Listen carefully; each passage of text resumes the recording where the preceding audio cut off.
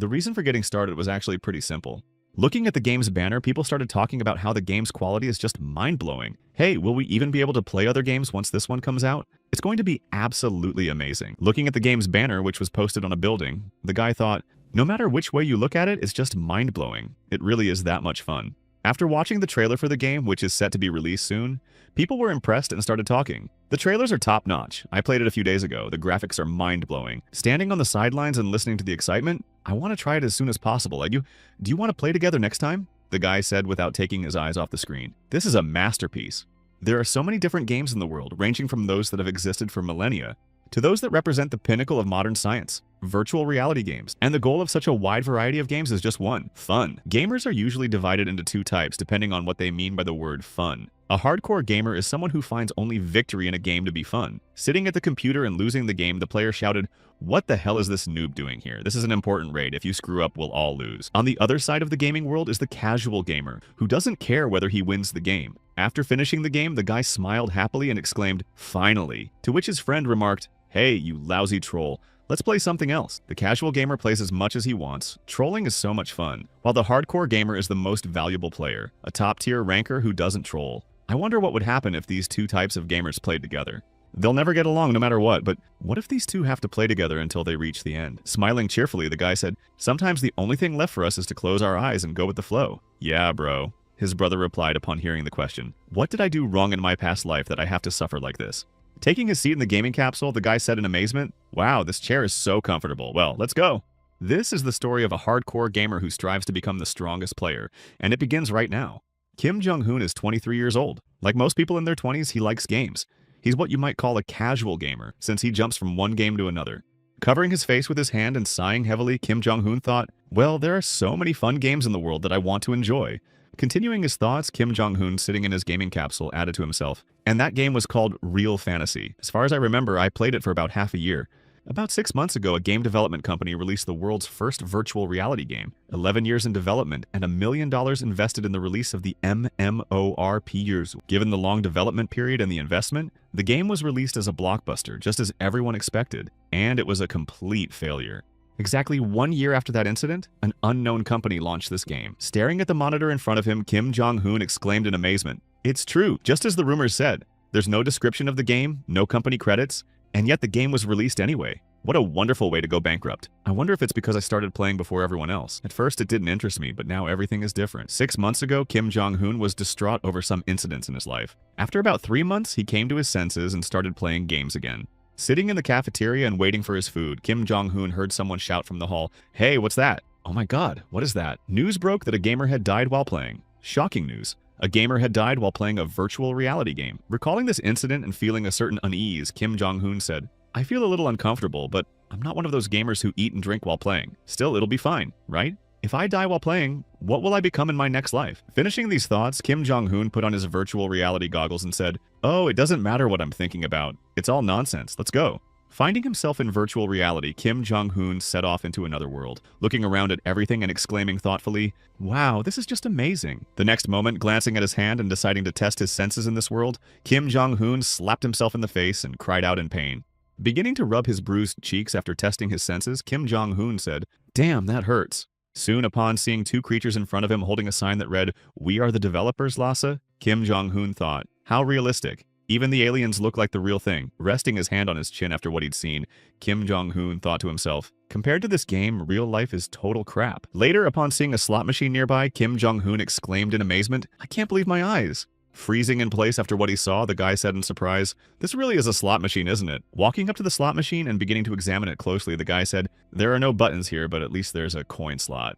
Continuing to search for the coin slot on the slot machine, Kim Jong-hoon said, "It's interesting, with this I'll be able to get a spirit companion." In the spirit companion system, before the game begins, the player must choose a spirit companion by drawing a token from the machine. That's why people say about the Last Savior's spirit companion system that luck is your best friend here. All of Last Savior's content begins and ends with drawing a token, so this is a game where fate depends on luck. Realizing that everything here would depend solely on luck, Kim Jong-hoon said to me, "I don't like this," and then recalled the nightmares from his past associated with failures. Leaning against the gacha machine after recalling his bad luck, Kim Jong-hoon thought to himself, "Of course, settling the score is more convenient, but considering how much money I've spent on this game..." Continuing to look at the slot machine, Kim Jong-hoon added in his head, And yet, in this class, it's the fairest choice if you compare it to other similar games. Glancing at the slot machine screen, Kim Jong-hoon said, 10 out of 10, 10 times in a row, 100 times total, I can't afford more. Each person gets only one account that uses iris recognition, and resetting the account is prohibited. Continuing his thoughts on what he was facing, Kim Jong-hoon thought, even if money isn't a problem, what about luck? Either way, the massive penalty all comes down to how lucky I'll be. Reaching out to the screen where it read, draw your spirit companion by lot. All you have to do is look at it, Kim Jong-hoon said. But since I haven't settled in yet, I'll be completing objectives in the lossy events. Touching the screen, Kim Jong-hoon received a notification. Welcome. I hope luck is on my side. As you know, there are two main types of rewards, choosing a spirit and skills. No matter how many stars you draw, the total sum of the two drawn lots will be 10. Demonstrating the possible combinations, the system displayed player comments. You understand that I specifically chose a 1-star spirit paired with a 9-star skill, after which a good gamer, one who gets off to a good start, added, however, I can assure you that you're bound to draw a wonderful spirit. Looking at the notification, Kim Jong-hoon said thoughtfully, a wonderful spirit, so there's nothing special about it. I'll make my choice first. The next moment, after receiving a notification that read, System Keyword Inventory available, Kim Jong-hoon said, Inventory. Peering inside and seeing gold coins there, Kim Jong-hoon reached for them and said happily, these are lottery coins, right? Recalling the rarity of the best spirit companions, Kim Jong-hoon said, if I get a high-rank spirit companion, the skill will likely be weak, maybe starting at 6 stars. As he inserted the coin into the gacha machine, the boy happily added, you can count the number of 9-star kinship spirits on your fingers. Feeling sweat trickle down his face before using the gacha machine, Kim Jong-hoon thought to himself, why am I so nervous? After dropping a coin into the gacha machine and pulling the lever, Kim Jong-hoon, upon receiving his reward, exclaimed in amazement, this is insane. Looking at the golden orb he had received, Kim Jong-hoon said, if the orb is golden, then it's probably a 7-star spirit. Smiling wildly after receiving the wonderful prize, Kim Jong-hoon said, wow, I'm definitely not dreaming. It's so easy to get a 7-star spirit. The next moment, joining the group chat, Kim Jong-hoon started typing, guys, I got a 7-star spirit on my first try out of 10. Cool, right? Receiving replies like, it doesn't hurt to dream. Why don't you just say you won the lottery, you idiot? Provide proof. Screenshot? I've heard of such things. Kim Jong-hoon said indignantly, you idiots. The next moment, approaching the sphere and reaching out his hand toward it, Kim Jong-hoon said, to hell with that. There are much more important things right now. Let me take a closer look. As far as I understand, someone should appear from the sphere. Touching the sphere and seeing several heroes before him, Kim Jong-hoon said in amazement, whoa, are these the candidates for the role of my kindred spirit? Well, let's see. Approaching the first candidate, Kim Jong-hoon saw Durkin, a 1-star military leader of the Ashwolf, a 2nd-rank mercenary and leader of the Ashwolf mercenary group. He had worked in Hallis, a small state on the Ryoan continent, and was an experienced soldier who would make an excellent assistant for the player. After that, he said, so that's how it works. Nothing special. You won't surprise me with that. After assessing the first candidate, Kim Jong-hoon smiled slyly and, turning to the rest of the candidates, exclaimed, my little ones, I believe in you. Touching the 2 golden orbs he had left, Kim Jong-hoon summoned the other 2 kindred spirits, who were Jojo 7 stars and Roland 7 stars. After assessing the appearance of the 2 characters he had received to choose from, Kim Jong-hoon covered his face with his hands and said, they both look so cool. They both look absolutely incredible. Who on earth should I choose then? After receiving a message from another player that read, wow, you got Jojo? Congrats on the divine character. And Roland? You got the perfect 7-star spirit. Kim Jong-hoon shouted angrily, so which one is better? I shouldn't have read these messages. They've made me even more uncertain. The next moment, clenching his lips between his teeth, Kim Jong-hoon said thoughtfully, what if none of them is better? Glancing at his supply of coins for the next spins, Kim Jong-hoon chuckled slyly and walked back to the slot machine. Imagining the situation that would happen to him after carrying out his plan, Kim Jong-hoon said to himself, no matter which character I get, if I put in the rest of my coins, the spirits I have now will disappear, and that's a bad idea. Pulling out another token and holding it up before his eyes, the boy thought to himself with joy, but there's one thing. Who am I? I'm Kim Jong-hoon, and what matters most to me is enjoying the game. Passing by the 2 7-starred spirit relatives he had managed to summon, Kim Jong-hoon said, I apologize to both of you. The next moment, ignoring the remark that you're not rational, just a gambler, Kim Jong-hoon said, well, let's think about this rationally. Today I'm really going to get lucky. Getting ready to try his luck once more, Kim Jong-hoon swung the coin and exclaimed, luck is definitely on my side today. Let's go for the 9 stars. After several consecutive failures, Kim Jong-hoon, standing by the slot machine, muttered discontentedly, screw this game. The next moment, turning his back to the slot machine and lifting his head up, the young man exclaimed, how could everything have gone so wrong? I gave up the spirits with 7 stars, and in exchange received only those with 1, 2, 3, and 4 stars. Falling to his knees and shedding a manly tear, the young man thought sadly, there's no one to blame here but myself, who made that choice. Picking up another coin to test his luck, Kim Jong-hoon said, If it's all over like this, all I can do is move on and just start playing. After one more try at the slot machine, Kim Jong-hoon exclaimed in amazement. This time, looking closely at the strangely colored ball, Kim Jong-hoon said in surprise, "Wait a minute, judging by the fact that they gave me a good option this time, they must have at least some conscience." Looking at the first of the available options, Kim Jong-hoon said thoughtfully, "A kindred spirit with 6 stars. Clearly a knight of the round table. Right, maybe I should just choose him." The next moment, shifting his gaze to another candidate, Kim Jong-hoon said in surprise, "And who is this? 0 stars. Kang Jin-ho." Beginning to examine with fascination the person presented to him as a choice, Kim Jong-hoon added in astonishment, "Obviously he's dressed in modern clothes. How can someone who so closely resembles a modern person act as a spirit guide?" Glancing at the system window to review the information, Kim Jong-hoon said, "Could this be a bug? This is definitely strange." Continuing to stare at the candidate for the role of a kindred spirit, Kim Jong-hoon said, "Have I seen this person before? Why does he look so familiar?" Exhaling with relief as he looked at the system window, Kim Jong-hoon said, "Yeah, definitely a bug," when suddenly he received a notification that read, 0 stars. Kang Jin-ho. This kindred spirit has no special skills or description, the type of player who breaks the rules. Freezing in place after reviewing the system notifications, Kim Jong-hoon thought, whether it's fantasy or action, one thing remains constant. No matter the genre, the phrase rule breaker can never mean anything bad. Having decided in his mind that there was nothing else to choose from, Kim Jong-hoon exclaimed, "I choose the spirit with 0 stars." After which he received a notification. "You confirm that the ancestral spirit Kang Jin-ho is your final choice." After confirming his choice and seeing that something was happening with Kang Jin-ho, Kim Jong-hoon thought, "He's awake. I wonder what kind of person my ancestral spirit is." Coming to his senses and seeing Kim Jong-hoon in front of him, the ancestral spirit immediately exclaimed, "Damn it, what kind of nonsense is this?" Resting his hand on his chin, Kang Jin-ho said thoughtfully, "So you're saying you've chosen me as your kindred spirit? Is that right?"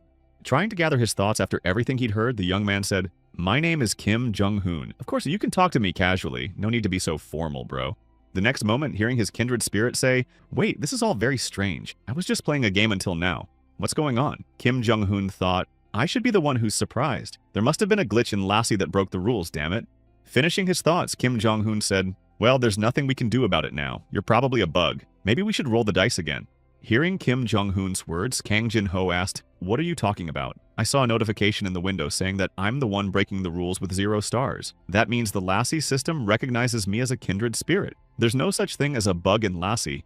After listening to the comments from his kindred spirit, Kim Jong-hoon said nervously, "I'm sorry, but it's obviously a bug. I can't believe a user can turn into an NPC overnight. How can you say this isn't a bug?" After receiving a question from the player, Kang Jin-ho said to me, "This is the first time this has happened to me, but I know it's not a ban. I'm sure of it because..." Folding his hands in front of him, Kang Jin-ho confidently exclaimed, "I'm one of the developers of Lhasa, the player who's played this game longer than anyone else." Hearing the self-assured shouts of a kindred spirit, Kim Jong-hoon thought to himself, "What should I do? It looks like I've run into some kind of nutcase." The next moment, upon hearing from Kang Jin-ho what the matter was, he added in his mind, "I didn't expect that reaction. He's definitely lost his mind." Realizing something was off, Kim Jong-hoon threw his hands up and thought, "Oh man, I don't know anything. I need to hurry up and get out of this game so I can eat." After which he exclaimed, "All right, I guess it's time for me to go to bed early so I can watch the championship final at dawn." Hearing that Kim Jong-hoon was in a hurry, Kang Jin-ho rested his hand on his chin and said, "It can't be. Wait, have you heard of the butterfly effect? Hold on a second.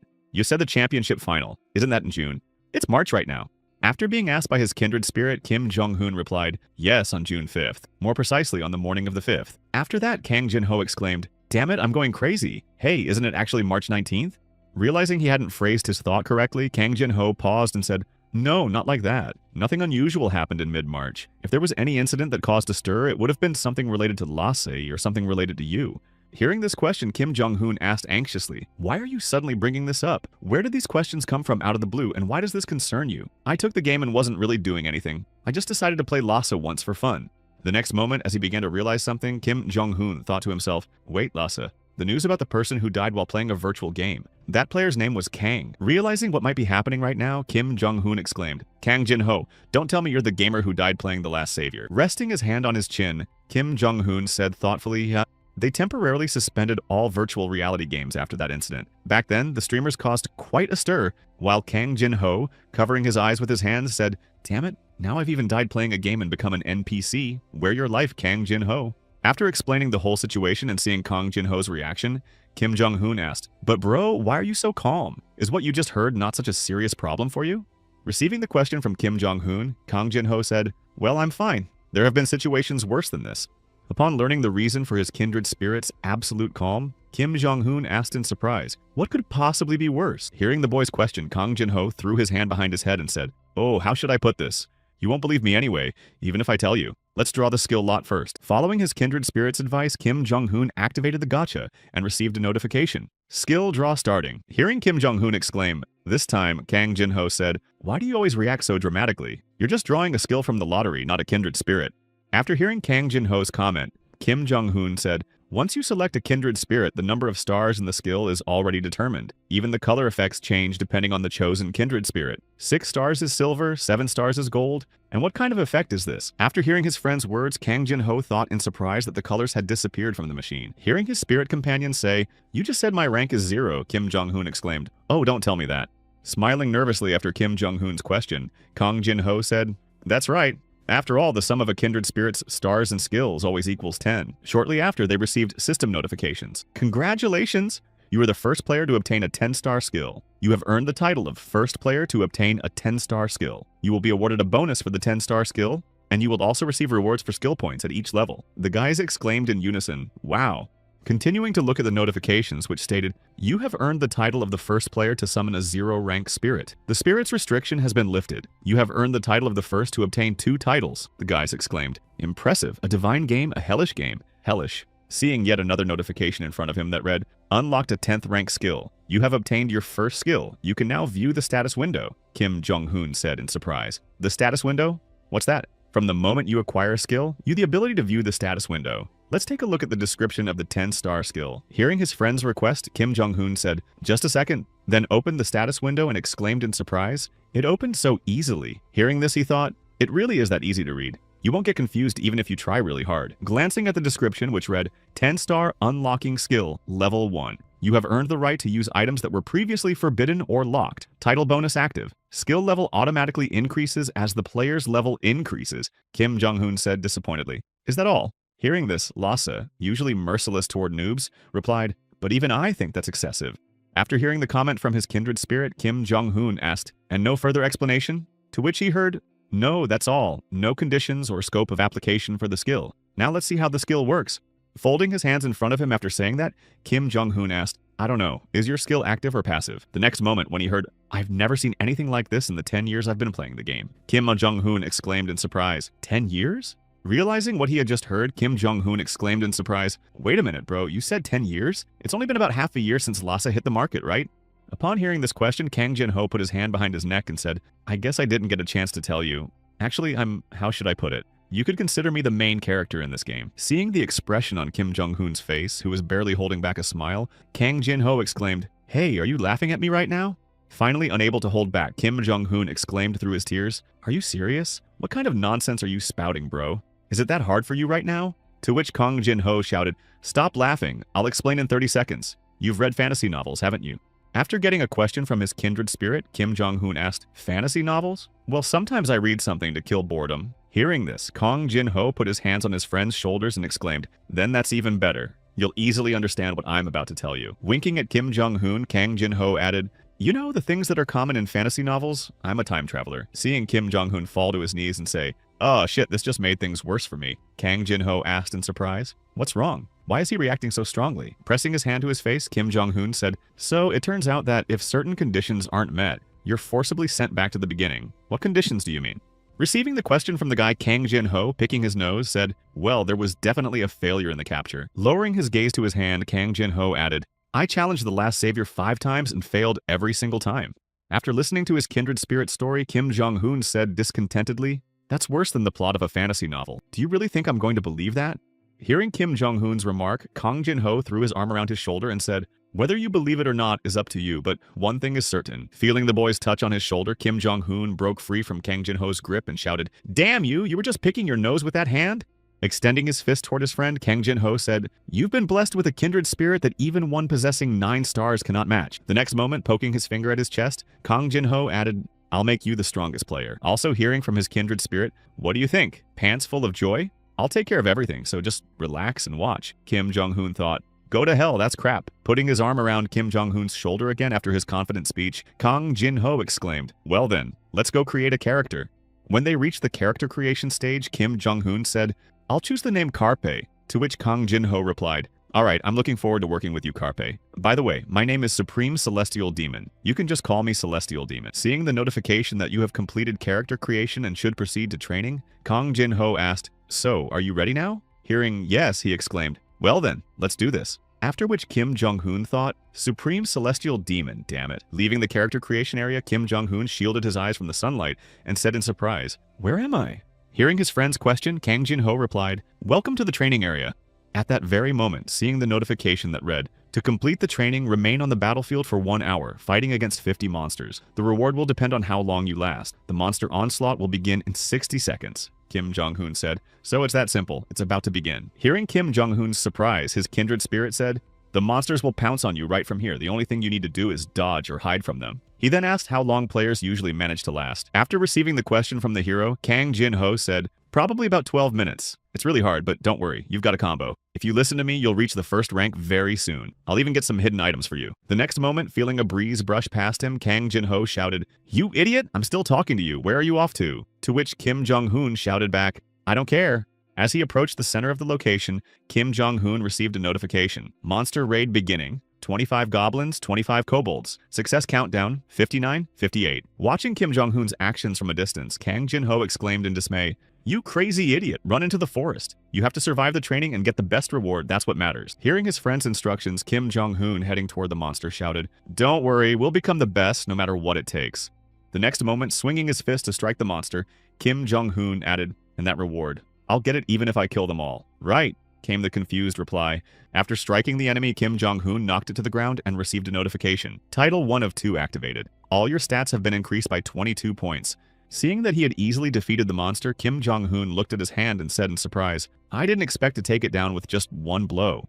Immediately after, with an ominous smile and a glance at Kang Jin-ho, Kim Jong-hoon added, "This is just a training exercise. I can do whatever I want, and if something goes wrong, I'll just die." Standing aside and watching what was unfolding before his eyes, Kang Jin-ho thought nervously, "It looks like playing this game with this madman won't be easy." After defeating the last monster and receiving a notification, you have earned the title of Training Winner. Time, 9 minutes and 37 seconds. You have set a world record. For such a magnificent achievement, you will be awarded a reward. Kim Jong-hoon said in surprise, "Wow, did you see that? It says here that I set a world record." Also, after seeing the system notification and thinking, the reward for the fastest clear is worse than the hidden reward, as he thought, but a spirit without stars like me would still have a hard time using the hidden reward anyway. Be that as it may, even if a title like this could have such an effect, how could an idiot like this be so skilled? Kang Jin-so asked, "Do you know how to fight in real life?" Hearing the question from his kindred spirit, Kim Jong-hoon replied, "No, I'm not into sports." To which he then asked, "What about games?" After receiving another question, Kim Jong-hoon rested his hand on his chin and said, "In the real game, all I did was fight in that game for half a month." Upon hearing this, Kang Jin-ho thought, he played that boring game for half a year. Apparently, thanks to it, he learned how to fight monsters. Noticing the intense gaze of his kindred spirit, Kim Jong-hoon asked, "Why are you looking at me like that, bro?" To which he heard, "I just thought you were a truly eccentric guy." The next moment, seeing a system notification that read, "Reward granted for training," Kang Jin-ho said, "Finally." Looking at the various effects and system notifications stating, "Best clear record confirmed. An additional reward will be given. You may select one more of 3 random items." Kim Jong-hoon asked in surprise, "Random?" Hearing the boy's surprise, Kang Jin-ho said, "Just try hitting it. An item will appear from there. But since you received an additional reward, you can choose 2. After hearing Kim Jong-hoon had already broken open one of the chests, Kang Jin-ho exclaimed irritably, "Let me finish." After opening the chest, Kim Jong-hoon received an item and a system notification. Unknown sword. Unrated item. You can evaluate it using a rated item or skill. He then exclaimed in surprise, "Wow, a sword." Also, seeing what Kim Jong-hoon had received, Kang Jin-ho said angrily, "Wow, you're lucky. Even though you don't even try, some players start the game from the beginning just to hold this sword in their hands, and someone got it on their first try." Hearing Kim Jong-hoon's question, his kindred spirit replied, "In this game, items are classified into 2 categories, ranked and unranked. When you evaluate an unranked item, additional abilities are unlocked." With a dissatisfied snort after his companion's explanation, Kim Jong-hoon said, "Even the additional abilities are based on luck. It's terrible. How can a game that depends solely on luck even exist?" The next moment, shouting, "Let's keep going!" Hoping the second chest would contain something good, Kim Jong-hoon struck the chest. A brick fell out, and he exclaimed, "Are you kidding me? What kind of nonsense is this?" Hearing his friend's indignant exclamations, Kang Jin-ho said, "A brick falls out 70% of the time. Well, at least there's a little justice in this world." To which Kim Jong-hoon shouted, "Seriously, just a brick? What kind of game is this?" The next moment, throwing the brick in a random direction away from himself, Kim Jong-hoon shouted angrily, "Damn it!" Seeing the guy's reaction, Kang Jin-ho said, "It'll be funny if you get hit by another brick. Looks like your luck's run out." To which Kim Jong-hoon, starting to shake his kindred spirit, shouted, "Whose side are you even on?" When the brick landed, some strange effects appeared and an egg appeared. Seeing it, Kim Jong-hoon said in surprise, "Whoa, it looks like something else. What is this?" Picking up the object, Kim Jong-hoon received a system notification that read, "Unrated egg. Details about the egg are unknown. Evaluation is available, but there is a chance you won't find out what kind of egg it is even after you evaluate it." He said in surprise, "Egg. Hidden pet." Also, upon seeing his friend Kang Jin-ho's loot, he thought to himself in shock, how can he be so lucky? Scrolling to the system notification describing the item, Kim Jong-hoon said, "I'll take the unrated sword and the unrated egg." After which he received the notification, "Reward selection complete. Training complete. You will be teleported to Lei Sin, the city for beginners." After collecting the rewards, Kang Jin-ho clutched his head and said, "This training is damn long." To which Kim Jong-hoon cheerfully remarked, "Just look at the rewards we got, bro." Kang Jin-ho exclaimed, "You got such awesome rewards right from the start, but in games like this, luck isn't constant." Just as the guys finished their conversation, system notifications appeared. Warning, an unexpected incident has occurred. A trap item has been detected. A random monster's egg is hatching. Noticing the changes in the item he'd received, Kim Jong-hoon exclaimed, "Oh no, the egg's cracking." As soon as the egg exploded, Kim Jong-hoon exclaimed in confusion, "What happened to my luck?" After which Kang Jin-ho shouted, "Why did you pick up that trap item, you damn unlucky guy? Pray that the monster is low rank and get ready for battle." The next moment, a system notification appeared before the boys, stating, "A monster has appeared, a Blood Sunset Goblin Warrior, and the enemy itself." Leaning back and shielding his face with his hand, Kim Jong-hoon exclaimed, "What a terrifying mutated goblin!" To which Kang Jin-ho replied calmly, "We're in for a fight with him, it's hopeless." Also, upon hearing from his kindred spirit that, with your current level, you won't be able to defeat him even if you die and are resurrected, Kim Jong-hoon thought to himself, "Damn it, he's mocking me because my level is low. It's infuriating." Succumbing to the goblin's provocation, Kim Jong-hoon smiled slyly and said, "It's worth a try. I don't want to die without doing anything." Darting forward and quickly closing in on the enemy, Kim Jong-hoon landed a blow and thought to himself, "I did it." But as soon as the monster regained its senses after the sudden blow, it immediately went on the offensive and launched a counterattack. Seeing what had just happened, Kang Jin-ho shouted, "Hey, you idiot. Do you even know how many times a level 1 player has to hit a level 35 monster to defeat it?" To which Kim Jong-hoon replied irritably, "Get out of the way. I just want to win." Immediately after his remark, Kim Jong-hoon checked his inventory, pulled out an unrated sword, and charged at the enemy. Seeing his friend's intentions, Kang Jin-ho awkwardly chuckled and said, "I totally forgot about that." The next moment, looking at the boy's back, Kang Jin-ho shouted, "Carpe, an unrated item has no power until it's appraised. I think it'd be better to use a brick." To which he heard, "Hurry up and explain to me how to do that. You've been here for 10 years. Having learned how to evaluate an object, Kim Jong-hoon struck it and shouted, "Let it all burn in white flames. If I'm destined to die today, so be it." Seeing that the item's evaluation had been successful, Kang Jin-ho, who was standing behind him, said, "Okay, that's actually pretty good. Keep it up. I'll feed you when we get to the village, okay?" At the same time, after defeating the enemy, Kim Jong-hoon received a notification. Green-skinned killer, heroic rating, level cap 10, type, physical attack, 170 over 190, strength, agility, and dexterity, +2, attack speed +5%. After looking over the rest of the notifications, which read, additional option 1, agility +4, additional option 2, item level cap 10, additional option 3, hidden low probability of increasing damage to green-skinned monsters by 300%. The item's name and rating had changed due to the additional options. Kim Jong-hoon exclaimed in amazement, "This is simply amazing." Looking at Kim Jong-hoon, who was joyfully exclaiming, "It's true, the game is fantastic," Kang Jin-ho thought, "This guy is experiencing something ordinary players can't, all thanks to a 10-star skill. You can make a lot of profit from this." After defeating the goblin, a notification appeared to teleport to Lei Sin within 5 seconds. Seeing this, Kim Jong-hoon shouted, "No, wait a second, give me another 30 seconds. After which he heard, "Hey, what are you doing? Get out of there." Receiving instructions from his kindred spirit, Kim Jong-hoon, without even having time to react, flew into the portal, which transported him to the newcomer's city. While in the newcomer's city, one of the players exclaimed, "This is insane. Just look at the graphics. This is definitely the game." To which another replied, "Let's go hunt monsters and complete quests." Hearing his friend's suggestion, the player turned his attention to Kim Jong-hoon and said, "You're right. That turtle monster was a tough opponent. He must have lost someone close to him. I feel sorry for him." Meanwhile, Kim Jong-hoon, still on his knees, muttered, "Great, my level went up and my abilities improved, but..." Jumping to his feet and clutching his head, Kim Jong-hoon exclaimed, 10 seconds would have been perfect. If I'd had 10 more seconds, I wouldn't even have had time to see what kind of object it was." While Kang Jin-ho said discontentedly, "What is this lunatic talking about?" The next moment, drawing the guy's attention to other things, Kang Jin-ho added, "Look at your status, the last attack worked." "I heard that," he replied. but it's still so insulting. Having calmed down after his emotional outburst, Kim Jong-hoon said, "You're definitely a celestial demon, bro. I have a question for you." Catching his friend's attention, Kim Jong-hoon added, "How are you physically able to stay here? I heard that the abilities of kindred spirits are limited, yet you ended up here after completing your training." Having asked his question, Kim Jong-hoon snapped his fingers and exclaimed, "Exactly! The rule breaker is right." Having also learned of Kang Jin-ho's assumption, Kang Jin-ho said, "I don't think so, but I have some guesses. Open your titles." Upon receiving Kang Jin-ho's request, Kim Jong-hoon opened his titles and said, "Here," after which he saw a window that read, "First Kindred Spirit, 0 stars. Kindred Spirit restrictions have been lifted." Looking at the title description, Kang Jin-ho said, "I can't even imagine what the restrictions would have been. I wouldn't have been able to speak to you normally." Hearing this, he added, "And don't say it. Spending 10 years only to not even be able to properly use your knowledge would be very sad." After expressing his sympathy, Kim Jong-hoon's mood immediately changed, and casting a stern glance at the kindred spirit, he said, "But to be honest, you still make me doubt what I've heard. You have trust issues. Everyone has betrayed you."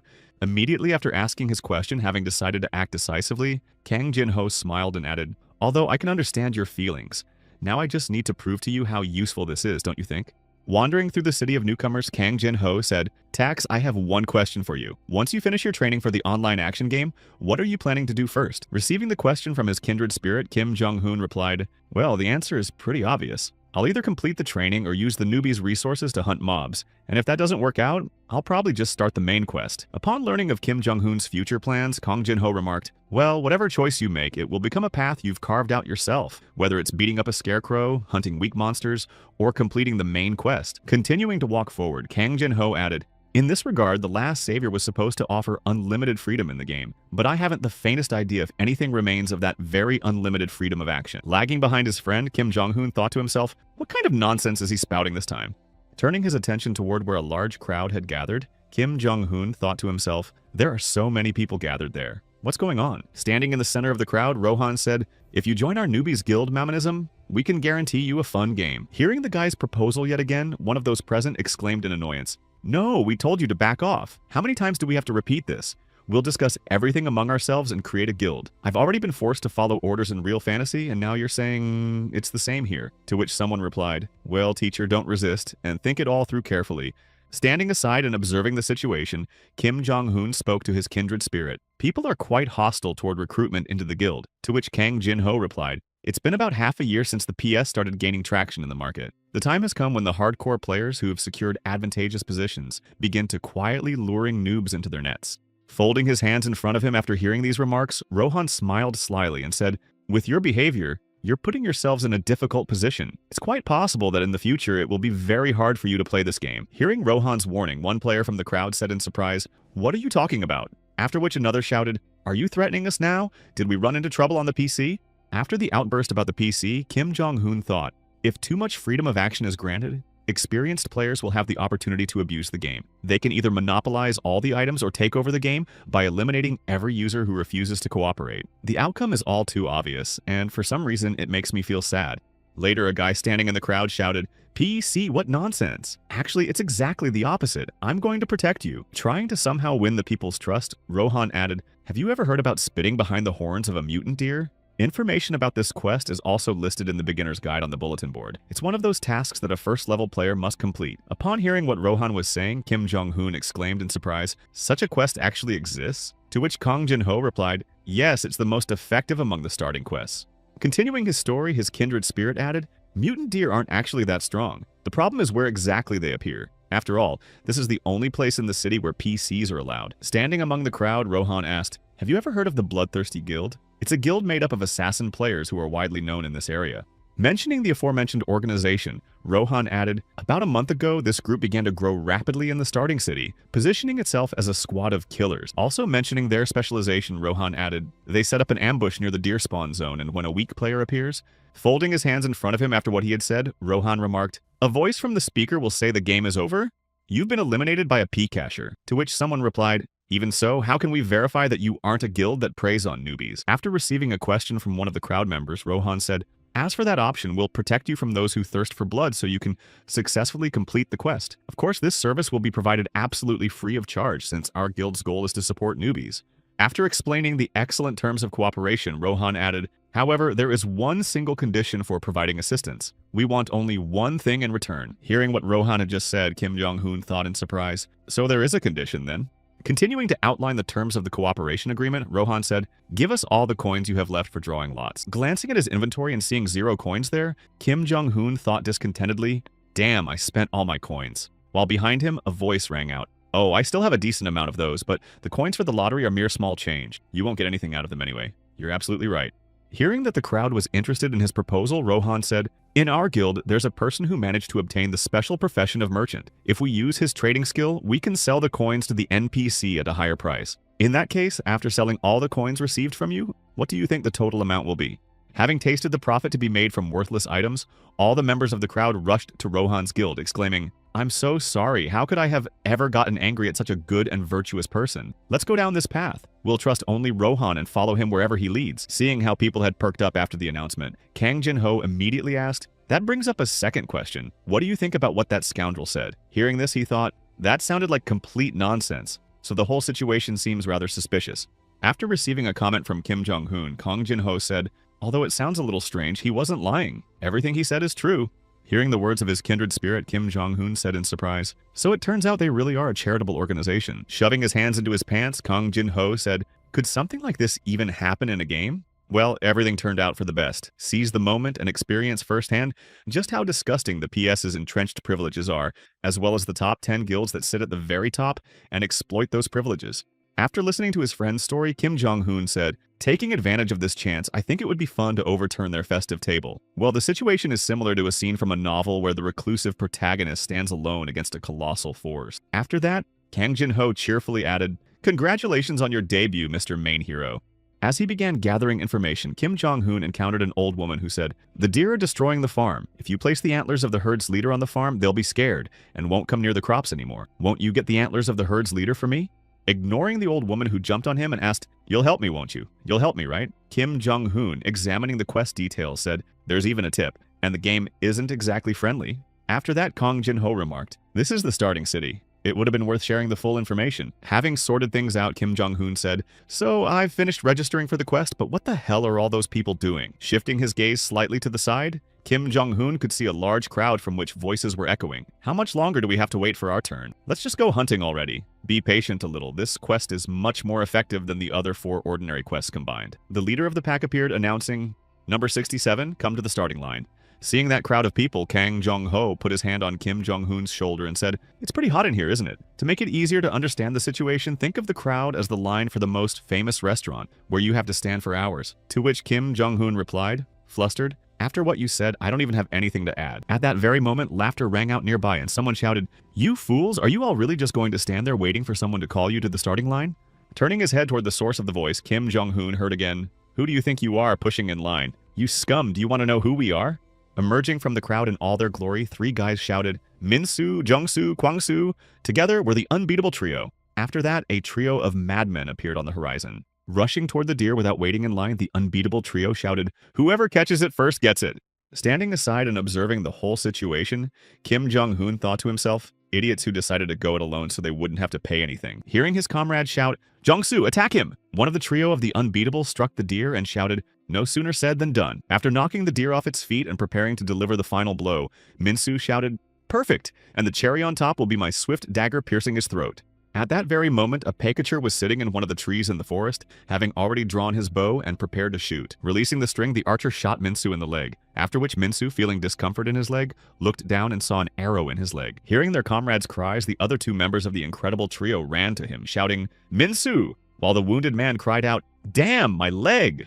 As the other members of the incredible trio approached their comrade, the bloodthirsty guild fired several more arrows at the players. Having dealt with the 3 gamers who had disobeyed Rohan's orders, the members of the Pekishers Guild targeted the other newbies and opened fire on them. Seeing this, Rohan waved his arms and shouted, "Arrows are flying from that direction. Everyone take up defensive positions, protect the newbies." Upon receiving the order from their leader, the followers immediately took up defensive positions and shielded the newbies with their shields. When it was all over and the arrows had fallen to the ground, someone from the group said, "Those scoundrels from the Bloodthirsty Guild went after me. I'd be in big trouble if I'd tried to catch the leader of the deer herd on my own." Mammonism really is a pretty good guild. After reviewing what had just happened before his eyes, Kim Jong-hoon said, "It seems the line has only gotten longer." Kang Jin-ho then asked, "So maybe we should speed up our progress through the quest."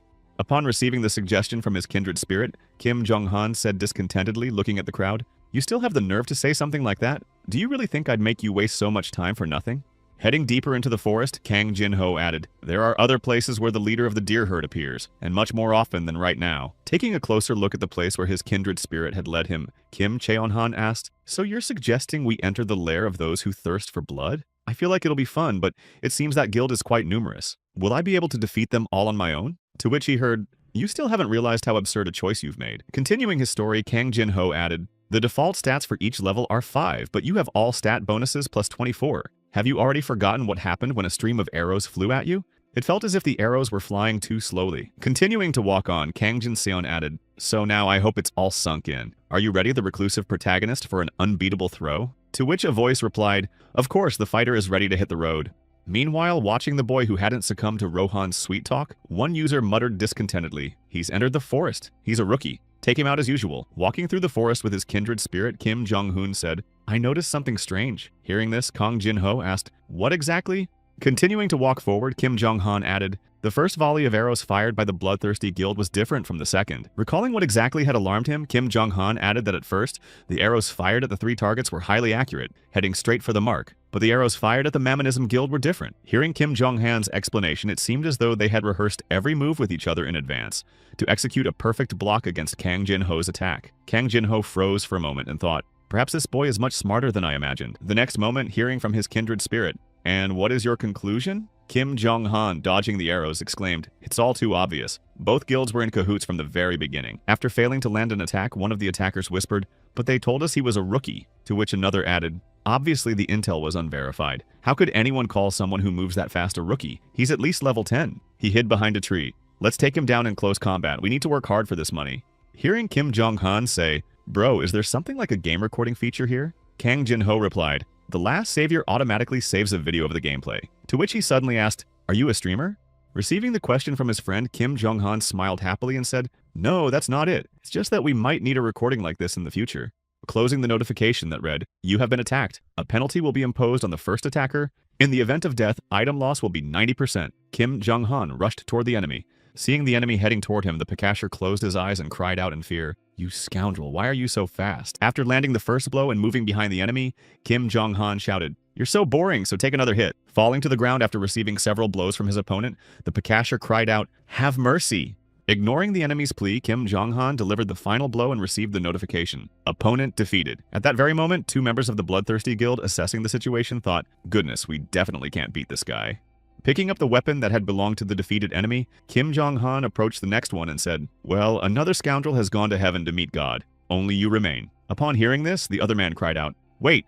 Folding his hands in front of him, the Pikasher cried out in fear, "Spare me, master. If I die now, I won't be able to log in for 3 days, and I'll have to survive on nothing but roll tone. Please, I'll give you all the rare items I have." After listening to the Pikasher's pleas, Kim Jong-han said, "I've never heard anything funnier. Tell me, my dear, when you eliminated other users, did you ever once spare the life of someone who begged you for mercy? I don't need your handouts." The next moment, smiling cheerfully, Kim Jong-han added, "In any case, I'll take everything anyway as soon as you kick the bucket." To which he replied, "From now on, every time I eat roll tone, I'll curse you." After dealing with all the Pikashers, Kim Jong-han set about gathering all the items that had fallen out of them. Watching this spectacle, Kang Jin-ho said, "Why are you just standing there? How is a guy who's never served in the special forces and hasn't even really played sports so skilled?" The next moment, hearing from his friend, "By the way, didn't you say you participated in the matches of that previously released Real Fantasy? What was your ranking there?" Kim Jong-han replied, "I played the game for a short while and rose to 2nd place." Upon hearing this answer, Kang Jin-ho thought, leaving all the hardcore gamers far behind, he took 2nd place. After that, Kim Jong-han added, "I was in good shape and had a lot of luck, but after that I started falling down the ranks relentlessly. I also played Lost Ark but got kicked out right away." After hearing Kim Jong-han's story, Kang Jin-ho asked, "Are you saying that until now you've only played on a budget-level VR machine, the budget-level Mark I? The first-generation budget machine, nicknamed the Tin Can, had flooded every virtual reality internet cafe, simply because it was cheap, and true to its low price, the device was widely known for its horrendous user synchronization speed." Smiling slyly after realizing the situation, Kang Jin-ho thought about taking 2nd place by playing with this Tin Can. Isn't he a monster? If I add my experience and the information I possess to this, maybe this time I'll really be able to put an end to this game. Finishing his thoughts, Kang Jin-ho said, "Alright, first let's go buy the latest premium model of the game console." Hearing that I didn't have that kind of money, he added, "Don't worry, I'll take care of that." First, let's collect the remaining items and talk about it. Turning his attention to a bright glint in the grass, Kang Jin-ho picked up the object from the ground and said in surprise, "It's a coin." Examining the loot they'd acquired for defeating the enemy, Kim Jong-hoon remarked, "I suppose aside from equipment, all sorts of useless items dropped too. So, with the exception of personal belongings and special items, they lost everything else." After listening to his companion's thoughts, Kang Jin-ho said thoughtfully, "Interesting, but in that case, the situation changes drastically." Hearing this, he wondered if there was some kind of problem. Lowering his gaze to his hand and smiling slyly, Kang Jin-ho said, "Think for yourself. Where do you think Mamonism sells all the collected coins?" Hearing the words of his kindred spirit, Kim Jong-han said in surprise, "Recently, Rozan mentioned that there's a merchant in his guild who, using his trading skills, sells coins at a higher price. Even in the best strategy for beginners, coins are useless anyway, so I just sell them at the shop to get at least some money for a bottle potion." The next moment, glancing at his companion, Kang Jin-ho added, "Our Carpe turns out to be quite a naive little guy. Then I'll ask you one more question. Who, in your opinion, developed this strategy for beginners?" Realizing what they were trying to tell him, Kim Jong-hoon exclaimed, "It can't be. Don't tell me that scoundrel came up with all these schemes." Seeing that his friend had finally had an epiphany, Kang Jin-ho said, "But you don't think he's the only one involved in devising strategic plans, do you?" Continuing his story, Kang Jin-ho added, "The best strategy for newbies was written by the leader of the Mamonism Guild. A well-developed strategy is the key to success, but there are pitfalls here. Strategy is very important information for players. After the game's release, small tips are uploaded to the community one after another, and when there are enough of these tips, the ultimate strategy emerges." Continuing to gesticulate animatedly, Kang Jin-ho added that the reasons for writing strategies vary. Some want to be the center of attention, while others do it out of good intentions. Continuing his story, the kindred spirit added, "But more often than not, you encounter people who use their strategies solely to make a profit. It turns out that the leader of the Mamonism Guild is someone who seeks to extract maximum profit from the situation at hand. He's a money-obsessed scoundrel." Folding his arms and scowling, Kang Jin-ho added, "So-called human psychology is very simple. The moment people believe in a strategy, it ceases to be just a strategy and becomes the Bible." Continuing his thoughts, Kang Jin-ho added, "In the case of hardcore players, it's much more serious. People who've seen this strategy will most likely sell every single coin." After listening to his friend, Kim Jong-han rested his hand on his chin and said thoughtfully, "Nevertheless, there are gamers who aren't fixated on strategy at all." The next moment, Kang Jin-ho smiled slyly and said, "In such cases, players are usually targeted by tricksters like Rohan, who quietly lure their prey into their nets." Hearing this, Kim Jong-hoon thought, "You're saying this is the creation of a single person? I still can't believe it." Finishing his thoughts, Kim Jong-hoon asked, "But how were you able to figure out such a cunning and convoluted plan?" After Kim Jong-hoon asked the question, his kindred spirit replied, "To be honest, it's simpler than you think. In about a year, someone from the Mamonism Guild will leak their internal secrets." Recalling the game's history, Kang Jin-ho noted that the coins everyone considered useless clutter would actually turn out to be a crucial component for completing the hidden quest at the antique market, which appears only in the beginner's town. After hearing his friend's story, Kim Jong-hoon thought that the hidden quest, the antique market, was the most unique among most of the hidden quests in LS, noting that the appearance time and location of the NPC quests change every time. Bringing up the topic of the antique market, Kang Jin-ho said, "The quest opens for a short time and then disappears right away. It might sound wild from the outside, but the reward is worth going out to find it. All the player needs to do is meet an NPC nicknamed the Old Man and give him a coin, any one of the 9 of his choice." Upon hearing the conditions, Kim Jong-hoon remarked in surprise, "The quest is simpler than I thought." Hearing Kang Jin-ho remark, "That's exactly why the Mamonism Guild is doing everything in its power to leave players without coins, because based on the quest conditions, only the very first person to arrive can complete it." Kim Jong-hoon asked, "But if the time and location of the NPC's appearance are random, then it turns out the coins mean nothing. If the quest's spawn location is random, then the main role falls to the player's luck." Then, hearing Kang Jin-ho say in a sly tone, "Random spawn?" I replied, "I said the location changes every time, but I never said it happens randomly." Kim Jong-hoon said, looking confused, "What are you talking about?" Running a hand through his hair, Kang Jin-ho said, "Well, this moment might be a little confusing, but don't worry. Right here with you is a veteran player with 10 years of experience who's returned to the start 7 times. I'll take care of everything, so go get some money, Mr. Main Character." Returning to the tent and pulling open the entrance, the speaker shouted, "Brother, we've got big problems. Our guys have been wiped out." Hearing the frantic shouts from his comrade, the commander of the Mamonism Armed Forces, Jung Woo-hyuk, looked back and asked, "What are you talking about?" The next moment, standing up, Jung Woo-hyuk threw his hand behind his head and, sighing, asked, "How could they act so recklessly? What are our losses?" To which he was told, "At the moment, we've lost 10. Upon learning of the casualties, Jung Woo-hyuk thought, 10 people is quite a significant number, and then asked, "How many damn scoundrels have invaded our territory?" To which his subordinate awkwardly replied, "Well, just 1. Hearing the shocking news, Jung Woo-hyuk clenched his teeth and muttered to himself, "What nonsense! Are you saying we're suffering these losses because of a single player?" If this gets back to higher-ups, I'll have to write an explanatory letter, and my bonus will be cut for the rest of the year. When Jong Woo-haik cursed, next month is my second son's first birthday, but everything is going wrong. The subordinate asked, Commander, what should we do then? Jong Woo-haik retorted, what a stupid question. Without a doubt, one of our competitors sent him here. In that case, we must pit against him someone who can deal with high months and for all. The next moment, the best player hired by the leader of the Mammonism Guild, Hanjo, appeared in the tent and said, I heard about what happened to you. Has the time finally come for your humble servant to enter the arena? Fixing his gaze on Hanzo, who asked, why aren't you saying anything? Don't you need help from someone as insignificant as me? Jong Woo-haik thought, I completely forgot that this fool clings to his stupid concepts. Damn it, this time he's dressed up as a ninja. While the subject was pondering, this person would at least play like a normal, competent player. Feeling nervous upon meeting Hanzo, Jong Woo-haik thought, if I don't play along with his concept, he won't even take a step. That's why he's so hard to deal with. After which the swordsman said, no, Lord Hanzo, I think your moment to shine has finally arrived. Your strength is very important to us. Hearing that his help was needed, Hanzo pressed his hand to his chest and said, entrust the solution to this problem to your humble servant. Here's the opportunity to repay you for giving me a roof over my head. Continuing his speech before the commander and his men, Hendo added, I'll take care of it in an instant. But before he could finish, he instantly doubled over and then a voice asked, why did he suddenly curl up in a ball? Approaching the ninja from the armed forces, he asked, Mr. Hanzo, what happened to you? To which the latter, waving his hands, replied, nothing special.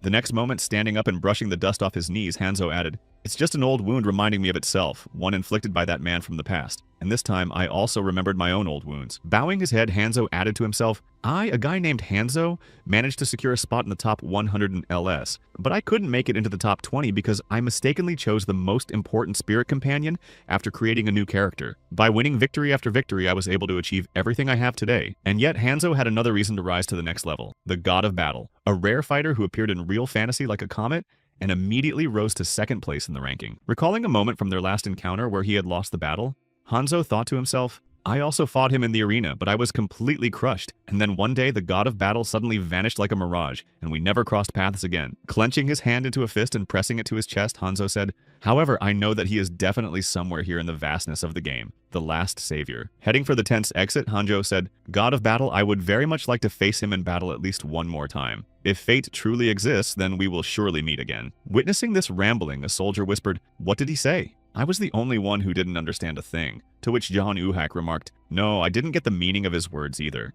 Still standing at the tent entrance, Hanzo said, my memories are still fresh, as if our battle took place only yesterday. On that day, the same bright moon shone in the sky, a beautiful moonlit night to die in. Peering out onto the street and seeing that it was now a clear day, the soldier thought, this idiot is too obsessed with his own delusions. When will he stop indulging in such nonsense? Meanwhile, in Jong Woo-haik's mind, a voice echoed, my children, look at the effort your father puts into earning a living. Having finished his business, Hanzo received a notification. You have successfully set the fire trap. As soon as the target enters the trap, the most powerful flame ignites, causing significant damage. Enemies affected by the flames have a very low chance of escaping the trap without acquiring the burn status. Climbing a tree and waiting for the victim to arrive, Hanzo said, the trap is set. Now all that's left is to wait. Looking around, Hanzo added, even though I'm fulfilling the terms of the contract, I still feel a bit uneasy about having to take out newbies. But as soon as I finish this job, my contract with the Mammonism Guild will be over. Then, noticing movement in the thicket, he exclaimed in surprise, those people! Emerging from behind the bushes, Kim Jong-hoon said, so if I'm to take your word for it, bro, I need to go that way to reach the herd of deer. Sure, deer are deer, but I'm much more interested in whether anyone else from the bloodthirsty guild will show up on our path. I want to collect as many items as possible. Seeing Kim Jong-hoon step onto the magic circle, Hanzo thought to himself, it looks like he's the intruder. Excellent, you're heading in the right direction. Just take one more step, a single step forward, after which Kim Jong-hoon was engulfed in flames. Seeing that his trap had worked, Hanzo thought to himself, perfect, and then leaped from the tree to finish off the intruder. Lifting his head to look at the boy who had fallen into the trap, Hanzo exclaimed, although you're probably holding a grudge against me, I'll have to finish you off anyway. But before Hanzo could finish, he received a notification. The fire trap had been forcibly extinguished. Lifting his head after the trap was deactivated, Kim Jong-hoon said in astonishment, wow, I'm really surprised. Receiving the notification, unlock skill activated, fire trap removed, abnormal burn status reset, successful destruction. Kim Jong-hoon added in amazement, so the first 10-star skill in the history of the game works like this. Frozen in place after what he saw, Hanzo, unable to move, heard, wow, that's pretty cool. Later, coming to his senses after what had happened, Hanzo said, all right, I've taken this turn of events into account. I'll take advantage of the fact that he's exposed his back and land my signature move. Shouting the special skill Divine Whirlwind, Hanzo received a notification. Divine Whirlwind increases agility by 20%. After striking and seeing that the blow hadn't reached his opponent, Hanzo thought to himself, what nonsense, he dodged the attack. The next moment, feeling the sword fly out of his hands, Hanzo thought to himself, he just disarmed me. There's only one person capable of executing this technique so flawlessly. Confused by the turn of events and staring at Kim Jong-hoon, Hanzo exclaimed, it can't be him, are you God? But before he could finish, he took a blow to the jaw. After dealing with the attacker, Kim Jong-hoon said, that was an unexpected attack. I was genuinely scared out of my wits. If I didn't have high stamina, I'd be dead by now. Hearing his friend's words, Kang Jin-ho said, bro, that's not all. We've just managed to uncover 2 effects of the 10-star skill, and now we know that the unlock skill has 3 abilities in total. It appraises unidentified items, removes traps, and dispels anomalous statuses. After listening to Kang Jin-ho's explanation, Kim Jong-hoon exclaimed in amazement, I see. All of this is so amazing and impressive. Hearing this, the poor boy retorted, you're just having fun with this situation, aren't you? Why did such a dimwit end up being the owner of a 10-star skill, by the way? An anomalous status should trigger under any circumstances. Does the unlock skill? Unlock is capable of removing any anomalous status? Continuing his thoughts, Kang Jin-ho exclaimed, hey, this game does have a conscience after all, and yet there must be some limitations. After that, Kim Jong-hoon, seeing that Hanzo had gotten to his feet, said, wow, you got back on your feet sooner than I thought. Hearing Kim Jong-hoon's words, Hanzo said, I have no intention of spoiling a beautiful fight, so I calmly admit my defeat. You have won. The loser has no choice but to die. I never could have imagined that this day would ever come. Resting his hand on his head, Hanzo said thoughtfully, I could never have imagined, even in my wildest dreams, that one day I, Hanzo, would be defeated twice by the same person. Hearing this, Kim Jong-hoon said in surprise, what kind of nonsense are you spouting? We've actually only met you for the first time today. Hearing what Hanzo said, Kang Jin-ho thought to himself, you really are the god of battle. You don't live in the past, do you? Is that what it means to be a great man? Has the guild which thirsts for blood gathered only such strange individuals, or what? Lowering his head and sighing heavily after deep thought, Hanzo said, all right, I'll take part, but before I die, I have one request for you. Hearing that Hanzo had a request, Kim Jong-hoon asked what it was, after which he received a notification. You have received a friend request from the devastating god of battle. Do you wish to accept? After sending the request, Hanzo joyfully exclaimed, add me as a friend. Won't you agree to be my friend? Upon learning the nature of the request, Kim Jong-hoon drew his sword and, with an awkward smile, finished off Hanzo. Having dealt with the dragon, the leader of the Mammonism Guild, Mammon, exclaimed with satisfaction, those vile creatures, we've finally managed to deal with them. As he began collecting items from the dragon, Mammon heard the leader say, no matter which way you look, it seems there's been a disturbance in Lyson. After which he asked, where exactly? In our guild, or on the territory of the bloodthirsty? Hearing the answer, on the territory of the bloodthirsty? Mammon, examining the stone, exclaimed in displeasure, why isn't there any basilisk blood or something like that? What kind of nonsense has popped up again? Tossing the useless resource behind him, Mammon added, surely someone has invaded the territory of the bloodthirsty ones? It's enough to simply send Hanzo against the intruder. Why all the fuss? He lost. Upon hearing the disheartening news, the leader of the Mammonism Guild looked at his subordinate and asked in surprise, you say this top-tier player lost? Opening the system window to check the details, the subordinate said, he just recently logged out of the game and sent a message to our email. Please read it yourself. After receiving the letter from Hanzo, Mammon read, finally here in a private message, I managed to run into my friend from the past, a meeting with whom had been the goal of my life. As he read the message, Mammon realized, that's exactly why starting right now, I'm going to hit the road to follow him. I'll pay the next installment of the debt later, so in any case, don't look for me. Frowning in displeasure, Mammon asked, what kind of nonsense is this? To which he heard, well, to be honest, I don't really understand it either. The next moment, throwing his hand behind his head, Mammon said, this nutcase is obsessed with his own ideas, though he's very talented. Well, there's nothing we can do about it. Who's in charge of those who thirst for blood? Commander John Woohake replied. Having received the necessary information, Mammon said, first contact him and tell them to move in groups of 10. To which he replied, and what should we do if there's an area we can't cover? Mammon added, nevertheless, it's better than a total rout. Pointing his finger ahead, Mammon added, a hidden quest should appear any minute now, which is why we need to focus on collecting coins. But everything's going haywire because of some petty little thing, it's annoying. Increase the number of people in the city, and if an elderly person is spotted whom no one has ever seen among the NPCs, have them? Yes, sir, came the reply. After sending his subordinate on the errand, Mammon pulled out his weapon, which had quite a few special effects, and said, I wonder how much longer I'll have to waste my manpower on this worthless city for beginners. Continuing his musings, Mammon said, I also obtained this weapon thanks to a hidden quest at the antique market. I can't wait for the next item. That offender is in one of the top 10 guilds. Is there at least some information about him? To which the subordinate replied, he's a man who's quite skilled with several types of weapons, that's all. Outraged by the answer, Mammon asked discontentedly, Do you even realize what nonsense you just said? The next moment, waving his hand, Mamoon added, All right, we've passed by. Even if the elder is found, you can only trade with him once. I understand the situation. You are free to go. The subject hadn't even had time to leave when he heard, Oh, and one more thing. Tell Jong Uhak to write an explanatory letter, and that his bonus will be reduced. Then he thought, My friend, I apologize in advance for not being able to protect you. At the same time, putting his hand to his ear, Jong Uhak said, My ear is itchy. After which his subject asked, Commander, are you all right? After landing the final blow, Kim Jong-hoon received a notification. You have defeated the leader of the deer herd. You have successfully obtained the quest item, the leader's antler. Return to the farmer to receive your reward. Level up.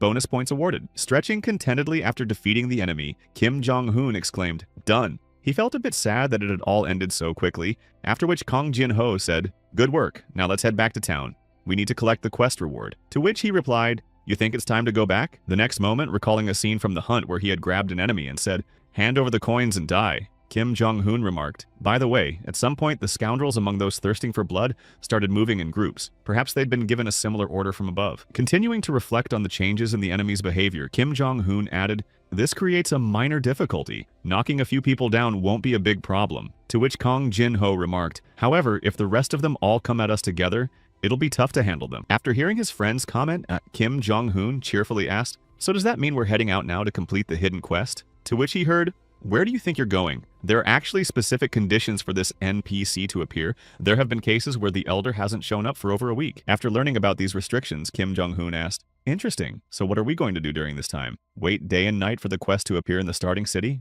To which Kang Jin-ho replied, If we had to do something like that, I wouldn't have mentioned this quest in the first place.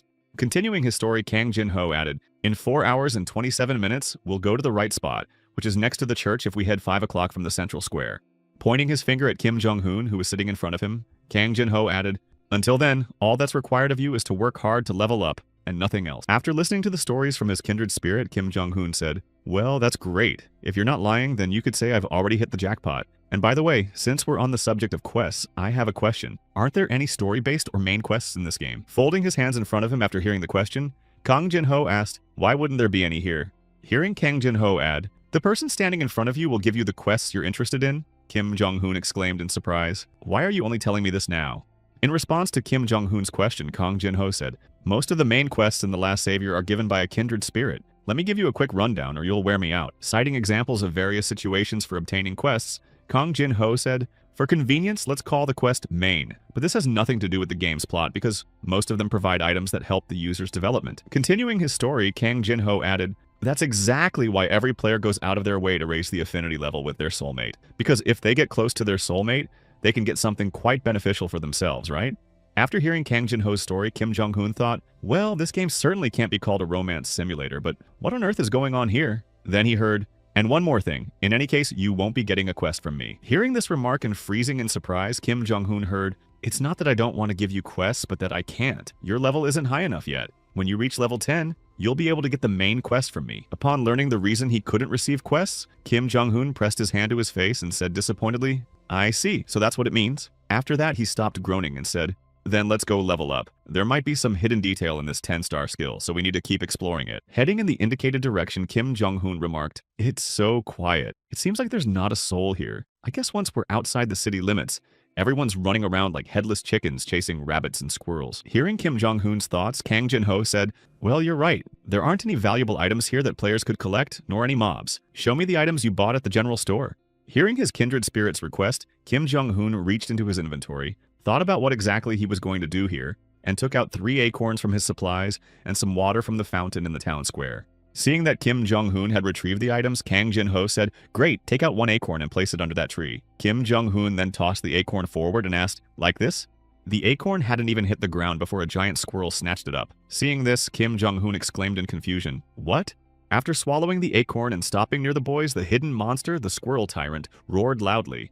Gritting his teeth after the monster appeared, Kim Jong-hoon exclaimed in disbelief, Why is the squirrel so big? Many times larger than a dog. To which Kang Jin-ho replied, Although the description includes the word hidden, with your current stats, it'll be tough to defeat this little monster. It's used cheater tricks to block your level up progress, so you'll have to put in a lot of effort to catch it.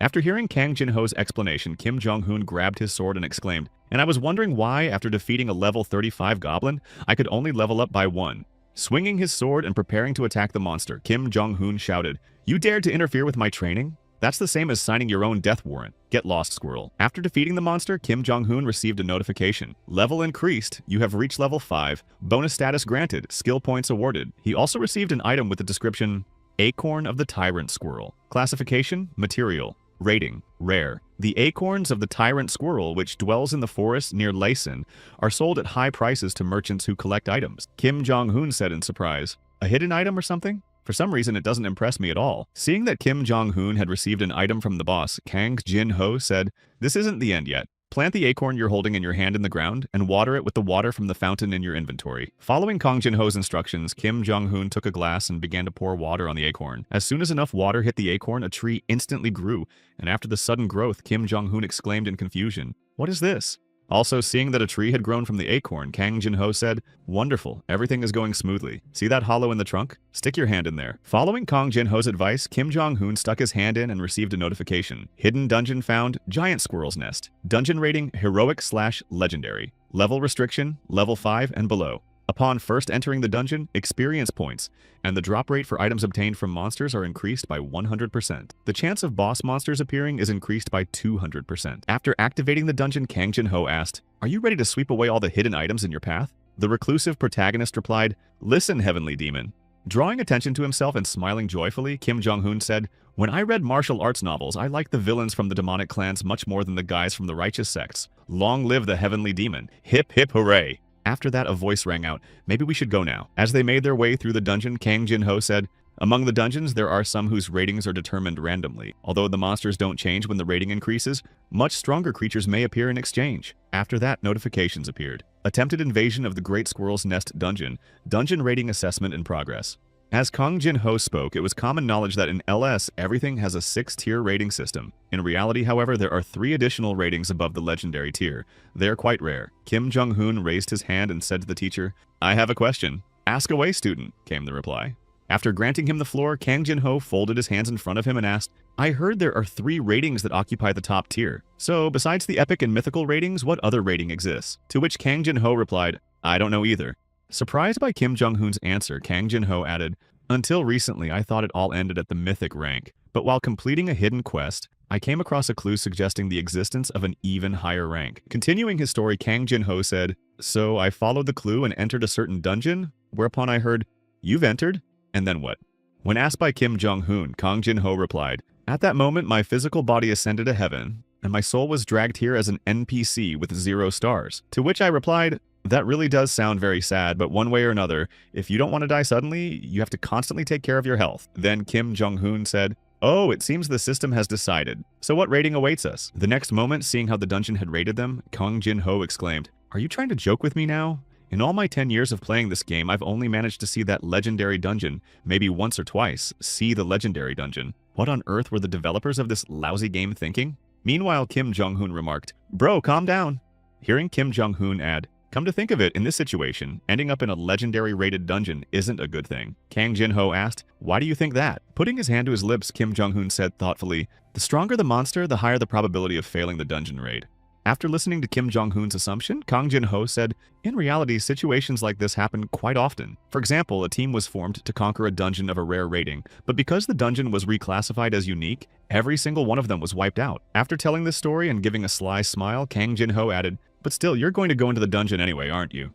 Hearing the question from his friend, Kim Jong-hoon cheerfully replied, of course I'll go there, even if I have to sell my soul to the devil. Let's hurry up and go to the dungeon. To which he heard, all right, let's go. Once inside the dungeon, Kang Jin-ho asked, by the way, doesn't it seem strange to you that the notification window said you were the first person to enter the dungeon and not me, who already knew about its existence? After hearing his friend's question, Kim Jong-hoon said in surprise, so that's it. They credited me with bonuses for the first dungeon run then. Realizing what had just happened, Kim Jong-hoon said, wait, it's all because in this time loop you weren't able to enter this dungeon. Hearing what Kim Jong-hoon had just figured out, Kang Jin-ho said with a smile, bingo, and there are 2 reasons for that. As they continued deeper into the cave, Kang Jin-ho added, first, there's a level restriction, level 5 and below. In this time loop, I cleared the other dungeons first, so my level is much higher than 5. Kim Jong-hoon then asked, why didn't you come here first? Why did you go to the other dungeons instead? The next moment, covering his mouth with his hand, Kim Jong-hoon asked, was the reward better there? Or did you decide to respawn as the best strategic leader, anticipating the endings of all the NPCs? Did you really decide on purpose to clear the better dungeon at this stage? Hearing Kang Jin-ho say, Don't spout nonsense with such confidence. Of course there's another reason. Kim Jong-hoon smiled slyly and said, I see someone here is feeling a bit embarrassed. After which Kang Jin-ho added, and this one too. Before Kang Jin-ho could finish his sentence, Kim Jong-hoon, sensing something unusual, cried out in fear. What's going on? Looking in the direction of the giant monster heading toward them, Kim Jong-hoon added, Why is that squirrel so huge? Darting out of the way of the giant squirrel heading straight for him, Kim Jong-hoon shouted, Are you out of your mind? Are you serious? Standing aside and smiling happily, Kang Jin-ho said, Let me explain the second reason. If the dungeon had been rated higher than unique upon opening, I wouldn't have been confident I could clear it. Hearing this, he replied, You're crazy. You have to warn people about things like that in advance. Watching the giant squirrel heading their way, Kim Jong-hoon received a notification. A defensive charge can deal additional damage proportional to the opponent's defense and health points. After reviewing the system warning, Kim Jong-hoon thought, That looks disgusting. What kind of squirrel is that? It's a real wild boar right in front of me. You can't call it anything else. It's fast and has no trouble maneuvering, but it lacks the power to inflict serious damage. Folding his hands in front of him, Kang Jin-ho said with a smile, If you clear the dungeon without taking a single hit from an opponent, you'll be awarded the title of Flawless Dungeon Clear. So, how will you handle this task? Hearing this intriguing information from his kindred spirit, Kim Jong-hoon grabbed his sword and said, You're actually asking me that, bro? The next moment, leaving his hiding spot and charging at the enemy, Kim Jong-hoon added, Of course I have to handle this. After which he received a notification. The Tyrant Squirrel is using the aggressive throw skill. Attack power and agility increase, defense decreases. As he approached the enemy, Kim Jong-hoon thought, Because of the defense ram, I can't strike from behind or at the legs. The next moment, tossing his sword aside and drawing a small dagger, Kim Jong-hoon shouted, The spot I'm aiming for is right here. Colliding with the giant squirrel and striking the intended spot, Kim Jong-hoon mentally declared, The throat of this monster. After dealing damage and throwing the tyrannical squirrel off balance, Kim Jong-hoon lunged at the monster again and, shouting, You're finished, finished it off. After defeating the monster and receiving a notification that his level had risen, Kim Jong-hoon, catching his breath, said, It was tough, but a lot of fun. We had to launch an attack right from the start. Kang Jin-ho then asked, Are you okay? If you keep this up, you'll burn yourself out before you even realize it. Ignoring Kang Jin-ho's warning, Kim Jong-hoon said with a joyful smile, Maybe we should try going 3 levels deeper. It seems I've almost completely figured out the essence of navigating this dungeon. Hearing Kim Jong-hoon's request, Kang Jin-ho thought with a displeased expression, That can't be. A short while later, looking at the pile of items he'd gathered from the squirrels, Kang Jin-ho thought, In such a short amount of time he managed to deal with such a crowd of tyrannical squirrels. There really is a human standing before me. At the same time, looking at his pile of acorns, Kim Jong-hoon said, No, why are only acorns dropping? What am I supposed to do with them? Maybe acorn flour. Without taking his eyes off the items he'd gathered, Kim Jong-hoon asked, Isn't the effect that increases the drop rate supposed to be active right now? Then why the hell are only acorns dropping? Kim Jong-hoon hadn't even finished his complaint when, seeing a chest in front of him, he asked, What is this? To which Kang Jin-ho replied, A treasure chest. I thought you only got one after clearing a dungeon with a legendary rating. It's a huge rarity. Continuing his musings, Kang Jin-ho added, In any case, a chest rating is just an upper limit, so there's no guarantee that a rare chest will drop a rare item, and the probability is very low. But before he could finish, Kim Jong-hoon interrupted him, saying, How cool. Maybe we should try to open it.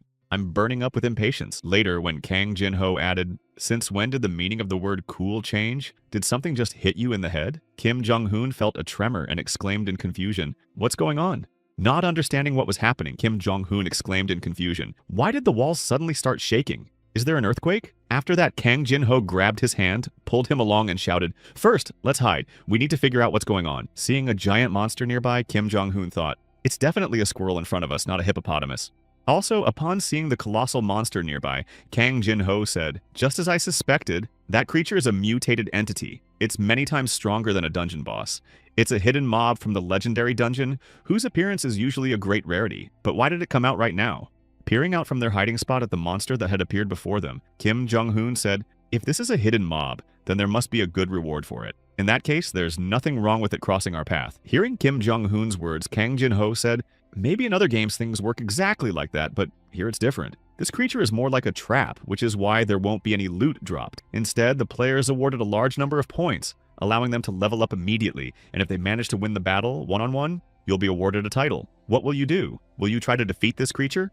Receiving the question from his kindred spirit, Kim Jong-hoon said, Given this turn of events, I must of course defeat it. I can't stand long preliminaries. Hearing Kim Jong-hoon's words, Kang Jin-ho said, Alright, then I'll point out that monster's weak spot. Check the inventory now. But before he could finish, Kim Jong-hoon said, I'll launch a head-on attack. Upon learning of Kim Jong-hoon's plans, Kang Jin-ho thought, This guy has finally lost his mind, and then exclaimed, What are you talking about? If you attack head-on, I can say with 99% certainty that you'll die.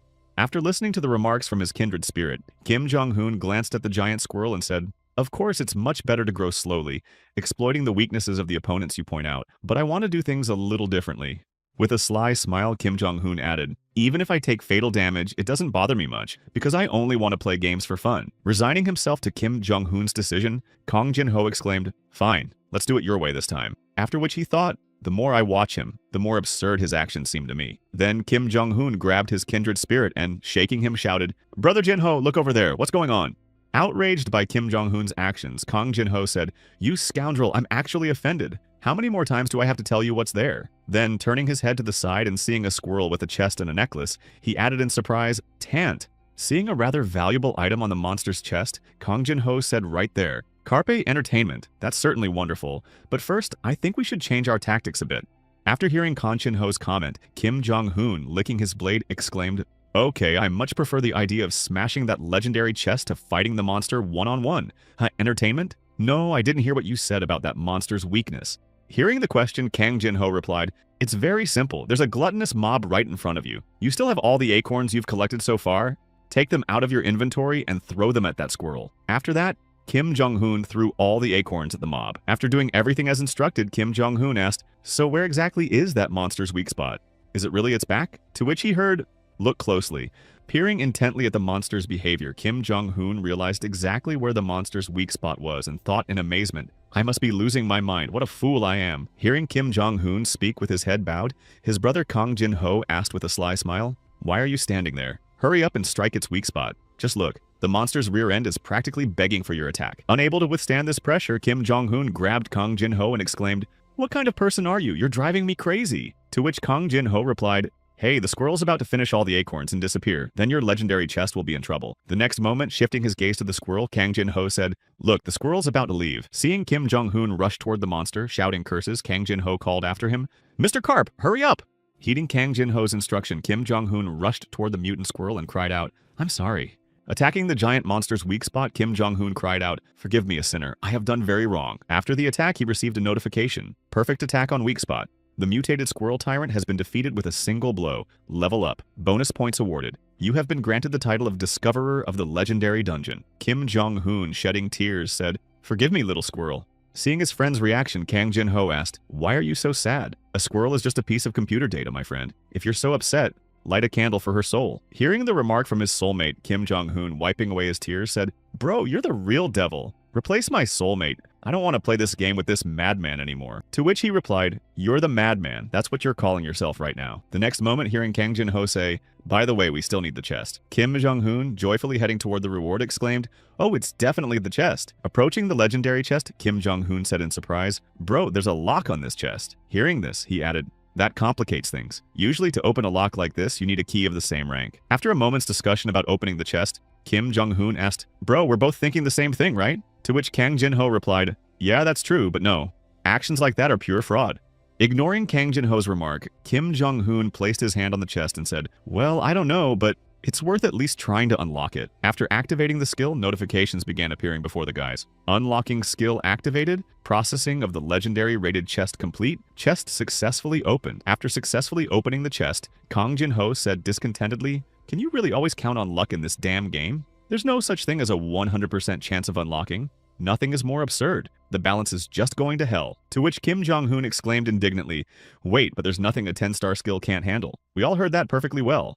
The next moment, Kang Jin-ho said, "All right, never mind. First, open that scroll." Hearing this, he began with the rarity rating, rare. Let's see what's inside. And an item appeared before the guys with the notification, unknown leather armor, rating required. Seeing what he'd managed to get his hands on, Kang Jin-ho said thoughtfully, "The armor is actually pretty good, but since unrated items drop in the dungeon for evaluation, it wouldn't hurt to have something with a high rating. If you don't have a trump card up your sleeve, nothing will work out. What are you planning to do?"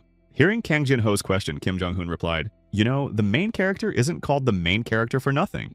Immediately after speaking, Kim Jong-hoon shouted, "Unlock!" without warning. Hearing this, Kang Jin-ho said, "My veins are trembling. Yeah, absorb everything you see. Later, you'll probably even go so far as to unlock the last savior system itself." No sooner had Kang Jin-ho finished voicing his dissatisfaction than a notification appeared. 10-star unlock skill functions have been added. Skill information is being updated. Would you like to spend mana to appraise an unknown item? After that, he thought, So you're saying it worked again. Upon seeing the notification, Kim Jong-hoon exclaimed, "What is this?" Hearing the information update, he opened the status window. Following his friend's advice, Kim Jong-hoon said in surprise, "Oh, something new has appeared." Hearing Kim Jong-hoon say, "Wait, isn't it absurd that you need mana points to use a skill?" Kang Jin-ho replied, "Is there any skill that doesn't require payment? In any case, once you get a profession later, the mana point issues will be resolved." Also, upon hearing Kang Jin-ho say, "Until then, just use the free chance provided once a day. You should try appraising the armor." Kim Jong-hoon, shifting uncomfortably, said, "All right." Upon receiving the notification, "Do you wish to spend mana points to appraise an unknown item?" Kim Jong-hoon exclaimed, "Unlock." After unlocking the item and seeing its stats, Kim Jong-hoon said in amazement, "Armor with a rare rating, that's actually a pretty good piece." To which Kang Jin-ho remarked, "Carpe, I'm really curious how long your luck will hold out." After receiving the armor, Kim Jong-hoon joyfully exclaimed, "Well, now it's time to unlock the legendary chest." And upon seeing the result, he said in surprise, "What is this?" Also, upon taking a closer look at the item inside the chest, Kang Jin-ho said, "An egg," after which he added, "It's completely unknown who might be inside. I'm really afraid of running into another trap item." After listening to Kim Jong-hoon's indignation, Kang Jin-ho said that what the egg actually is would only become clear after it was appraised. Hearing this remark, Kim Jong-hoon, who was sitting by the chest, said, "If I take into account my remaining mana points, even if I appraise it, I'll only get something with a rare rating." And then thought, better to fail, better to fail. After activating the evaluation and seeing the notification, "Evaluation successfully completed. Tamias the magical squirrel's egg." Kim Jong-hoon said, "You can trigger hatching using the acorn attribute. It says here that the squirrel's hatching can be triggered using the acorn attribute." Continuing to examine the egg's description, Kim Jong-hoon added, "Bro, the dash after the word rare means this is the lowest rating, which will eventually increase." "That's right," he heard. Exactly. Magical squirrels are also popular in games because of their usefulness and appeal. Even if you switch to a hidden Peter, a divine beast in the future, for now, the magical squirrel is a decent substitute. After listening to his kindred spirit and taking the egg in his hands, Kim Jong-hoon said, "So it turns out I need to get as many acorns as possible right now." Moving forward with the egg in his hands, Kim Jong-hoon added, "Come on, let's get this sorted out quickly because we still have a long way to go." Hearing this, Kang Jin-ho, who was standing behind him, folded his arms and thought discontentedly, "Seriously, who is he? Whatever he sets his mind to, everything goes like clockwork." After a while, having found another tyrant squirrel and swinging his dagger, Kim Jong-hoon shouted, "Another acorn on the way." As he continued to destroy the monsters, Kim Jong-hoon shouted, forgive me, but I really want to get that acorn. It doesn't matter if I did something shameful. How can I express what's going on in my heart?" Meanwhile, Kang Jin-ho, who was watching all this, shouted, "You crazy idiot, stop it, you're scaring me." When the squirrel's body fell to the ground, Kim Jong-hoon received a notification. "You have defeated the dungeon boss, the giant squirrel. You have cleared the dungeon without taking a single hit. You are awarded the title, the one who dodges blows. Your level has been raised. You have reached level 10. Congratulations, you can now receive quests from the spirit of the dungeon. You have fully completed the raid to the dungeon." Having obtained the items he needed, Kim Jong-hoon looked at his hand, where the acorns were, and said, "Well, all the attributes turned out to be acorns." Looking at the colors of the acorns he had obtained, Kim Jong-hoon exclaimed, "Blueberry, orange, strawberry, which should I choose? Maybe pistachio." Hearing Kim Jong-hoon's musings, Kang Jin-ho said, "If you can't decide, how about getting a profession first, and then slowly thinking through your choice? By completing all the quests of your kindred spirit, you'll be able to choose from 3 professions that suit you." The next moment, seeing that Kim Jong-hoon's expression had suddenly changed, Kang Jin-ho remarked, "Why do you have such a strange look on your face? Are you doubting me again?" After looking over the list of professions he could choose from, Kim Jong-hoon said, "Man, you really are an incredible kindred spirit." Hearing Kim Jong-hoon as he looked through the list, which included professions like farmer, fisherman, and woodcutter, say, "As expected, a solid foundation is important in any endeavor," since that was the meaning behind the choices presented, wasn't it? Kang Jin-ho bowed before him and said, "I apologize." Lifting his head after apologizing, Kang Jin-ho added, "The profession of a player tends to be chosen in proportion to the rank of the kindred spirit. But as you know, my rank is 0, so your list of professions has its limitations." Throwing his hand behind his head, Kang Jin-ho added, "You can also get quests from other NPCs or take up another profession by earning achievements." Kim Jong-hoon then asked, Hearing Kim Jong-hoon's question, Kang Jin-ho replied, "Take the fastest quest available starting at level 45. To which Kim Jong-hoon retorted, "And you, I see, have finally lost your mind." The next moment, imagining himself as a fisherman or farmer, Kim Jong-hoon exclaimed, "Are you suggesting I level up by digging in a garden and fishing? I don't want to. I won't do that. Find me another kindred spirit." To which he replied, calm down. I'll provide you with good items. But first, let's focus on the hidden quest, which is just around the corner. Let's put whatever we can get our hands on into our inventory and hit the road. Heeding his spirit companion's advice, Kim Jong-hoon set off for the starting city of Laysan. There, Kim Jong-hoon accidentally overheard a player's conversation. "So, I got the jackal pelt you asked for." To which the NPC replied, "Wow, thank you. You are truly a messenger of God. The next quest is a pack of wolves on the outskirts of the forest." After overhearing this conversation, Kim Jong-hoon thought, "A kindred spirit is God and the players are God's messengers," and then asked, "Bro, didn't you say that if we manage to meet the Elder, we can get something from him? Is that right?" Upon receiving the question from Kim Jong-hoon, Kang Jin-ho replied, "Yes, that's right. They'll give you some junk from the flea market, and sometimes you get something incredibly valuable, huh?" No sooner had Kang Jin-ho said this than he happened to notice the Elder nearby and shouted, "Carpe! Over there on the corner of the church, the old man, the Elder." Hearing the shouts and noticing the player nearby, the old man said, "Listen, friend, would you like to trade my old things for yours?" After receiving a system notification, the hidden NPC, the old man, offered you a deal. "Do you want to accept the hidden quest barter?" Kim Jong-hoon ran up to the old man and shouted, "Of course I do!" Noticing the Elder's appearance, others who were interested rushed toward Kim Jong-hoon and began shouting, "Isn't he over there? Damn it, someone's already standing in front of him. Hey, you there, sir, wait a minute. You can't just accept quests on a whim here." Hearing the shouts of the crowd rushing toward the Elder, Kang Jin-ho said with a smile on his face, "It's just those scoundrels from the Mammonism Guild. You're too late, you idiots. Carpe before they get to us. Let's grab the reward and get out of here." No sooner had Kang Jin-ho said this than Kim Jong-hoon exclaimed in confusion, "What's up, bro? I can't accept the quest," which instantly wiped the smile off his kindred spirit's face. Seeing the notification, "Are you sure you want to decline? Hidden quest barter cancelled." Kang Jin-ho shouted, "What nonsense? You say it's cancelled? The quest is cancelled? In my experience, nothing like this has ever happened." To which Kim Jong-hoon shouted, "I'm accepting the quest. I'm telling you I agree. What's the problem?" At that very moment, a new quest icon appeared above the Elder and he said, "You don't have a god you worship, do you?" After that, a notification appeared. "You have discovered a hidden quest. Change of profession from the Elder, descendant of the King of Summoner." After offering Kim Jong-hoon the new task, the Elder asked, "Would you mind if we move to another place to talk?" Frozen in shock at what he'd heard, Kang Jin-ho thought, "This is some kind of nonsense. Are you saying that something like that was hidden behind the Elder's mask?" After which he replied, "I'll gladly follow you." Having received an answer to his question, the Elder said, "Excellent, I'm pleased with your answer. In that case, let's go." Then he shouted, "Catch that scoundrel! If we fail this quest, our heads will roll." But before the crowd could run up to the Elder, they saw only a bright light. Finding himself in a different location, Kang Jin-ho whispered, "Carpe, from now on, only talk about yourself. When you talk to yourself among other users, they might think you're muttering to yourself or streaming, but NPCs aren't capable of drawing such conclusions." "Understood," he replied. Glancing at the young man he had invited over, the Elder said, "Welcome, stranger. My name is Drek Stein. You may call me Drek. I greet you on behalf of the Akram Empire." After hearing this from the Elder, you were probably wondering why I was pretending to be an Elder and where I spent the coins I collected. Since you've already passed the first stage of selection, I'll satisfy your curiosity. Kim Jong-hoon asked what the first stage of selection was, after which someone said, "But you don't have a god you serve." Also, listening to the Elder's story, who added that these damned gods seduce strangers with sweet temptations called the power of Kang Jin-ho. Kang Jin-ho looked at Carpe and thought, he's talking about beings like me. It's funny, there must be an NPC hostile toward kindred spirits.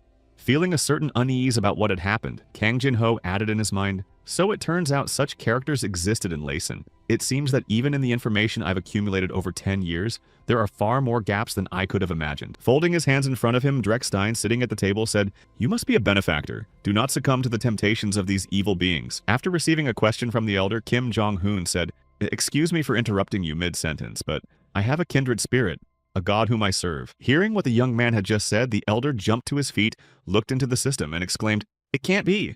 I checked everything thoroughly. Wait a second." After checking his information even more carefully, Drek Stein looked back and said, "A demon has latched onto you. Don't worry. As soon as you pass the test, I'll assign you a very good shaman." Hearing this, Kang Jin-ho, whom the NPC hadn't heard, exclaimed, "No, just listen to this old man. If I have 0 stars, then even for a kindred spirit, then it can't be counted." Kim Jong-hoon thought, "So if I have 0 stars, no one will treat you as a kindred spirit. Isn't that for the best?" The next moment, a notification appeared before Kim Jong-hoon. "Do you want to take the exam for the hidden quest, Descendant of the Spell King? Restriction. The player must complete it without a kindred spirit." Drek Stein asked, "In any case, I think you're well qualified, so do you agree to join us?" After accepting the quest, Kim Jong-hoon saw a storyline that told of the Spell King, who, 800 years ago, first united the scattered territories of the continent and became the first emperor to found the ancient Akram Empire. His efforts brought peace to the continent, but not for long, as something no one expected invaded the empire. Hearing Drek Stein add, They are a bunch of false gods, beings you call kindred spirits.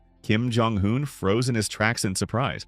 Following Dreckstein, Kim Jong-hoon thought, the kindred spirits that players believe in so strongly are actually aggressors. After that, Dreckstein added, the country was torn apart. Many people died, but it wasn't just Akram that suffered. Continuing the storyline of the quest, Dreckstein added that after a long, bloody battle, the spellcaster king finally sealed all the kindred spirits within his heart, but he passed away, leaving some preparations for future generations. Hundreds of years have passed, and now the seal has begun to slowly crumble. Recalling the history of his empire, Dreckstein added that the spiritual essence of those dishonest ones invaded the continent, and little by little they changed history, soon becoming beings revered by people as gods. Those hideous creatures are trying to devour this continent once again. Continuing the story, Dreckstein added, by using outsiders, so-called false messengers of the gods, I therefore ask you, stranger, to help us. Having finished his account of Akram's history, Dreckstein, seeing that the conditions of the second stage had already been met, exclaimed in shock, are you saying that the second stage has already been completed? Watching Kim Jong-hoon in bewilderment, Dreckstein exclaimed, who the hell are you? After which Kim Jong-hoon thought, I never would have thought that beating up those who thirst for blood in order to seize coins would be so beneficial. Resting his hand on his chin and recalling Hanzo, Kim Jong-hoon added to himself that, as for the second point of this stage, he thought that the strange ninja, who definitely had more than one kindred spirit, had helped him here. Well, background events like these absolutely don't match the level of a city for beginners. Accepting the fact that all of this is reality, Dreckstein said, could it be that, as the prophecy said, he is the very hero who must save the world? So now follow me. The third and final stage of the selection will take place elsewhere. After moving to another location, Dreckstein said, there was a decisive reason why the Empire fell under the onslaught of the invaders. It happened because of the betrayal of some leaders. Walking alongside Kim Jong-hoon, Dreckstein added, after that bitter defeat, the king realized that those who would become his successors must possess a steadfast will that remains unshaken in the face of those creatures' temptations. Later, upon hearing from Dreckstein, hero, step onto the magic circle. From this moment on, I will tell you about the final stage of the selection you must undergo. Kim Jong-hoon began to stretch and said, right, then wondered, since when did he start considering me a hero? No sooner had Kim Jong-hoon finished his thoughts than he received a notification. The ancient magic circle has been activated. The forgotten ancient magic of the capital of vases has been activated. After that, Dreckstein said, time limit, 1 minute. If you can hold out, you'll pass. I wish you luck.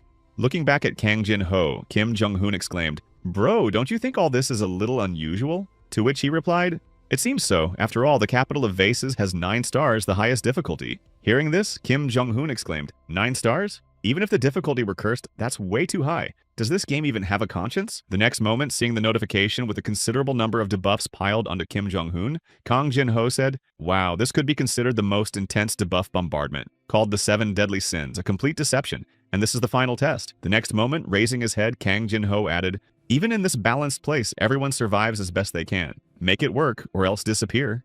After that, he noticed that the notification window was beginning to shatter. Less than a minute later, the debuffs dissipated and new notifications appeared. 10-star unlocking skill activated. All anomalous statuses eliminated. Quest, change of profession from the elder completed. You completed the quest many times faster than the allotted time. Rewards will be adjusted. Seeing yet another notification that read, hidden class, descendant of the Summoner King will be changed to Lord Summoner. Hidden class rating, Lord Summoner. Mythical. Congratulations, you have successfully passed the trial, Kim Jong-hoon said in surprise. It's all over already. Of course, that's better for me, but why so fast? After receiving another notification stating, you have completed the class change process and become a Lord Summoner. Professional skills have been added. You can check the information in the window. You are the first to obtain a Mythic class and are granted the title Mythic. Kang Jin-ho said, in the 10 years I've spent in the game, I've never once managed to obtain a Mythic rank class.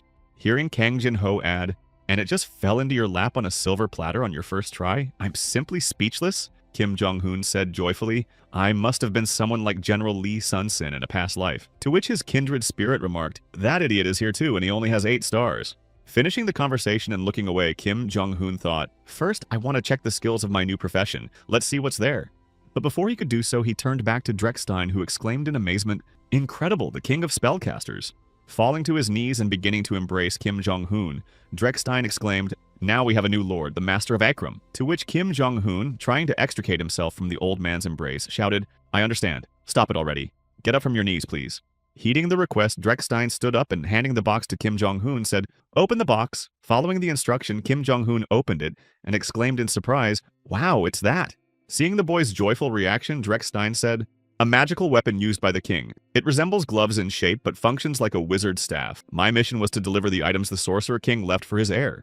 Putting on the gift, Kim Jong-hoon exclaimed joyfully, "Legendary rating! I can't believe my eyes. I want to try them out in action as soon as possible." To which Dreckstein replied, "I like your enthusiasm, but the time has not yet come. To face a powerful enemy, you must prepare well." After activating the quest for the Sorcerer King's relic, Dreckstein said, "While you're out searching, I'll continue my research here." What kind of research? When asked by Kim Jong-hoon, Dreckstein replied, "I'm studying the coins that belong to the foreigners. This is the only clue linking the foreigners to the false gods." "I see," he replied. Having gathered enough information, Kim Jong-hoon adjusted the glove on his hand and said, "Drek, for some reason, I feel like I can help you with your research." Lying on the bed in his apartment, a young man scrolled through videos and said, "Lately, all the streams are boring. There's nothing new." Suddenly noticing something that caught his attention, the young man said, "Wait, this is the quest related to the antlers of the deer herd's leader." Throwing his arm behind his head and starting to watch the video, the guy added, "Some newbie must have filmed and posted a video like this. I feel sorry for you, buddy, so be it. I'll boost your view count." After watching for a few minutes and seeing some completely unexpected footage, the viewer exclaimed that this was all some kind of nonsense. Jumping up from his seat and moving closer to the phone, the guy added in shock, "I'll deal with those bloodthirsty people myself and figure out who he even is." Also, when I reached the part with the elder who sells unique items, the viewer said that there's also an NPC like that in the game, and that this is the first time I've seen him too. Wait a second, what just popped up there? Are you saying that I'm looking at a video of a hidden quest? In utter disappointment, Kim Jong-hoon said, "Following your instructions, I edited and uploaded the video." The next moment, shifting his attention to the crowd from which the voices were coming, "I'm buying coins. Hey, maybe show a little business ethics," he exclaimed. "Actually, I was the first to see that noob. What nonsense. I was the first to make the deal," Kim Jong-hoon shouted. "But 400,000 views? What's going on here, and why is this happening? Everyone seems to have gone crazy." Suddenly spotting a member of the Mammonism Guild, someone in the crowd shouted, "There's that scoundrel from Mammonism! Hey, where are you going? Catch him!" Watching what was happening in the game, Kang Jin-ho said, "You still don't get it? It's all because of the video you uploaded, my Carpe. In just one morning, you became a superstar. What do you think about getting serious about streaming?" To which Kim Jong-hoon replied, "Back off. I can't even string two words together properly. What the hell is streaming?" The next moment, after glancing at the comments under the video, Kim Jong-hoon added, "I only did that to get Drake some coins, and at the same time to knock the Mammonism Guild off their high horse." After Kim Jong-hoon's remark, "And by the way, bro, everything was fine with you yesterday. Nothing special happened," Kang Jin-ho replied, "With me, well, how should I put it?" A day earlier, upon seeing the timer for the forced logout from the game, Kang Jin-ho said, "Time flew by so fast, Carpe, there are only 30 minutes left." Also, upon seeing the timer, Kim Jong-hoon said, "Of the maximum 10 hours in the game, 9 have already passed. My first day in the game ended so quickly. It was so intense." To which he heard, "Yeah, that's right, that's right." The next moment, drawing attention to himself, Kang Jin-ho said, "By the way, I've been wondering, what will happen to me when you leave the game? I'm not responsible for several players. Like other kindred spirits, I have only you." Later, hearing Kim Jong-hoon's demand, Kang Jin-ho cried out in fear, "Get rid of the access time limit using the unlocking skill. Please stay with me. What if I regress into the past in this damn game too? And then your mythical class will weep." After listening to the whining of his kindred spirit, Kim Jong-hoon said, "I don't think anything like that will happen." To which he heard, "How can you remain so unshakable? What a cursed game." The next, recalling yesterday's moment, Kang Jin-ho said, "Fortunately, after you left the game, my existence wasn't erased, and on top of that, I didn't regress again." Folding his hands in front of him, Kang Jin-ho added discontentedly, "But I was thrown back into my room." Hearing this, Kim Jong-hoon exclaimed in surprise, "What do you mean, your room?" Hearing the words of his kindred spirit, Kim Jong-hoon asked, "Still, I'm glad your location turned out to be not as strange as we thought." To which he replied, "Well, you're absolutely right. If I got bored, I could just read something, and the bed is so soft. So I'm completely satisfied with everything." The next moment, noticing the square ahead, Kim Jong-hoon added, "Look, it seems like more and more people are gathering in the square. Come on, let's stop our chatter and get to work." To which he heard, "Is that what you think?"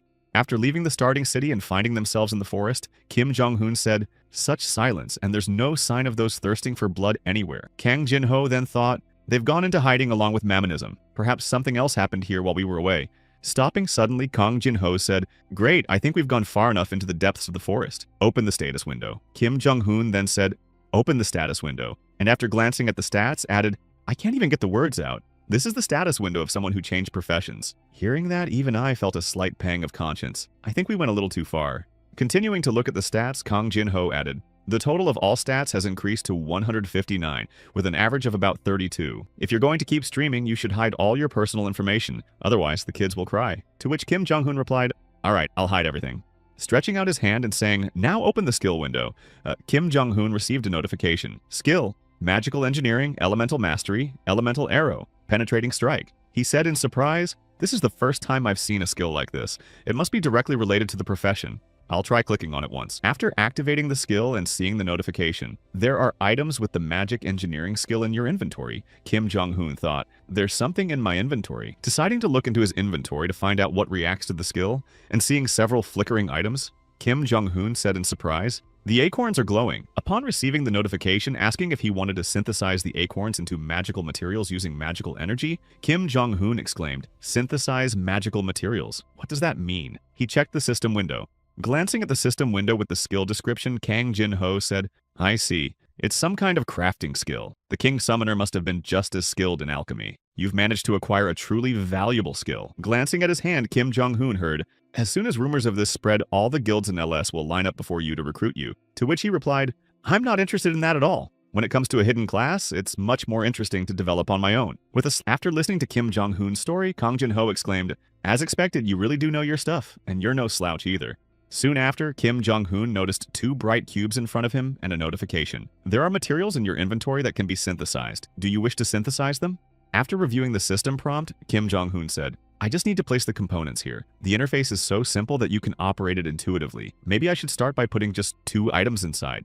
After taking 2 items and placing them in the synthesis slots, Kim Jong-hoon said, "Let's put the acorns of fire and ice inside." The next moment, seeing that the synthesis start button had turned green, Kim Jong-hoon thought, so that's how the synthesis process works. I have 8 acorns, in that case the number of combinations."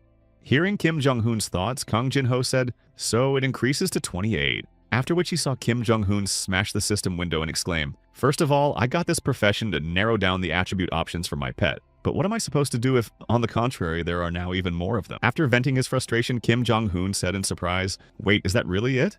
Arranging the acorns in a row in front of him and saying, "I'll put this one here, and this one here, and that one over there." Kim Jong-hoon, having finished arranging them, received a notification. "Do you wish to synthesize?" Hearing Kim Jong-hoon say, "It seems everything is correct," Kang Jin-ho, who was standing aside, thought, "Don't contradictions usually arise between the properties of attributes? How can you mix them like this?" Feeling deeply troubled by what was happening, Kang Jin-ho thought to himself, "I must stop him." But despite all his 10 years of experience with regressions, he knew absolutely nothing about the unlocking skill, the Lord Summoner, or magical engineering. If he had no idea what his plan would lead to, then something was definitely in store for him.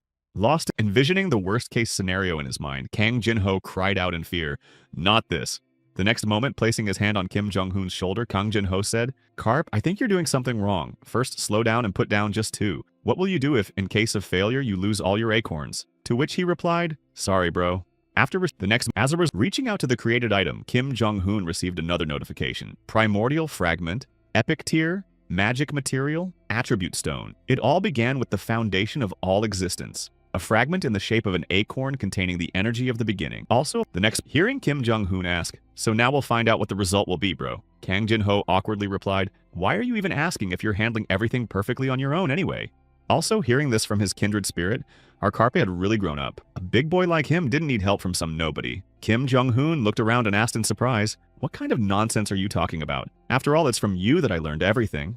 Hearing this from his friend, "Without your help, I wouldn't have been able to get into the dungeon or get an epic tier acorn, and it was the same with the hidden quest. It was only thanks to you that I managed to get a mythic tier profession." Kang Jin-ho covered his mouth with his hands and joyfully exclaimed, "You rascal, you are such a rascal."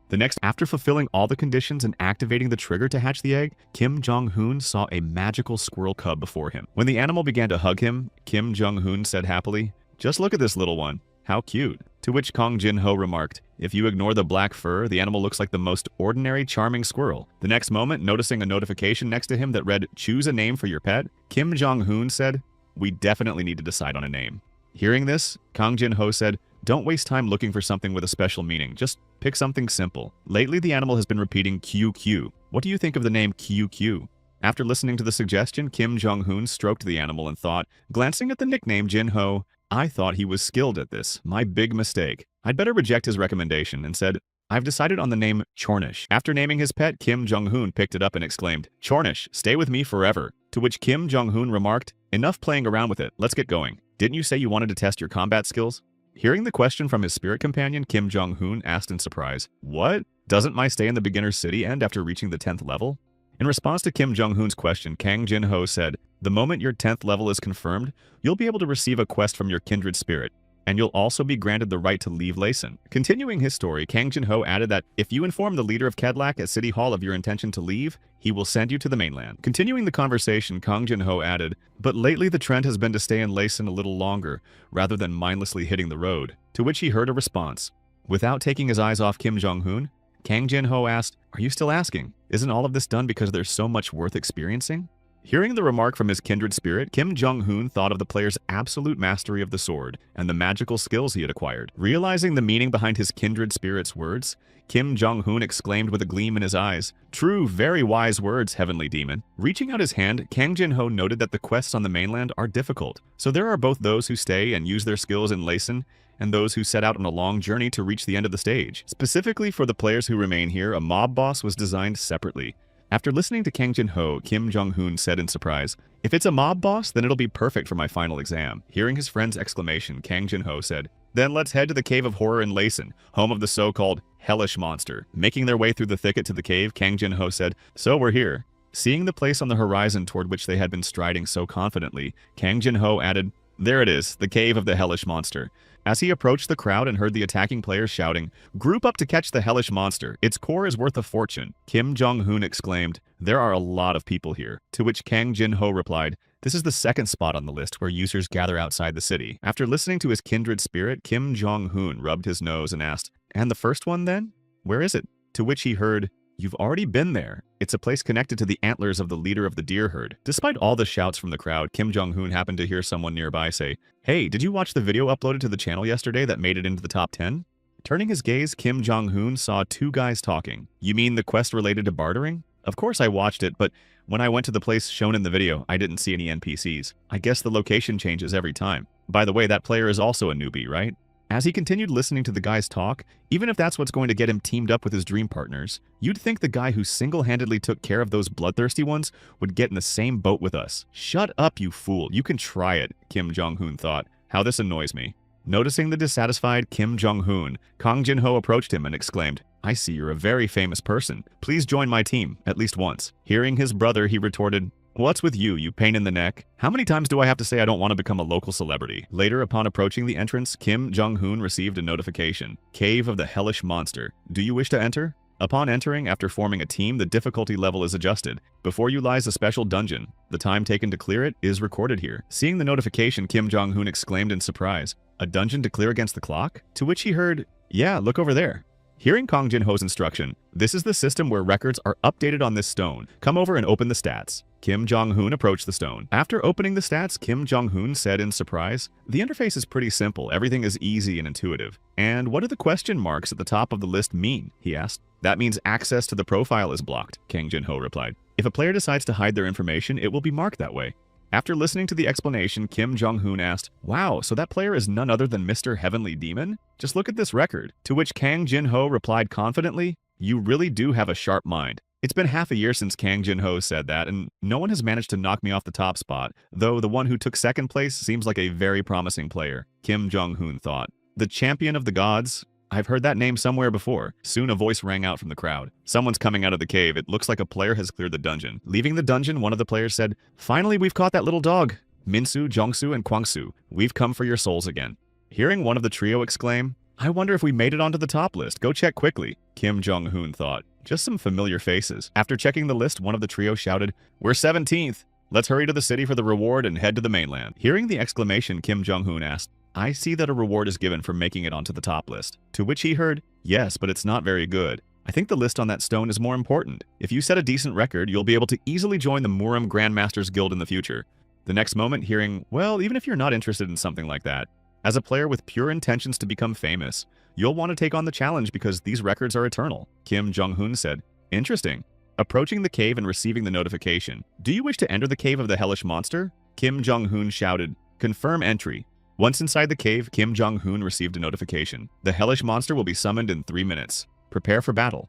Seeing the countdown, Kim Jong-hoon said, "A timer means there's nowhere to hide and nowhere to run. This place is perfect for a boss battle." Hearing Kim Jong-hoon's remark, Kang Jin-ho added, "Yeah, it's the perfect place to test our abilities. By the way, you can take one more item for your weapon, those cheater gloves. How long is this RA going to keep surprising me with its balance?" Hearing this, his brother said, "You said earlier that we'd test it together, so why are you leaving me behind again?" When the time came, a mob appeared in front of the guys. Upon seeing it, Kim Jong-hoon exclaimed, "What a fool, why is it so huge?" Smiling as he looked at the boss, Kang Jin-ho said, "It's a hellish monster, a mob with the fire attribute. Do you get what I mean?" To which Kim Jong-hoon replied, "Got it. Get ready, Chornish. It's your turn." Calling his pet, Kim Jong-hoon added a magical spell to his weapon, using the ice attribute.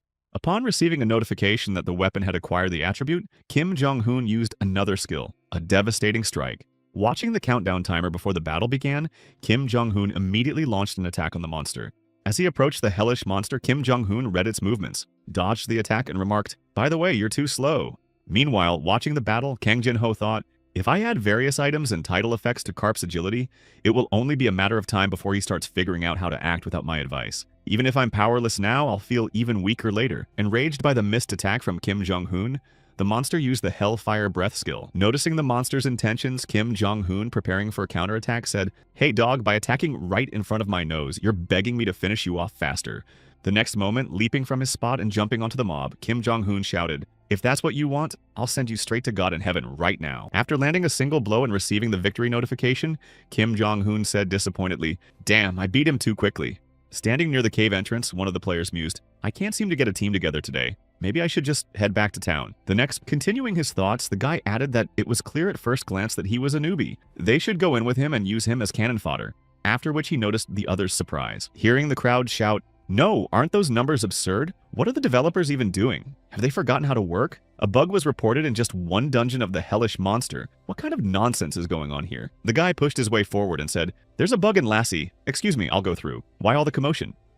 When the boss fight ended, Kang Jin-ho said discontentedly, "You scoundrel, are you some kind of wild beast or something? How can you strike your opponent the moment he shows weakness?" Hearing the remark, Kim Jong-hoon replied awkwardly, "I told you, it was a slip-up. I planned to test other skills as well. I didn't expect him to die so quickly."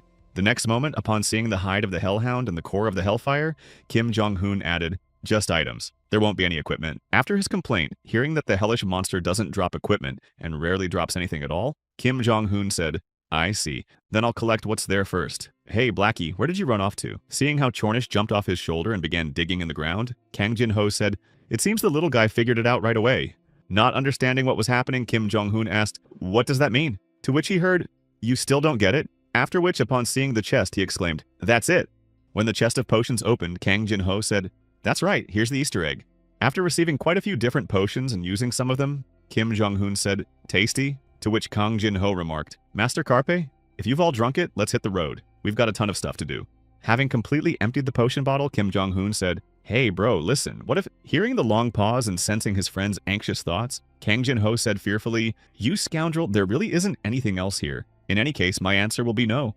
Not taking his kindred spirit at his word, Kim Jong-hoon exclaimed, "Where does such confidence come from? Come on, let's dig up all the ground in front of us. Forward, Blackie." To which Kang Jin-ho remarked, "Isn't that complete madness? Stop fooling around. Let's get out of here." Returning to Laysan and walking through the city streets, Kim Jong-hoon remarked, "If we hadn't come here, it would always be this noisy." Walking alongside his friend, Kang Jin-ho said, "The harsher the reality, the more lively the game must be, and the ultimate escape is a game that perfectly satisfies the desire to flee from reality." Continuing his conversation with Kim Jong-hoon, Kang Jin-ho added, "It's not for nothing that the number of users exceeds 500 million. Hearing the words of his kindred spirit, Kim Jong-hoon said, "At the beginning, everyone was excited about this game, and now it seems to me that it has become more understandable. A place where people, society, and life exist, not just a game space where monsters are hunted with swords and magic, the so-called other world of Lhasa. However, as soon as you set foot on the mainland, the story changes immediately. In most areas, character activities are permitted, but when players from all over the world gather, even the slightest carelessness cannot be allowed. I think I've explained everything in general. Now let's go to the leader, Kedlak. Hearing from our kindred spirit, we're here. Leader Kedlak will send us to the mainland." Kim Jong-hoon spoke up, "I have a question." When Kang Jin-ho said, "Ask away, cadet," Kim Jong-hoon, looking at the crowd, said, "Will we definitely be able to go to the mainland this year?" Seeing Kim Jong-hoon's dissatisfaction, Kang Jin-ho added, "Don't be upset, there are no special procedures, so we'll be able to travel to the mainland in about 5 minutes. To which the heavenly demon replied, "Damn, time is money." Meanwhile, standing somewhere near Kim Jong-hoon was a guy who said, "Hey, have you heard the latest news? Today is the release day for the Kindred Spirit app." Intrigued by the conversation and listening in, Kim Jong-hoon heard, "Install it right away as soon as you log out of the game. If you miss the notification from Kindred Spirit, you'll shed plenty of tears." Hearing Kim Jong-hoon mention the Kindred Spirit app, Kang Jin-ho said, "Kindred Spirit isn't capable of notifying the user about every quest that appears?" Continuing his story, Kang Jin-ho added, after all, compared to the number of users, the number of spirit companions is far too small. For example, under the wing of the popular 6-star spirit companion Percival, there are about 137,000 users. Speaking about the app, Kang Jin-ho added, that is precisely why the aforementioned app was created. Continuing his explanation, Kang Jin-ho added that if you link your Lassie account to your phone, you'll be able to receive notifications when a quest appears, or when a spirit companion is searching for a user. After explaining everything to Kim Jong-hoon, Kang Jin-ho added, I think I've explained everything clearly, to which he heard, one thing is clear to me, this app won't do you any good. Seeing a new face before him, the leader of Layson, Kedlak, said, oh, please come in. Are you planning to leave Layson?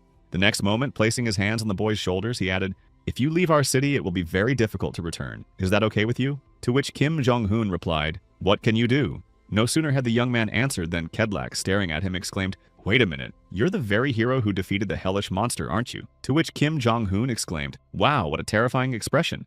Throwing the reward for defeating the boss into Kim Jong-hoon's hands, Kedlak exclaimed, I can't send a hero who worked so hard for the good of our city away empty-handed. Please accept my small gift. The next moment, after activating the portal and handing Kim Jong-hoon a letter, the man added, I would like to talk with you longer, but there are people waiting their turn, so I must end our conversation. When the passage opened completely, Kedlak added, now that the portal is open, you can travel to the mainland city of Luan. As he headed toward the portal, whistling cheerfully, Kim Jong-hoon heard someone call after him, may the gods bless your journey ahead. Upon arriving in Luan, Kim Jong-hoon shielded his eyes from the sun and exclaimed, wow, this is a whole different level. To which Kang Jin-ho remarked, Luan is truly massive. It's no wonder it's one of the top 3 cities in Lhasa. Looking around, Kang Jin-ho added, since the population density is high, there are plenty of hidden quests, sights, and delicious food here. The next moment, slinging his arm around Kim Jong-hoon's shoulder, Kang Jin-ho added, oh yeah, Luan is especially famous for its seafood dishes. I knew you'd be interested, so I prepared a whole collection. Interrupting his friend and giving him a stern look, Kim Jong-hoon said, wait, it seems we still have an unfinished conversation. To which Kang Jin-ho replied, our memory is also excellent. Interrupting Kang Jin-ho, Kim Jong-hoon said, now that you're here, don't play dumb. I'm talking about special skills. You yourself said that ordinary skills can be acquired naturally in various ways during the game, while special skills can only be learned through a kindred spirit. Continuing the conversation, Kim Jong-hoon exclaimed, if the connection between temperament and a kindred spirit is the most important factor here, then that's exactly our story. Watching Kim Jong-hoon's behavior, Kang Jin-ho thought, damn, this is so embarrassing I want to bury my head in the sand. Maybe just slip away quietly. At the same time, rolling around on the ground, Kim Jong-hoon shouted, we get along perfectly and our affinity is at max. Give me a skill. I want a special skill. Bowing his head and sighing heavily, Kang Jin-ho said, of course I can give it to you, but stopping his tantrum and getting up from the ground, Kim Jong-hoon asked, but what? Feeling his own futility in this matter, Kang Jin-ho said, this special skill will have exactly the same rank as that of a kindred spirit. To which he replied, now I'm not very surprised. The next moment, pointing at himself, Kang Jin-ho added, besides, skills are usually determined by the profession of the spirit companion. In which field do you see me working? Hearing the question, Kim Jong-hoon replied, an unemployed man who traded his life for Lhasa and, even after dying, remained here as a kindred spirit. Hearing this, he said, I see you understand everything perfectly, though these words hurt me a little. Having finally come to terms with it, Kang Jin-ho said, sure, let's try, but don't count on getting anything worthwhile. To which he replied, okay, I'm looking forward to the 0-star skill the unemployed man will give me. After acquiring a new skill and receiving quite a few notifications, Kim Jong-hoon remarked in surprise, repetition. What kind of skill is that? After looking over the notifications, Kang Jin-ho said, in all my 10 years of gaming experience, I've never once seen the number 33 in the stats. It's a complete mess. And what the hell does this skill have to do with me? Kim Jong-hoon added, it really doesn't make any sense. Later, having a sudden epiphany, Kim Jong-hoon clenched his teeth and thought, could it really all be because of Kang Jin-ho's regression? As he began reviewing the notification again, Kang Jin-ho said, the LS system is too toxic. It's twisted the events involving me. So you're suggesting we go all the way to the end? Do you think Karpa will do everything for you? To which Kim Jong-hoon replied, calm down, let's check the skill description first. Seeing repeat 0 stars in the description, Kim Jong-hoon said discontentedly, is that all? After hearing that, he added, it seems so, and then said, it's a shame I can't shoot this window. Bowing his head, Kim Jong-hoon asked, why is the explanation so brief? Which specific repeat can be performed? To which Kang Jin-jo replied, from this moment on, we'll have to figure that out. First, let's catch the first mob and test the skill. All right, came the reply. We need to try it this way. At least we'll understand something. Finding himself on the coast of Luana and spotting the first mob, Kim Jong-hoon struck it with a lightning bolt. Holding his arm out in front of him and directing the spell at the mob, Kim Jong-hoon received a notification. You have defeated Marin. Level up. Bonus points awarded.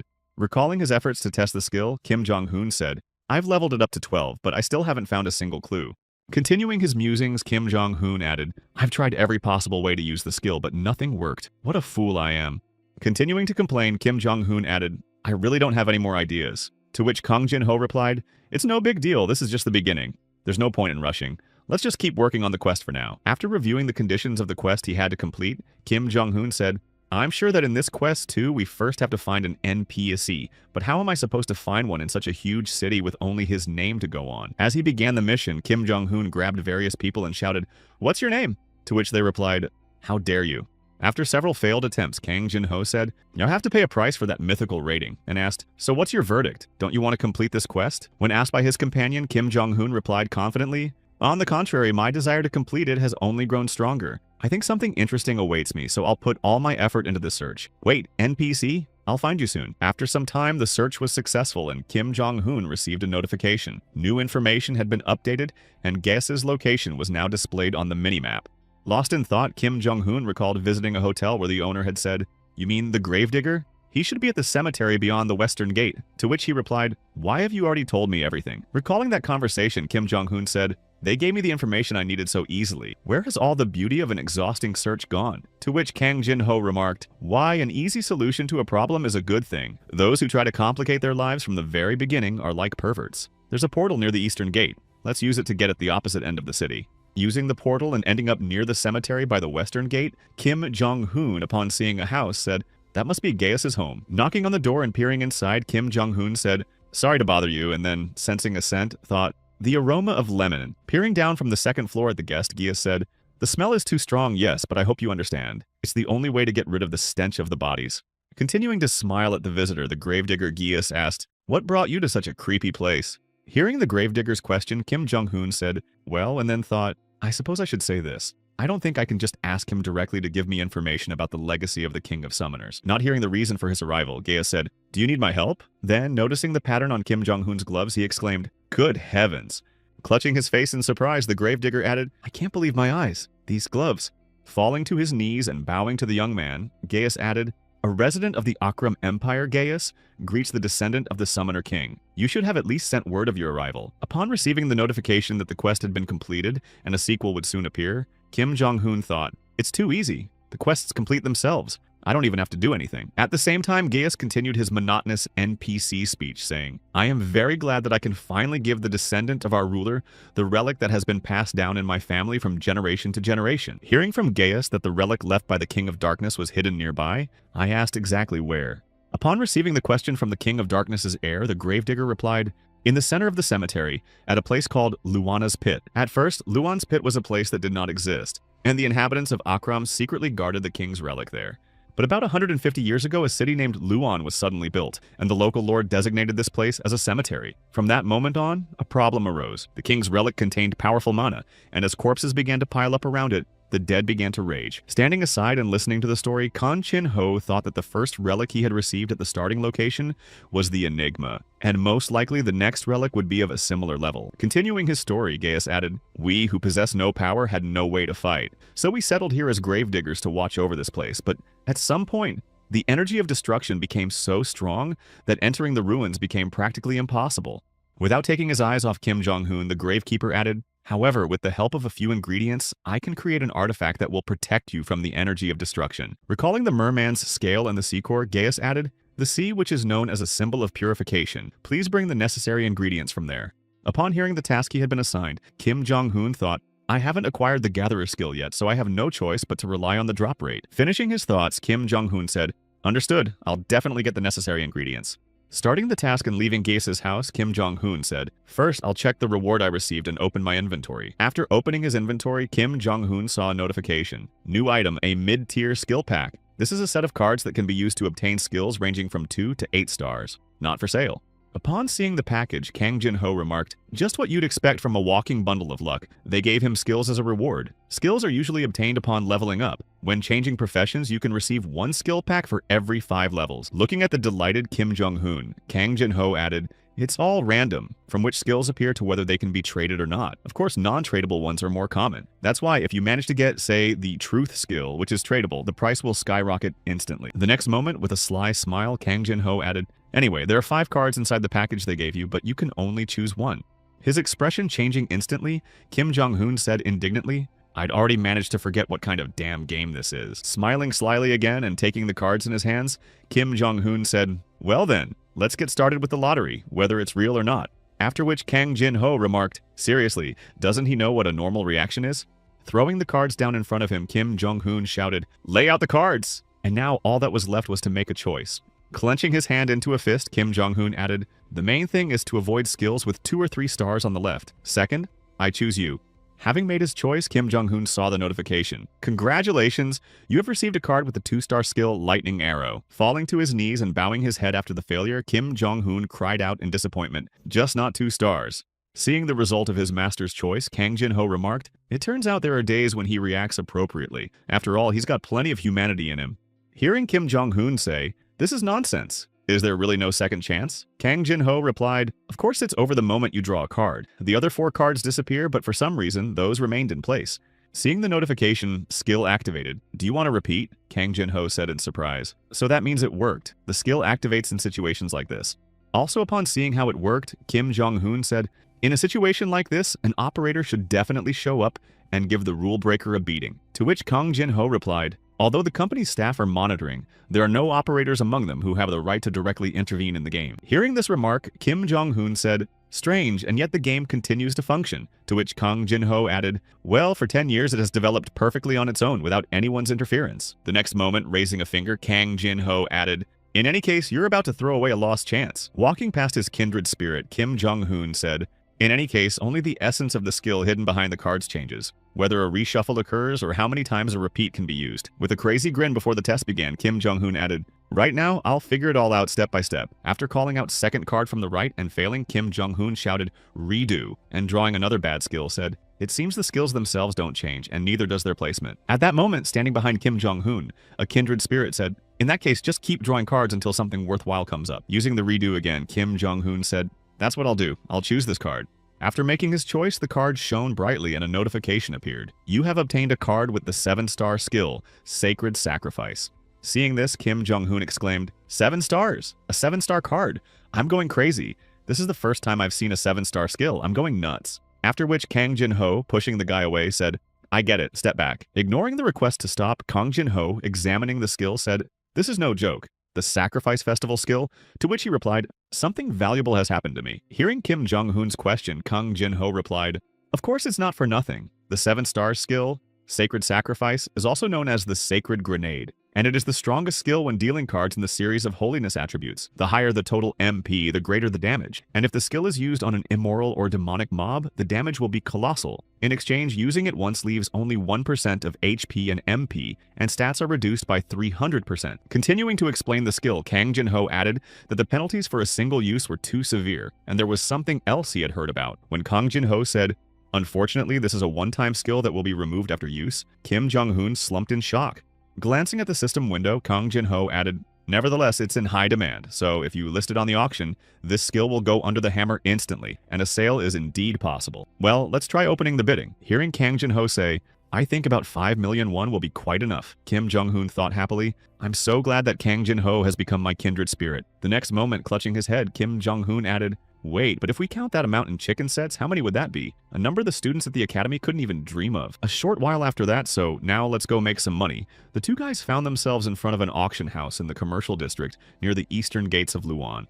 Seeing the large building before him, Kim Jong-hoon exclaimed in amazement, "An auction house, 5 million won." To which he heard, "Calm down." Still marveling at what was happening, Kim Jong-hoon said, "I was having a hard time because I didn't have any money in my gaming wallet, but everything worked out pretty well thanks to you. Now I can enjoy this luxury." Hearing Kim Jong-hoon's words, Kang Jin-ho rubbed his shoulder and said, "Indeed, financial issues can be a stumbling block for a university student, so let's strike while the iron is hot." Continuing his thoughts, Kang Jin-ho added, "From now on, you don't have to worry about money anymore. The only thing you need to do is focus on the game." Moving forward, Kang Jin-ho added, "First of all, we need to buy a gaming capsule. Do you have any free space at home where we could put it? Given its size, it's better to get your parents' permission first." Hearing the remarks of his kindred spirit, Kim Jong-hoon said, "But I've lived on my own almost the entire time since middle school. My parents are passionate about volunteering abroad, and now they're being sent somewhere in East Timor." Upon learning the conditions, Kang Jin-ho said, "All right, if you have no objections, then it's settled." After which he wondered if his unconventional thinking might be genetic. Upon entering the building, Kang Jin-ho said, "Tox, let's go. But first, let's register your account at the auction house, and then we'll get to buying the capsule. Seeing the player in front of her, the auction house employee said, "Visitor number 137. I'm ready to help you with your inquiry." Glancing at the system section, the girl added, "Here you can register your account details to use the auction house's services. I'll help you with the registration." Expressing his desire for assistance, Kim Jong-hoon heard, "Please place your hand on the sphere in front of you." As long as there is a system of transactions between users in the game, there will inevitably be monetary transactions. LS directly manages brokerage operations to prevent fraud between users. Hearing the girl's instructions, Kim Jong-hoon said, "I've always wondered if I could earn enough money to pay for my subscription by selling something, so this is how it works." A short time later, the girl said, "Registration is complete. From now on, you can list items for auction." Upon hearing that it was complete, Kim Jong-hoon asked Kang Jin-ho, "Does this make any sense? I don't have any achievements anyway." To which he replied, "Well, for an ordinary user, the idea would be so-so." Suddenly, the girl said, "Download complete. Your rank is, oh my god, congratulations. You've been assigned the black rank." Not realizing just how lucky he was, Kim Jong-hoon asked, "What's a rank?" Players are divided into 6 ranks: black, diamond, platinum, gold, silver, and bronze. This concept is similar to a credit rating, so it can be viewed as a kind of special ranking. The criteria for evaluation are based on how significant an impact the player has made in the LS. Upon hearing the results, Kang Jin-ho said with a sly smile, "The crystal ball has calculated your significant progress under the so-called mythical rating. I'm sure there aren't even 5 people in the country with a rank like this." After the ranking was announced, the girl said, "All registration procedures are complete. From now on, you can use any branch of the central office. May I send all additional information to your email?" Hearing the girl's request, Kim Jong-hoon replied, "Please do send it," and then thought to himself, "I've made such a huge contribution to the game, it's hard to wrap my head around it." Bowing her head before the player, the girl said, "It was an honor for me to work with the architect of LS's new history. Please enjoy our game for a long time to come." After listening to the NPC's wishes, Kim Jong-hoon, heading toward the exit, thought, "It's no wonder they call LS another world." Walking down the street, Kim Jong-hoon said, "Heavenly Demon, whatever the case may be, no one gave me a game capsule for free just because I have a black rank. You're right about that." Turning to his kindred spirit, Kim Jong-hoon added awkwardly, "It's very expensive. I don't have that kind of money." Hearing his friend's hesitation, Kang Jin-ho said with a smile, "Right now, your kindred spirit will give you a quest related to a treasure hunt. As soon as you find the hiding place, take as much as you need at the moment." Arriving at the location Kang Jin-ho had indicated and adjusting his cap, Kim Jong-hoon said, "It must be here." Approaching the right compartment and seeing a remote control with a keypad, Kim Jong-hoon said, "Code 163. Noticing the bag in front of him and reaching for it, Kim Jong-hoon exclaimed, "You've got to be kidding me. You're keeping something like this here?" Peering inside and seeing a considerable amount of money, Kim Jong-hoon exclaimed in astonishment, "Isn't Kang Jin-ho completely insane?" Walking over to the restroom to examine the contents of the bag, Kim Jong-hoon said, "This is some kind of nonsense. The more I look, the more absurd the situation seems to me." Reaching a little deeper and feeling a gold bar, Kim Jong-hoon added in surprise, "There's even gold in here." At that very moment, Kim Jong-hoon recalled his conversation with Kang Jin-ho, during which he had asked, "Are you saying you hid a pile of money? And in the locker room of a sports center, no less? Why on earth would you do that when there's a high chance everything will get stolen?" After hearing these remarks, Kang Jin-ho looked away and said, "What nonsense are you talking about? You'll never find a better place to store valuables than a sports center. If you buy a long-term membership, there's no risk that someone will track your accounts and pocket my money. Do as I say, the most important thing is to get equipment. You need to buy a capsule. The branch of the Last Savior in Korea, a store that sells game capsules."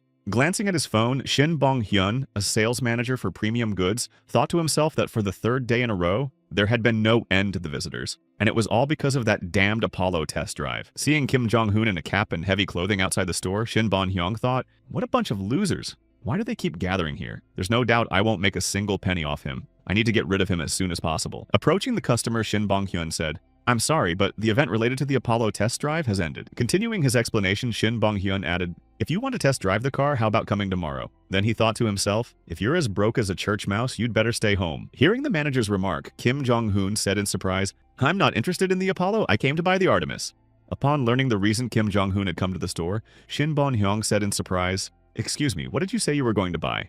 A short while later, after finishing the check and seeing the results, Shin Bong-hyun exclaimed in shock, "Your account balance is in the red. I checked your account balance." Smiling happily after the check was complete, Kim Jong-hoon said, "You can deliver and install everything today, right? I'll pay in cash right now." The Artemis gaming capsule is a relative of the Apollo gaming capsule, which boasts the best specifications among LS gaming machines. The build quality and performance are the same, but there is one difference. Artemis is the brainchild of LS developers, and only 3 units are available for sale in Korea. Seeing that Carpe was back in the game, Kang Jin-ho said, "You're here. Everything went smoothly," to which he replied, "Yes." After catching up with Chornish, Kim Jong-hoon added, "Can you believe it? They delivered and installed the gaming capsule in less than an hour. How have you been?"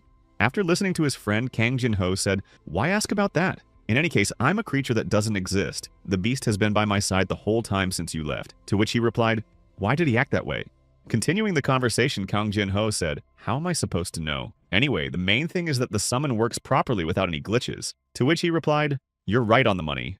Starting to stretch, Kim Jong-hoon added, "All right, I think it's time to wrap up our chatter. From this moment on, let's get back to the quest. Today, I plan to finally get my hands on the relic of the Summoner King." Upon arriving at Jess's home, Kim Jong-hoon said, "Gaius, I brought everything you asked for." To which the gravedigger replied, "Wow, you must have worked hard. You managed to bring not only Marmon's scale, but also the sea core. Just what one would expect from an heir." Feeling a bit awkward, Kim Jong-hoon said, "I just got lucky," and then thought to himself, the sea core isn't exactly a remarkable item, but it was a lucky coincidence.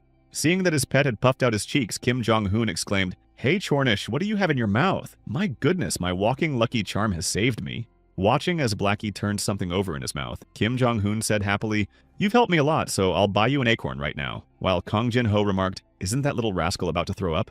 After receiving all the materials, Gaius said, "Then I'll start crafting the artifact right away. It won't take more than 30 minutes. Kim Jong-hoon asked, "Understood. While you're preparing, is there anything I can help with?" To which Gaius replied, "The pit is nearby. Air, please check if there are any anomalies around." Accepting the new task, Kim Jong-hoon headed to the pit, where, shouting "Fire Arrow," he destroyed several mobs. Upon completing the battle and receiving the notification, "You have completed the research, the quest is done," Kim Jong-hoon said, "I destroyed 5 skeletons with a single attack." The next moment, glancing at Kang Jin-ho, Carpe added, "By the way, that the pit was very large, more like a crater from an explosion."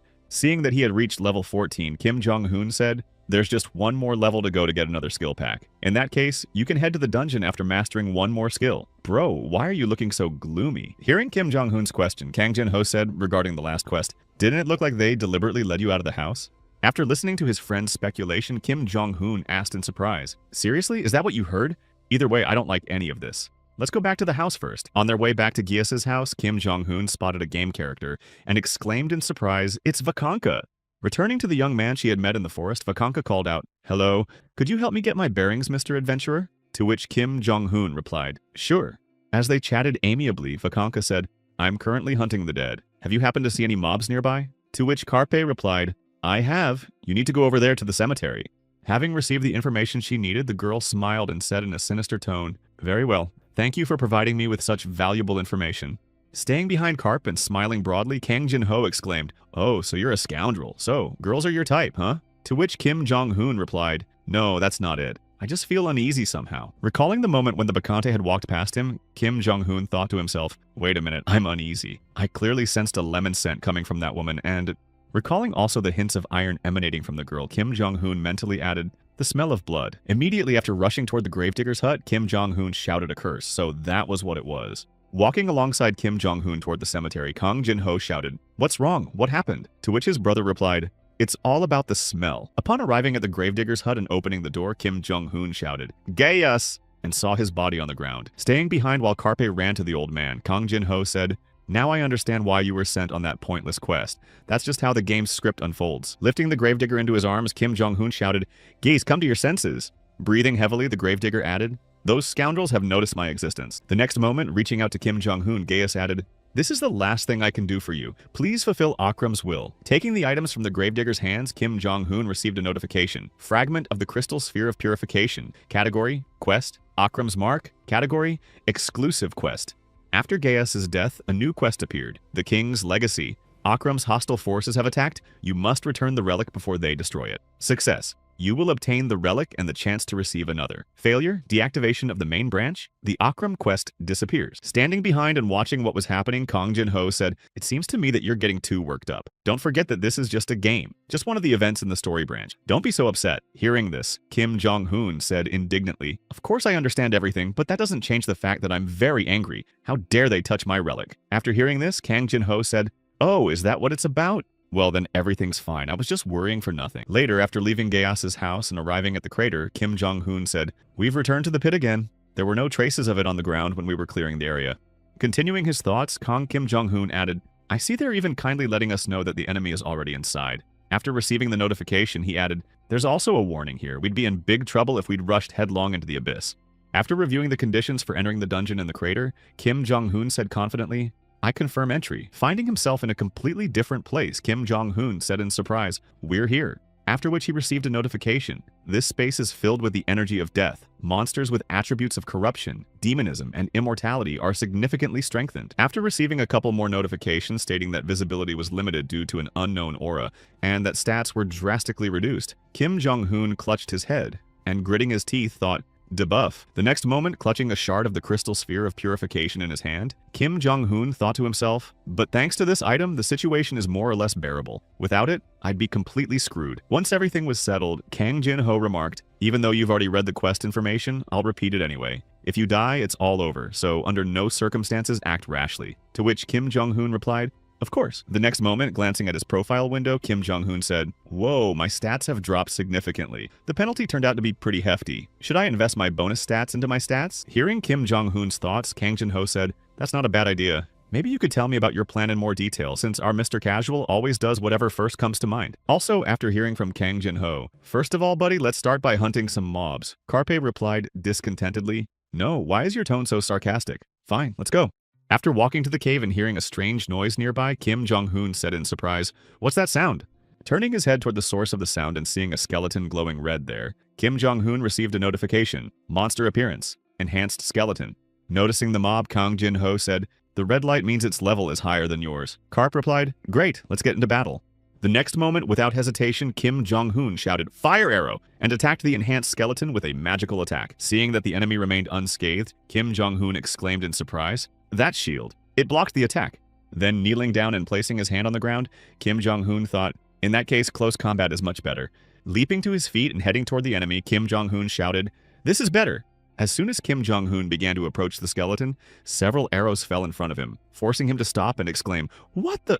Lifting his head and seeing several more skeleton archers, Kim Jong-hoon shouted, "So now you've decided to attack all at once, you scoundrels." At the same time, hiding behind a rock, Kang Jin-ho shouted, "One attacks, the other defends. It's a perfect balance of luck. You skeletal devils don't mess with Carpe." Hearing the words of encouragement that weren't meant for him, Kim Jong-hoon turned around and shouted, "Hey bro, whose side are you on anyway?"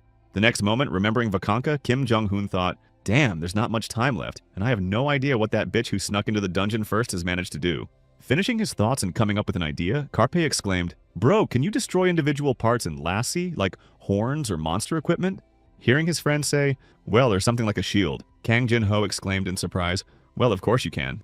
Having received the necessary information and prepared for the attack, Carpe exclaimed, "Okay, if the body is weak, we should focus on the brain. I'm investing 20 bonus stats into mana." After boosting his stats, Kim Jong-hoon shouted, "Fire arrow," and directed the attack straight at the reinforced skeleton. After the attack, seeing the skeleton's surprise and the broken shield, Carp chuckled slyly. Having destroyed the obstacle and preparing for the next attack, Carp said, "I don't know who you are, the one who designed this dungeon, but I apologize in advance, I have very little time." After dealing with the mobs and reaching level 15, Kim Jong-hoon said, "From 1 star to 7, the intermediate class grants skills ranging from 2 to 8 stars. The advanced class goes beyond that." Before Karpa could finish, Kang Jin-ho exclaimed, "Hold your tongue. The upper class consists of skills ranging from 4 to 8 stars. They're not going to be handed out so easily here. Star skills," to which a groan echoed. The developers are really making life difficult for users. No matter how good a player you are, you still won't see this skill. After shuffling the cards again and preparing to choose the best one, Kim Jong-hoon smiled and said, "Well, here it is. The moment of glory has arrived for a repeat." Pulling out the Thunder Summon card, Kang Jin-ho said, "It's an electricity-based skill. I think it's a pretty good one. You can even paralyze your opponent." To which Carpe exclaimed, "Then let's test it right now."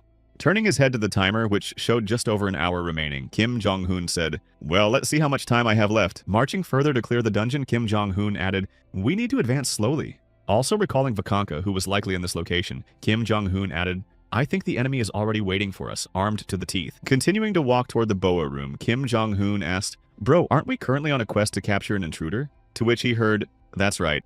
After receiving a reply from his spirit companion, Kim Jong-hoon thoughtfully added, "And what if the intruder is another player who also has their own spirit companion?" Recalling the Bacante, Kang Jin-ho said, "That's interesting. I don't think that's the case because among the NPCs there are also those who have been chosen by a kindred spirit." To which he heard, "So the Bacante is an NPC who has her own kindred spirit." Continuing the conversation, Kang Jin-ho said, "Surely it would be difficult for the so-called player to find the right moment to attack." To which he heard, "Who would just sit around and wait for such an important event to unfold?" He added, "In that case, we can breathe a sigh of relief because I was already starting to worry that information about the Summoner King had fallen into the hands of users. The next moment, Kim Jong-un added in a private message, "There are so many crazy idiots out there that it's better to keep this information hidden as much as possible for now, in any case, until later." Before he could finish his sentence, and upon hearing Kim Jong-un ask, "Why are you staring so intently?" which made Kang Jin-ho's face contort, he thought, the perfect project for a casual player who doesn't listen to others at all. No matter his skills or weapons, he still won't be able to hide his true self. Continuing to walk toward the wall that was already nearby,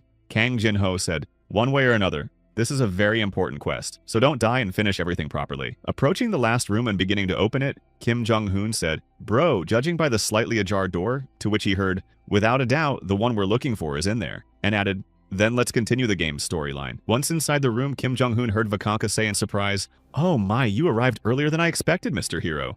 As she began to rise from her seat, Bakante added, "I'm very impatient, so I plan to wait a little longer, and then just smash everything to hell and leave. Nevertheless, I'm glad you weren't late." Hearing Bakante's words, Kim Jong-un thought, so that's what that timer meant. It turns out the coffin this girl is sitting on is a box containing the relic of the King of Summoners. Jumping down from the coffin, Vakanka said, "To be honest, I feel a little bad about destroying everything here, even though I don't know what's inside, but without a doubt, it's something very valuable." Hearing Vakanka's remark and smiling slyly, Kim Jong-un said, "That's exactly why you adjusted your plan." Smiling back, Vakanka said, "We should maintain good manners. I should get permission from the owner and then take one thing." The next moment, when the notification appeared that the frenzied Vakanka was switching to combat mode, the girl said, "You will give me the key that opens that coffin." Seeing the bloody notification of the mode change, Kim Jong-un said in confusion, "The status window is so red that its mere appearance could scare anyone." Noticing this as well, Kang Jin-ho added, "Such a vivid color means there's a difference of more than 35 levels between you. Be extra careful. If you let your guard down for even a second, it'll all be over." After hearing all the warnings from his kindred spirit, Kim Jong-un immediately rushed into battle against Vakanka. Crossing swords in their first clash, Vakanka smiled slyly and said, "You wouldn't think you'd be so nimble." The next moment, pressing the boy down during the clash, Vakanka broke his sword, and a notification appeared. The heroic rank green-skinned killer's sword has sustained critical damage, cannot be used without repair. Seeing this notification and glancing at his empty hand, Kim Jong-un thought in confusion, "Are you kidding me? Are you saying I'm left without a weapon?" The next moment, looking at Vakanka, Kim Jong-un asked, "Bro, did they really create that NPC to catch her? She's a real monster." Upon receiving the question, Kang Jin-ho replied, "It's quite a challenge. At the initial stage, it's impossible to handle such an opponent." Later, drawing Kim Jong-un's attention to the tomb, Kang Jin-ho said, "Look there, in the middle of the coffin. Don't you think that hole fits perfectly with the key received from Geas?" Continuing his thoughts, Kang Jin-ho added, "The key to completing this quest is not defeating the boss, but returning the relic. In other words, you must somehow gain access to the coffin." After listening to his kindred spirit, Kim Jong-un asked, "So, we need to get closer to the coffin, right?" In response to Kim Jong-un's question, Kang Jin-ho said, "So now you've at least got a little grasp of the situation." Without taking his eyes off the Bakante, Kang Jin-ho added, "Then first and foremost, you must lure her out." Upon hearing the condition for the mission's successful completion, Kim Jong-un summoned the Black One and asked, "What are you doing?" Watching Vakanka, who stood aside and waited for her opponent to act, Kang Jin-ho asked, "Bro, I have a question." To which he sharply replied, "No, I won't." Realizing that his warning had been ignored and hearing that, "You can also harm that monster, can't you?" Kang Jin-ho said fearfully, "Are you serious?" Assuming a fighting stance, Kim Jong-un added, "And if, instead of following your plan, I just beat her up, wouldn't I get a much more substantial reward in that case?" Seeing Kim Jong-un rush into battle against the Bacchanal, Kang Jin-ho shouted, "Hey, why are you taking the long way around instead of the direct path? Hey, you scoundrel, do as I say." What a stupid casual player. Using all his buffs during the attack, Kim Jong-un thought, "I'm going to use every buff I have at my disposal. It's do or die." Seeing Kim Jong-un's determination as he rapidly closed in on her, the Bakante said in surprise, "What's with that look? I don't like it." The next moment, preparing for battle, Vakanka shouted, "You worthless wretch left without a weapon, running straight into my arms again. What a futile attempt." No sooner had Vakanka finished shouting than, noticing a fist before her, she thought in confusion, "What is this? Why do I see the renegade's fist right before my eyes this time?" After receiving a notification that his bonus stats had been activated, increasing the player's agility by 30, Kim Jong-un struck Vakanka. Feeling her body go limp, Vakanka said in surprise, "You worthless worm, how dare you touch my body?" After landing the blow and hearing the girl's exclamation, Kim Jong-un thought, "So I can't knock her weapon out of her hand in this situation." Beginning to rain blows down on Bakante more actively, Kim Jong-un thought to himself, "First and foremost, I must land as many strikes as possible." Having suffered considerable damage from Kim Jong-un's precise strikes, Vakanka cried out, "Oh, you little rat." Recovering from the stun and lunging at Kim Jong-un, Vakanka shouted, "I'll finish you off by tearing you into tiny pieces," to which Carpe shouted, "Come on, go ahead." The next moment, using the fire arrow skill, Kim Jong-un directed it toward Vakanka. Upon the collision, realizing the attack had missed, Kim Jong-un exclaimed, What do you mean my attack isn't working? Glancing at Vakanka's magic shield, Kang Jin-ho said, a 5-star automatic magic shield is a skill exclusive to priests. The defensive skill in front of you, in the literal sense of the word, activates automatically through magic. Though at first glance it may look like a trick that blocks everything, it has its weaknesses. Folding his hands in front of him, Kang Jin-ho added, 4 to 5 stars provide half protection, 6 stars and above offer no protection at all. It's only natural that class skills don't provide complete protection. In other words, if we're dealing with a 3-star skill or lower, it's worth the risk. After hearing Kang Jin-ho's words, Carpe thought, my elemental arrow skill also recharges in 5 seconds. Should I just insert the key into the lock instead of needlessly risking my life? After pondering this and making his final decision, Kim Jong-hoon thought to himself, no, I can't miss out on the fun. I'll do it the way I planned first. Seeing another fire arrow flying in her direction, Vakanka exclaimed, you're wasting your time. After casting a spell at the boss, Kim Jong-hoon thought, now the countdown begins. 5 seconds needed to restore the shield, 4 seconds. The next moment, using the additional options of the Enigma, Kim Jong-hoon fired an ice arrow at Vakanka. Noticing Kim Jong-hoon's intentions, Vakanka laughed condescendingly and exclaimed, what kind of idiot are you? Did you really think you could fool my dragon's eye with a smokescreen strategy? At the same time, watching the battlefield from the sidelines, Kang Jin-ho thought, if you look closely, you can see an item around her neck. It's really annoying that we can see our opponent's equipment and skills. Getting into the swing of things and launching an attack, Vakanka shouted, what a disaster. You don't have any more spells you could use, do you? Continuing to close in rapidly on Kim Jong-hoon, Vakanka added, Mr. Rat. After Vakanka's cocky words, Kim Jong-hoon smiled slyly and exclaimed, what nonsense are you talking about? I actually have a trump card up my sleeve. Finishing the countdown, Kim Jong-hoon activated the Summon Thunder skill, which had 8 stars and struck Vakanka. Hearing the joyful shouts of his pet who had helped him in the battle against Vakanka, Kim Jong-hoon exclaimed, wonderful, Blackie. When we get back, I'll buy you a bunch of acorns. Freezing in place after being struck by the thunderbolt, Vakanka thought, everything's fine. The shield will regenerate before the lightning strikes again, so the damage will be exactly 50%. Turning her gaze to Karta, Vakanka thought, his level is low and my stamina is high, so I'll definitely be able to hold out for these 5 seconds. After which she heard, can you withstand my attack? Hearing Kim Jong-hoon's voice, Vakanka saw that he was already standing right in front of her and thought in confusion, how did he manage to get right in front of me so fast? The next moment, seeing a bomb above her, Vakanka thought, this is the most powerful explosive skill that burns all of the user's HP and MP and converts them into damage. Hearing Vakanka say, wait, Kim Jong-hoon joyfully exclaimed, don't worry, I'll send you to heaven with a single blow. After hitting Vakanka with his skill, Kim Jong-hoon shouted, hallelujah, my sister, and received a notification. Vakanka has been defeated. You have defeated the Invincible. You have been awarded the title of the Invincible Do Not Exist. Collapsing to the ground after the battle ended, Kim Jong-hoon said, I really did defeat her. Right now, for 10 minutes, my stats have dropped by 1/3 and I can't use my active skills. Hearing Karp's whining, Kang Jin-ho said, great job. Check what items dropped. Got it, he replied. I defeated the boss by risking my life, so I hope there's something valuable among the dropped items. After reviewing the stats of the dropped items, Kim Jong-hoon exclaimed in amazement, the stats on both items are incredible, to which the war priest replied, it's a pretty popular profession. Hearing from Kang Jin-ho that exclusive items are rare, so if you put one up for auction, it will sell for a hefty sum, to which Carpe, holding the necklace in his hands, remarked, and this is the very same necklace that hung around that Bakante's neck. With a sly smile, Kang Jin-ho said, that's a wonderful item in your hands. A versatile item that can be used in all battles. Just look at those options alone. Interrupting Kang Jin-ho, Carpe said, hold on a sec, bro. Unexpectedly, the necklace in the skill window lit up. Whoa, there really is something there. After reviewing the item's stats, Carpe added, I'm sure the necklace can also be used with the Dragon's Eye selection. Seeing that enchanting it was impossible, Carp said discontentedly, damn, that's why everything was going so smoothly. Also, upon seeing the enchantment conditions, Kang Jin-ho said, Adrian? And upon hearing that he was a strong opponent, added, and he's got strength to spare, plus he's a regressor. Hearing this from his comrade, the king of water spirits, Bom Kim Jong-hoon, smiled slyly and said, so, boss? Continuing to explain the situation, Kang Jin-ho noted, an insurmountable chasm. Starting a battle like this right now would be madness. There's nothing we can do. We'll have to postpone the upgrade for later. When Kang Jin-ho said, maybe we should check the rewards from the main quest, Carp took out a key and used it to open the tomb. After removing the lock and beginning to open the tomb, Kang Jin-ho exclaimed excitedly, there's definitely something inside. After opening the tomb and seeing several strange items inside, Kim Jong-hoon said, and these are indeed called relics. Taking one of the items from the tomb, Kim Jong-hoon thought, nevertheless, if we dig deeper, we might find something worthwhile. First, let's check the skill card. After acquiring a new skill, Carpe exclaimed in surprise, a 9-star skill? How unexpected. I'm so grateful. The skill window is impressive, bro. Look, 9 stars. It really isn't a fluke. Standing behind Carpe, Kang Jin-ho said, "Damn, the balance is terrible. What kind of developers created this game? Some people slave away and get crumbs, while others just coast along and everything falls into their laps. What scoundrels? I'm speechless. Just pure frustration."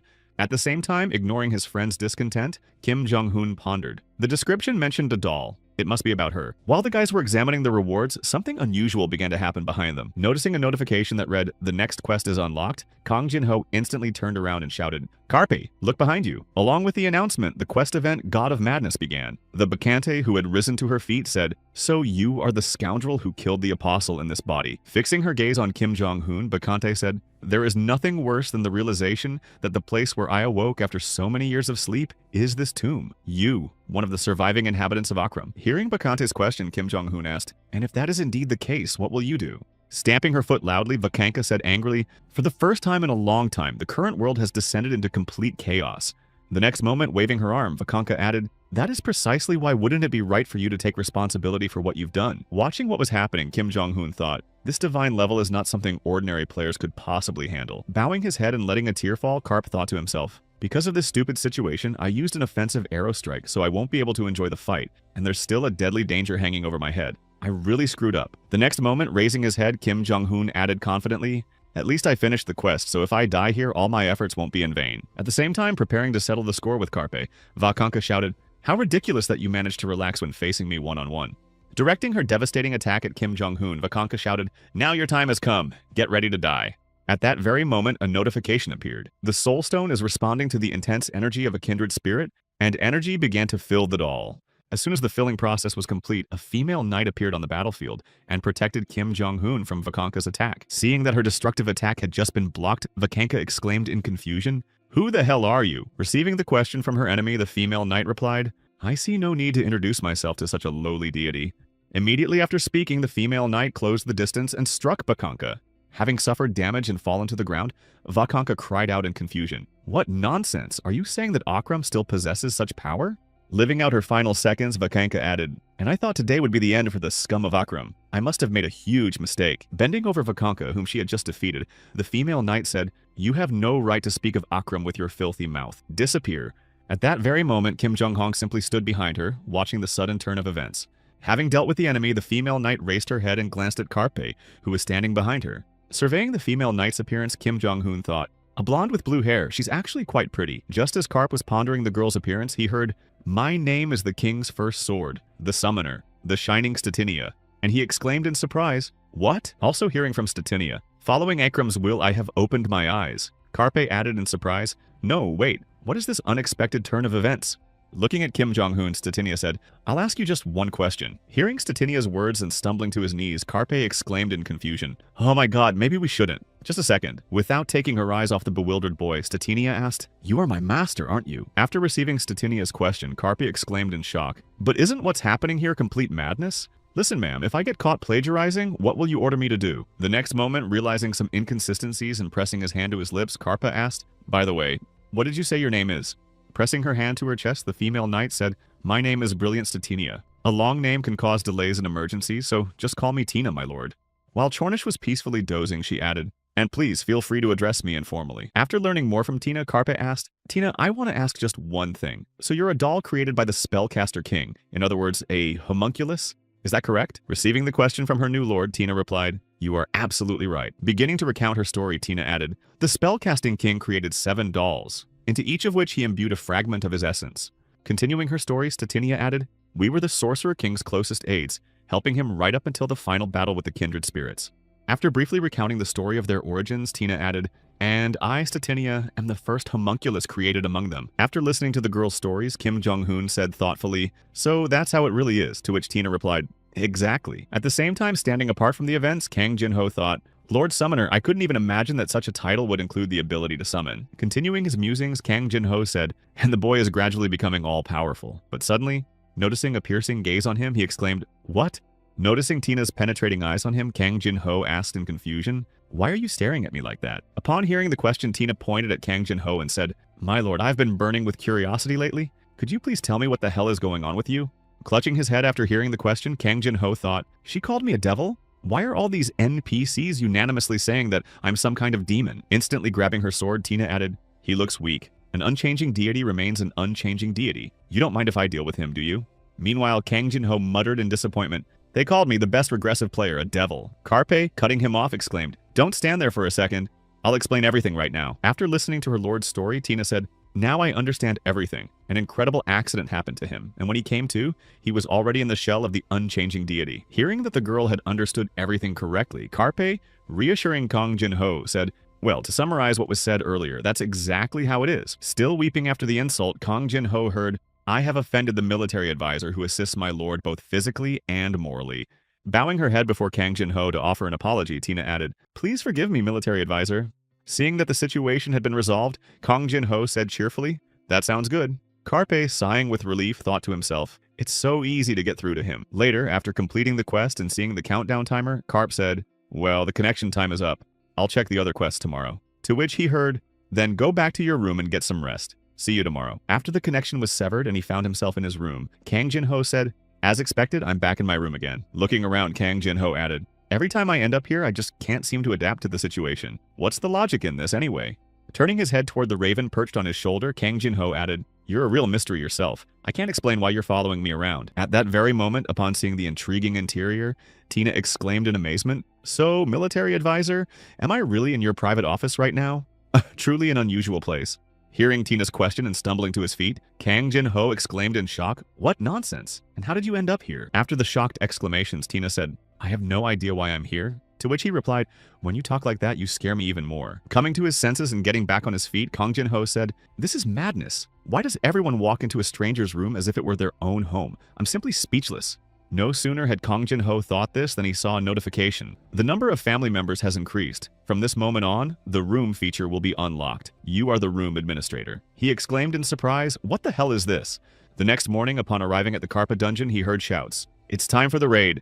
We'll wait for the priest and then head out. I'm looking for level 20 priests. Hurry up, everyone. I'm selling a shield. Standing behind the large crowd gathered near the dungeon, Kim Jong-hoon thought in surprise. There are suddenly so many people here. Later, finding his kindred spirit, Kim Jong-hoon said, bro, I'm back. To which the reply came, good, but you're late today. The next moment, turning his head back, Kang Jin-ho added cheerfully, I've been waiting for you. To which he heard, I don't like the look on your face. After a while, as they approached the dungeon and received an invitation, Karp said, oh, so that's what's changed. Moving away from the crowd, Karp said, as I understand it, since I managed to successfully complete my quest, this place has become just an ordinary dungeon. As they continued walking toward a secluded spot, Kim Jong-hong added, by the way, you said you were unexpectedly appointed as the room administrator. Now you have your own living space.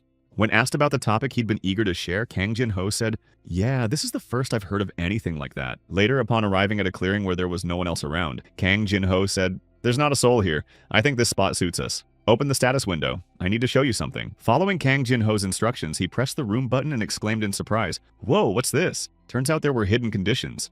After reviewing the conditions for opening the room, Karpa added in surprise, it's impressive that you didn't get a perk like this back in the day.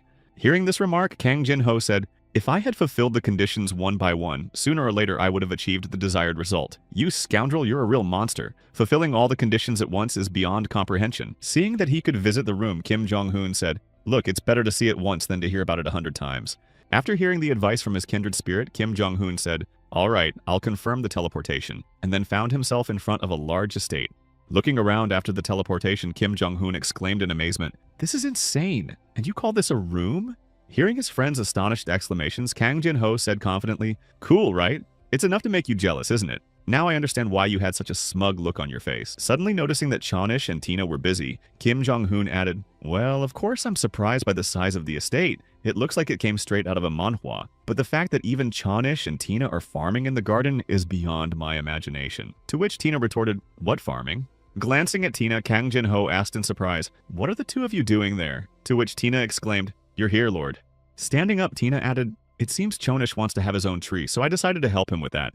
Turning her attention to Chornish, who was watering the garden beds, Tina added that fostering friendly relationships among family members is also one of the key aspects of maintaining a healthy atmosphere at home. Upon learning the reason, Carpe awkwardly said, well, the main thing is that you like it yourselves. After which Kang Jin-ho added, right now planting is limited to acorns, but later, when the room gets bigger, we'll be able to grow something more interesting. Now let's take a look at the other areas. As she saw Carp off, Tina mentioned the training center and research center, where family members can improve their skills and experience. The vegetable garden and orchard, where one can obtain various magical and basic materials, and the mine, where one can obtain ore and other resources. Continuing the tour for Kim Jong-hoon, Tina added, there are many different places here.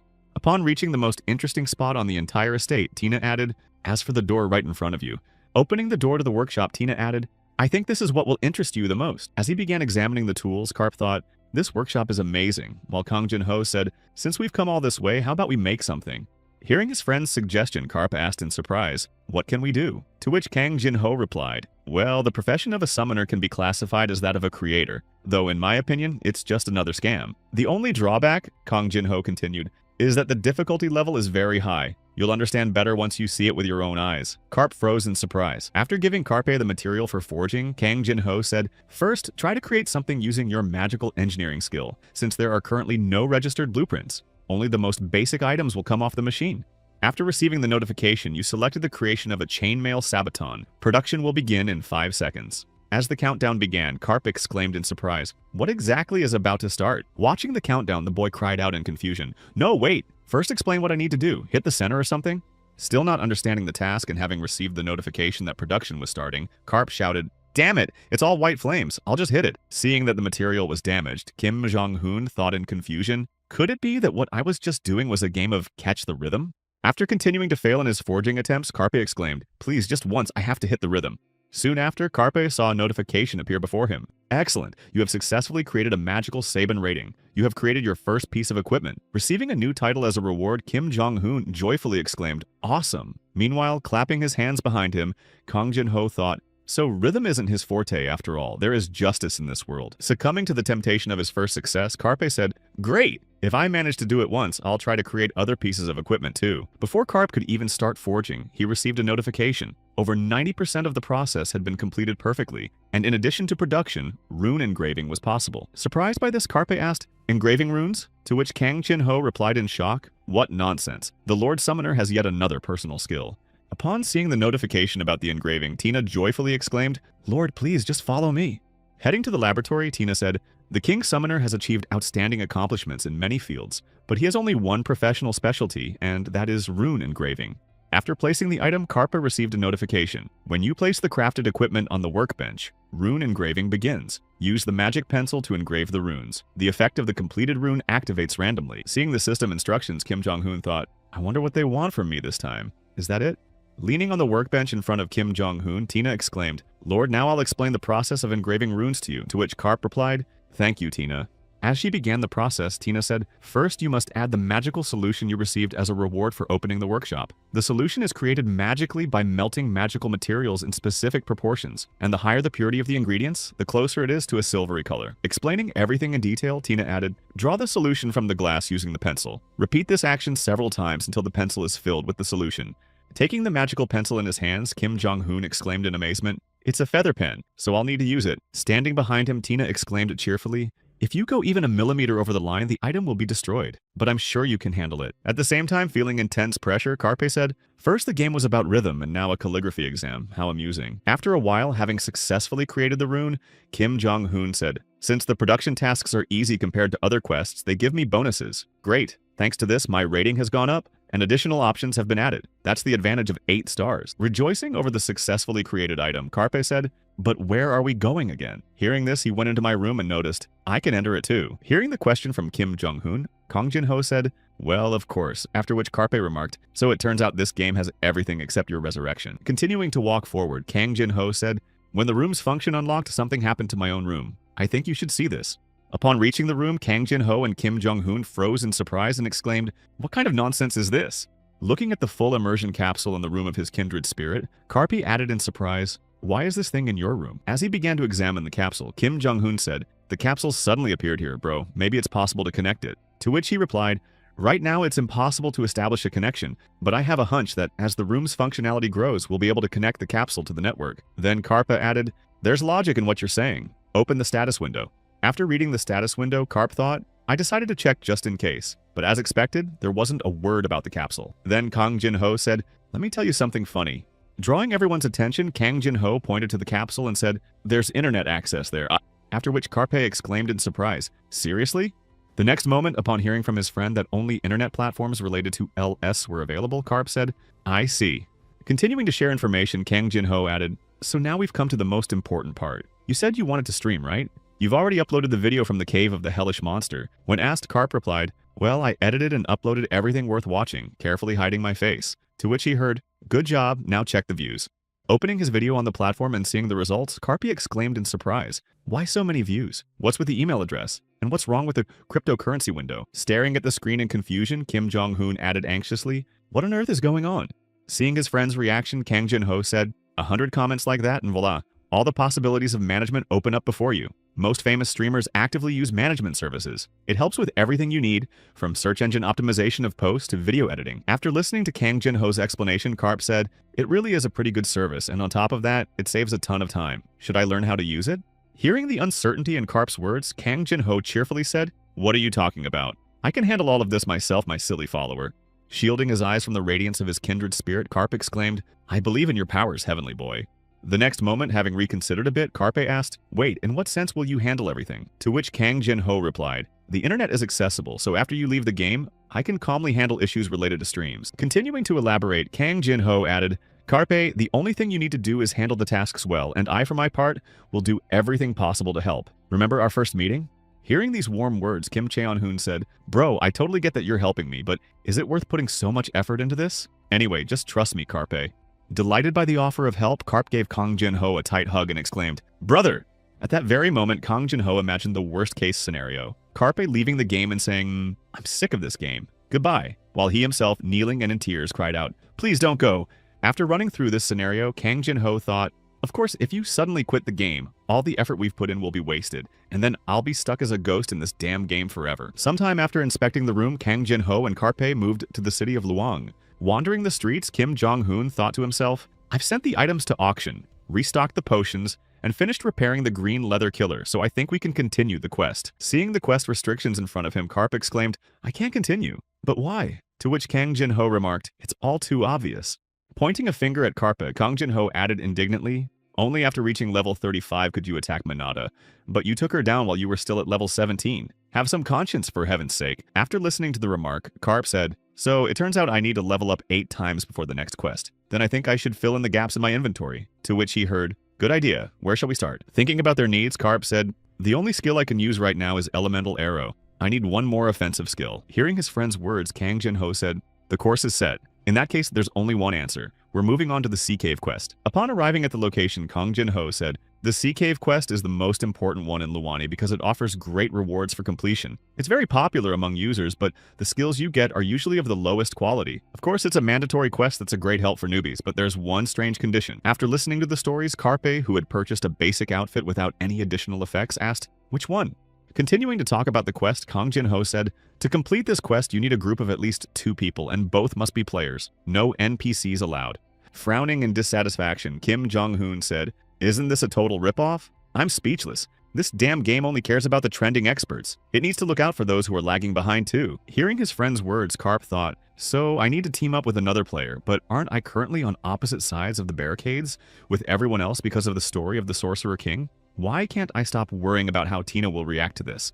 800 years ago, the King Summoner became the first Emperor of Dresh, who founded the Akram Empire, and the kindred spirit who destroyed Akram is the so-called player's assistant. Continuing his musings, Karpa added in his mind that, if the story is to be believed, Tina is the one who took direct part in that fake battle with the gods. As he replayed the sequence of events in his mind, Karpa thought to himself, "In that case, what will happen if another kindred spirit recognizes Tina?" Hearing Karpa's thoughts, Tina peeked out from her pocket and said, "Lord, I want to tell you that you're worrying for nothing." To which Karpe replied, "Really?" Without taking her eyes off the boy, Tina added, "The 7 dolls, including me, were made at the very end of the battle, and since a secret and swift attack was carried out on the enemy camp, I think there simply aren't any among the fake gods who remember my face." Sighing with relief, Kim Jong-hoon said, "There you go. If everything's fine with you, then I can breathe a sigh of relief." The next moment, pressing his hand to his face, Karp thought to himself, "The problem is that I have to raise this powerful cheater from level 1, but there's no other choice." At that very moment, joining the conversation, Kang Jin-ho asked, "By the way, I see you've switched to non-combat mode." To which he replied, "That's right, it allows me to triple my recovery speed." After that, Karp remarked, "I think we've discussed everything, now let's head toward the cave." Once we reached the spot where the announcement was echoing, gathering the team, I'll go on a quest with you for just 15 coins. Kang Jin-ho remarked, well, any famous place would look like this. To which Carpe added, there really are people packed in here like sardines in a can. Starting to look around, Kim Jong-hoon said, the NPC must be somewhere nearby. Turning his head back and seeing a little girl surrounded by players, Kim Jong-hoon added in surprise, is that it? Standing in the large crowd, the little girl cried out, find my pendant, adventurer. I'll give you the precious cards I've collected. Hearing the girl's request and accepting the quest, Karpa said, I'll do it, after which he heard the messenger of the gods say, help me. Having accepted the sea cave mission, Kim Jong-hoon said thoughtfully, no matter how you look at it, she looks like the most ordinary NPC. Continuing to look at the little girl who was gazing at him joyfully, Karpa added, but why do some users call her the angel Luana, while others call her a demon? Hearing Kim Jong-hoon's musings, Kang Jin-ho said, you're curious to find out. Also, glancing at the little girl, the kindred spirit, NPC, added that the quality of the reward she gives can be either top tier or terrible. After the explanation, seeing the entry restrictions and failing to use the unlock feature, Karp said, well, it's time to find a partner. Staring at the system window, Karp added, I was wondering if the entry restrictions would be lifted. I guess the dungeon isn't included in the list of things that can be unlocked. Maybe my skill isn't that all-powerful.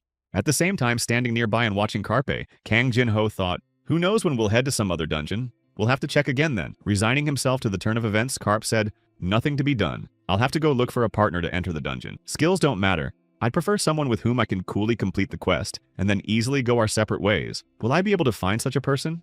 In the midst of his thoughts, hearing someone behind him say, are you looking for a partner, god of battle? Karpe instantly turned around. Seeing Hanzo behind him, Karpe exclaimed in surprise, you heard that? Finally, we've met again. Greetings. Waving his arms energetically after the greeting, Hanzo said, what a fateful meeting. I never expected we'd meet like this. Continuing his speech, Hanzo added, it seems our bond, which originated in a past life, won't be so easily broken. At the same time, looking at the system window, Kim Jong-hoon said, perhaps there's a more or less tolerant companion in the community. Listening to the conversation, Karpe added, if we are so strongly bound by fate, then if you need help, I am ready to offer my full support. Ignoring Hanzo's words, Karpe turned to the passerby and said, sir, would you like to become my companion? To which the man replied, excuse me, what? Realizing he was being ignored, Hanzo suddenly exclaimed, listen, god of battle! To which Karpe replied in surprise, pardon? The next moment, realizing the situation, Karpe added, it was you who addressed me. Who are you, and why do you keep pretending we're acquainted? You're the very same one thirsting for blood. Folding his hands in front of him after Hanzo's remark, he said, that's right. I suppose you've finally remembered me. It's worth clarifying that I'm now as free as the wind since I've severed all ties with that guild of assassins. After listening to Hanzo, Karpe said, judging by your tone, you're clearly not here for revenge. You're saying you'll help me. Is that right? It seems you've decided to take on that quest related to finding the item. Spreading his arms, Hanzo added, isn't it better to work with someone you know than to try to find common ground with a stranger? Hearing this, Karp wondered, aren't you just trying to tag along with me unilaterally? Resting his head on his hand, Kim Jong-hoon thought to himself, although if you look closely, he's not a bad choice for a companion. Continuing to observe Hanzo, Karpe thought to himself, his playstyle is neat, and in a way, it's thanks to him that I was able to become a summoner lord. Deciding to accept Hanzo's offer, Karpe said, alright, let's do the quest together. To which Hanzo replied, you really agree? Having received consent to cooperate, Hanzo exclaimed, wait a moment, I'll register the quest and be right back. Then ran over to the girl, to which Karp replied, alright, well, maybe I'll try distributing my skill points while he's gone. After distributing the extra points, Karpe sighed with relief and said, it looks pretty good. To which Kang Jin-ho remarked, under no circumstances should you show your status window to other players. Hearing the advice from his kindred spirit, Karpe said, I put the bonus points into agility and mana, but I still have 37 points left. Maybe I should try investing them in Dresh's doll spells now. Hearing Karpe's plan, Kang Jin-ho said, having passive buff skills never hurts, especially when it comes to 9 stars. Just look at the numbers, it's a crazy boost. To which Karpe added, with the remaining points, I want to master magical engineering and elemental mastery. Hurrying back to Karpe, Hanzo exclaimed, god of battle, thank you for waiting for me. If you're ready, let's form a team. To which he replied, all right. The next moment, Karpe received a notification stating, the god of battle's victor invites you to join. The team window displayed information such as the current MP and HP status of group members and deviations from the norm. Class information was displayed as the most basic detail. After reviewing the information, Karp thought, this scoundrel was an archer. I'm going crazy over this damn concept. It's unclear what kind of character he is. Delighted that he had teamed up with Kim Jong-hoon, Karpe joyfully shouted, forward, and sang a song. Once inside the sea cave, Hanzo said, god of battle, how well are you acquainted with what a sea cave is? To which Karpe replied, not very well. It's my first time here after all. Resting his hand on his chin and clearing his throat, Hanzo said, in that case, I'll explain to you what's going on here. Recalling the game's plot, Hanzo said, the monsters that appear here can be considered improved versions of those found along the coast. A large shellfish with a hard shell, a mermaid intoxicated by magic, a giant carnivorous turtle, and others. Continuing his story, Hanzo added, "However, unlike the beach, the monsters here attack first, and there are traps you won't find on the coast, so be careful." No sooner had Hanzo finished speaking than Carpe, spotting the monsters, exclaimed, "Just look at that scoundrel. Just when we mentioned the devil, here he is, right on cue." Looking at the 3 large shells with hard carapaces, Carpe added, "They appeared immediately after the explanatory speech ended." Taking out the amulet, Kim Jong-hoon thought to himself, "Not only did they conveniently appear on the horizon, but I also got the chance to test the dragon's eye." Seeing the dragon eye's information, Carpe thought in surprise, "Isn't this the basic information that's usually displayed in the status window?" Also seeing who had stood in their way, Hanzo said, "Just shells? Let me deal with this trash." To which Carpe replied, "Well, fine." Preparing for the attack, Hanzo shouted the victorious ninja summon of Snow White, after which Carpe exclaimed, "Just how far has this idiot's concept gone?" A few seconds after the loud shouts, a wind fox, a heroic rank pet, appeared in the cave. Then, pointing in the direction of the attack, Hanzo shouted, "Snow White, air cannon!"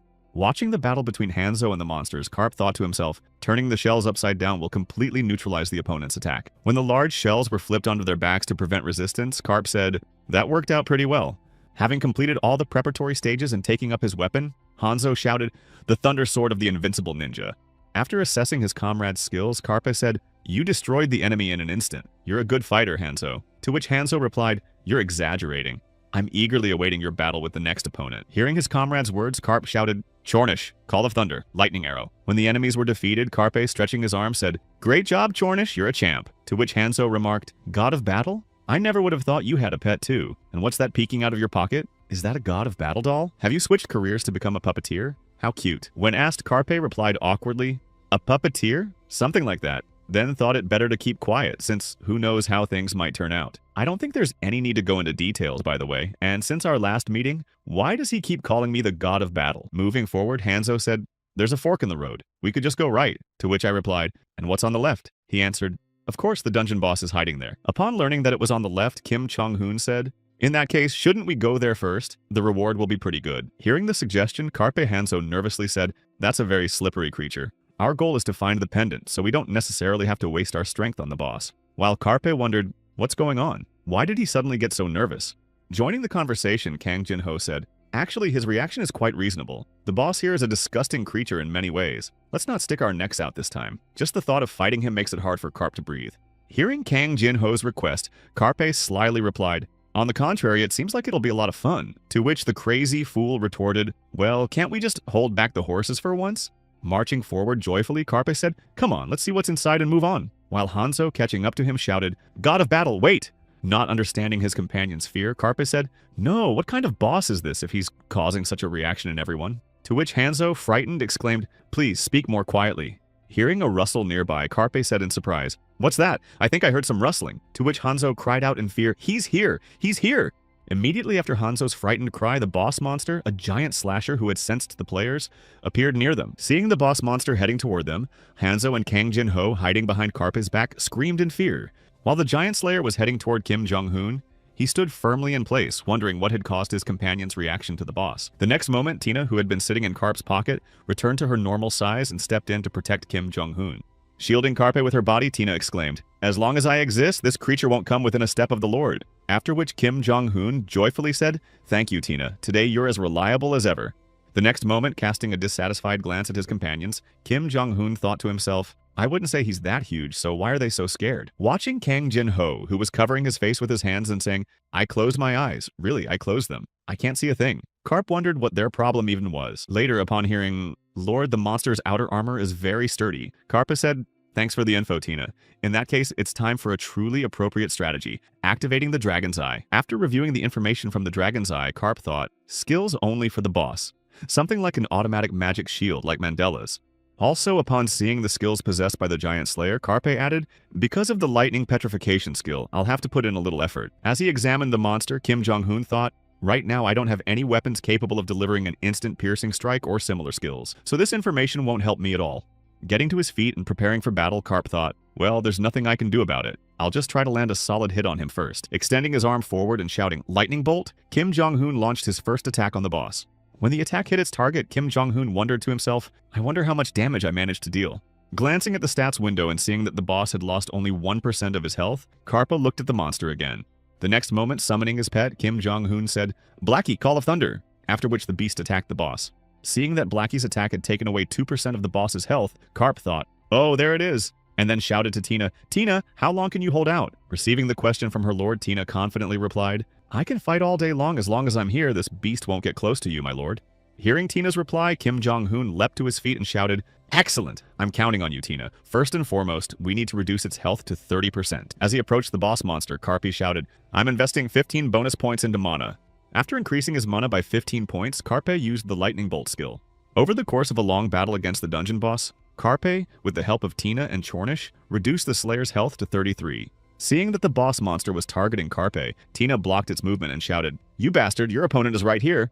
Peering through his fingers at Carpe, Kang Chin-ho said, "I have absolutely no idea what you're up to, but it seems everything is going smoothly," to which Carpe replied, "Now it's time for the finishing touch." Turning his gaze to the girl fighting alongside him, Carpe exclaimed, "Tina, is there a spot on the upper part of that beast's shell that can be easily pierced with a sword?" Looking up, Tina said, "The previous attacks have created a small gap in the upper part of the giant slasher's armor, so I think you can definitely strike that spot, Lord."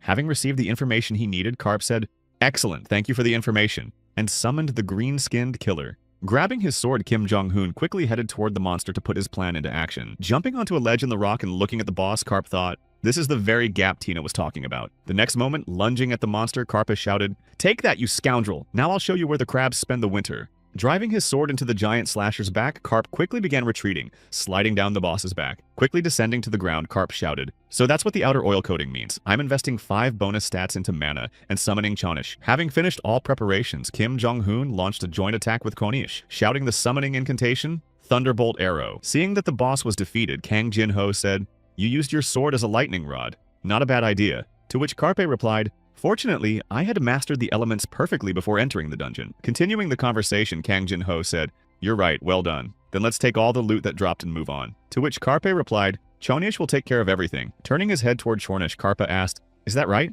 and then saw his pet skillfully salute. Seeing his pet's actions, Kang Jin-ho thought in shock, Chornish salutes so professionally. When did he even have time to learn that? At that moment, turning to his other companion, Carpe said, "I think we're done here. Hanzo, are you all right?" Kneeling with his head bowed, Hanzo said, "I'm sorry for appearing before you in such a disheveled state." To which he heard, "Don't worry, everything's fine." Hearing these reassuring words, Hanzo said, "I think it's time to reveal the truth. I'm from the US, and when I was a child, I was bitten by a tarantula." Wiping the tears from his face, Hanzo added, "Fortunately, the venom itself wasn't too strong, but I discovered I'm allergic to it." Carpe then asked, "You're from the US, a tarantula?" When Hanzo added, "I ended up in the emergency room and they barely managed to save me, but ever since that incident, my body freezes up at the sight of insects." Carpe asked, "So it's something like a trauma?" Upon learning the truth, Carp said, "I'm sorry. If I'd known about your tragedy, I would have left here alone." To which he heard you say, "What are you talking about?" Holding out his hand, Hanzo exclaimed, "A true knight never abandons a comrade." Hearing this, Carpe said, "If the concept dominates the mind, it seems even trauma can be overcome." Well done, Hanzo. After receiving the girl's pendant, Carpe said, "So it looks like the quest is complete. Let's leave the dungeon already. Hanzo, after all the stress you've been through, you need some rest too." Hearing this, Carpe and Hanzo said, "Thank you for your help. Listen, God of Battle, actually, I'd like to ask you one more question." No sooner had he said this than he felt a hand on his shoulder and heard, "You know, Hanzo." When he asked what exactly he'd heard, the voice replied, "You don't have to say anything, because I already know everything." Smiling happily, Carpe added, "Don't be ashamed that you're tied to your concept. I'm rooting for you. We're parting ways now, but I'm sure we'll cross paths again. That is, we'll see each other if the chance arises." Seeing Carpe head toward the exit, Hanzo shouted, "No, wait, God of Battle!" While Carpe waved goodbye and called out, "Well then, goodbye." Reaching out his hand toward Kim Jong-hoon, Hanzo exclaimed, "You still haven't added me to your friends list." Leaving the cave, Carp joyfully exclaimed, "Oh, great messenger of God, thank you. From the reward for reaching level 20 to the reward for completing the quest, I now have 2 skill slots to unlock." Smiling happily, Carpe folded his hands in front of him and added, "I think I'm a very remarkable person." To which Kang Jin-ho remarked, "Was it really necessary to go so deep into the forest just to unlock some measly skill pack?" Upon hearing Kang Jin-ho's question, Carpe shot him a disgruntled look and said, "Bro, what kind of person are you? The more people there are, the higher the chance of getting exposed." To which he replied, "I see you've become a conspiracy theorist from head to toe." Upon reaching a secluded spot in the forest, Carp said, "I think this place should do." Sitting down on a rock, Kim Jong-hoon added, "I'm starting to get a little tired of the elemental arrow, so I hope there's some new attack skill in the pack. Let's check the items that dropped after defeating the boss first, and then open the skill packs." Before Carpe could finish, he saw the pack of cards in his pet's mouth, and exclaimed in surprise, "Chornish, where did you find that?" Glancing at the description of the pack Chornish had brought, Carpe said, "This skill pack, if an unusual skill appears, I'll be able to master it too." To which he heard, That's entirely possible. Continuing to talk about the pack, Kang Jin-ho added, I'll just clarify one detail. In the game, skills can be used not only by players but also by NPCs. Mentioning the features, Kang Jin-ho added, moreover, they also receive rewards, but not every 5 levels, only every 10. Presenting a table, Kang Jin-ho explained that users receive a lower tier skill pack every 5 levels up to, and including level 50. The game also provides about 8 random chances, meaning that most users can obtain a total of 10 to 12 skills. Explaining the system, Kang Jin-ho said that users who have reached level 50 will be able to undergo a second status change, and from that point on, a mid-tier skill pack will appear, dropping every 10 levels. After hearing this, Carpe asked if that meant there was a third status change as well, to which he was told that about 6 months had passed since the release of the LS, so he thought this update should be coming out soon. Pointing to himself, Kang Jin-ho cheerfully added, for reference, the third status upgrade will be available at level 150. Hearing this, Carp wondered what the final level of this game even was, and whether it was actually possible to complete it. Pointing to himself again, Kang Jin-ho said, not that I'm bragging, but my personal record is the 4th status upgrade. At that very moment, Tina joined the conversation and said, before I lost my power, I also reached the 4th status upgrade, Lord. After listening to the bragging, Carp thought, what's the point of talking to you guys? Let's drop this topic. Let's check Blackbird's inventory. Seeing the item description, Carpe asked, just to clarify, the plus sign in the rating just means it's a little better, but that doesn't really matter. Continuing to examine the loot, Carp said, a sword? I already have one like that. And the stats are, well, it's a bit of a mixed bag. By the way, the options aren't bad. Maybe I should sell it. Hearing Carp's thoughts, Kang Jin-ho said, the idea is certainly good, but what about giving the sword to a member of your family? Glancing into her pocket and realizing that her pet and family members also needed items, she said, well, I really like your suggestion. Let's do it your way. Tina said, it really is a beautiful sword. After receiving the new weapon and adjusting it to her size, Tina said happily, it can also be made smaller. After brandishing the weapon a few times, Tina exclaimed joyfully, my lord, it is a great honor for me to receive such a gift from you. In the future, I will continue to glorify the name of my sovereign to fully repay your kindness. Handing the sword to Carpe, he clasped his hands and said, you have long awaited the time to turn to the heavens, God, Jesus, Buddha, and all the other gods in the world, and especially the deities of the afterlife. Please hear me. Standing nearby, Kang Jin-ho said in surprise, I think you're the only user who approaches unlocking skill packs with such diligence. After receiving 2 4-star and 1 6-star skill, Carp said disappointedly, there's no escaping the draw in the mountain. It's all white flames. Seeing Carp's sadness, Kang Jin-ho remarked, wait, are you saying a 6-star skill dropped from a lower tier skill pack? I've been playing this game for 10 years, but I've never had anything like that. What an injustice. After a moment, Carp perked up and said, well, let's check the skills I've already mastered. Open the status window, here it is, the light at the end of the tunnel, my little ones. Watching Carpe, Kang Jin-ho thought to himself, raising his acceleration and rapid strike to level 5. He left the remaining 20 points just in case, all because that meticulous kid is a pretty good strategist. Finishing his thoughts, Kang Jin-ho said, you've already reached level 20. Just 5 more to go and you'll be able to unlock the next quest scenario related to your profession. Let's kill 2 birds with 1 stone. Level up and gather materials to expand the room. Hearing the suggestion from his kindred spirit, Kim Jong-hoon exclaimed happily, exactly, we definitely need to upgrade the room. Looking at the system window, Carp said, I've gathered almost all the necessary materials except for 1, but where on earth can we even get that? Hearing Carp's worried words, Kang Jin-ho said, I have a hunch. It looks like we need to catch a specific mob. After suggesting the idea, Kang Jin-ho added, the bark of an old tree soaked by the sea at the end of Luan Beach is a hunting ground called the Sea Forest. Continuing his story, Kang Jin-ho added, monsters called Trents live there, but I think what we need is found on a field boss named the Elder Trent. Hearing the story, Carpe exclaimed joyfully, wow, I'm so excited. To which Kang Jin-ho remarked, the main problem is that we won't be alone there. Don't forget that even if you defeat the boss and pocket the loot, this is a game where player killing is allowed. With a sly smile, Kang Jin-ho added, there are definitely a bunch of people here who don't think ahead and don't know what to do. To which Carpe replied, I see, but why are you saying all this while staring intently at me? Glancing at the portal, Kang Jin-ho said, first, let's teleport to the village and prepare everything we need for the raid. If you're going hunting alone, you have to be armed to the teeth. Upon arriving at Chef Mike's, Carpe heard, adventurer, if you gather sea mushrooms in the eastern forest, I'll reward you without hesitation. After approaching the guard Luan, Kim Jong-hoon heard, sometimes trenches appear near the settlement, so I'm concerned about the safety of the locals. Can you help me? After accepting the mission, Carpe said, it looks like this place is full of trenches. I see a lot of quests related to them. To which Kang Jin-ho remarked, exactly, that's why the sea forest will be full of people. Then Carpe added, I'm sure everyone's trying to take down the boss. As they continued on their mission, Carp said, I see that luck also plays a major role here. The guys hadn't gotten far when they heard a voice from behind. Long time no see, descendant of the Summoner King. Carpe instantly turned around and exclaimed, Drek! Approaching Carpe and taking his hand, Drek said, I'm glad to see you're in good spirits. At the same time, standing aside, Kang Jin-ho thought angrily, "What's going on? Why did this old man show up here?" After greeting Kang Jin-ho, Drek said, "First, let's move to another place. There are too many eyes and ears here." After a while, upon arriving at a secluded spot, Karp said, "This is the very place where I passed my first trial for changing professions." Hearing the surprise in Kim Jong-hoon's voice, Drek said, "I'll now tell you the reason we moved here." The next moment, turning his head toward Kim Jong-hoon, Drek added, "But first, may I tell you something else?" Approaching Karpa and immediately falling to his knees, Drek bowed his head and said, "Akram's humble servant requests an audience with the first sword of the King Summoner." Hearing his subject's request, Karpa thought to himself, "I see. King Dresh, the sorcerer, is the founder of the country, and Tina, who was his right-hand woman, is surely a legend as well." Seeing Tina before him in all her beauty, Drek exclaimed in amazement, "I can't believe I've seen the legend of the Akram Empire with my own eyes." Clasping his hands over his face, Drek added, "Even if my soul were to fly straight to heaven right now, I would have no regrets. I need to use a memory spell to preserve this moment in my memory forever." At that very moment, Karpe, noticing Tina, who felt disgust and saw herself as an object of ridicule, said, "Drek, do you realize you're putting us in a very awkward position right now? Look, Tina doesn't appreciate your attitude." Realizing he had gone too far, Drek calmed down and said, "Oh, I'm sorry. Your servant behaved too frivolously. Anyway, I came to you to deliver something to the descendant of the King of Summoners." Seeing the gift box in front of him, which appears as a reward for reaching the 20th level, Karpe said in surprise, "A reward for reaching the 20th level?"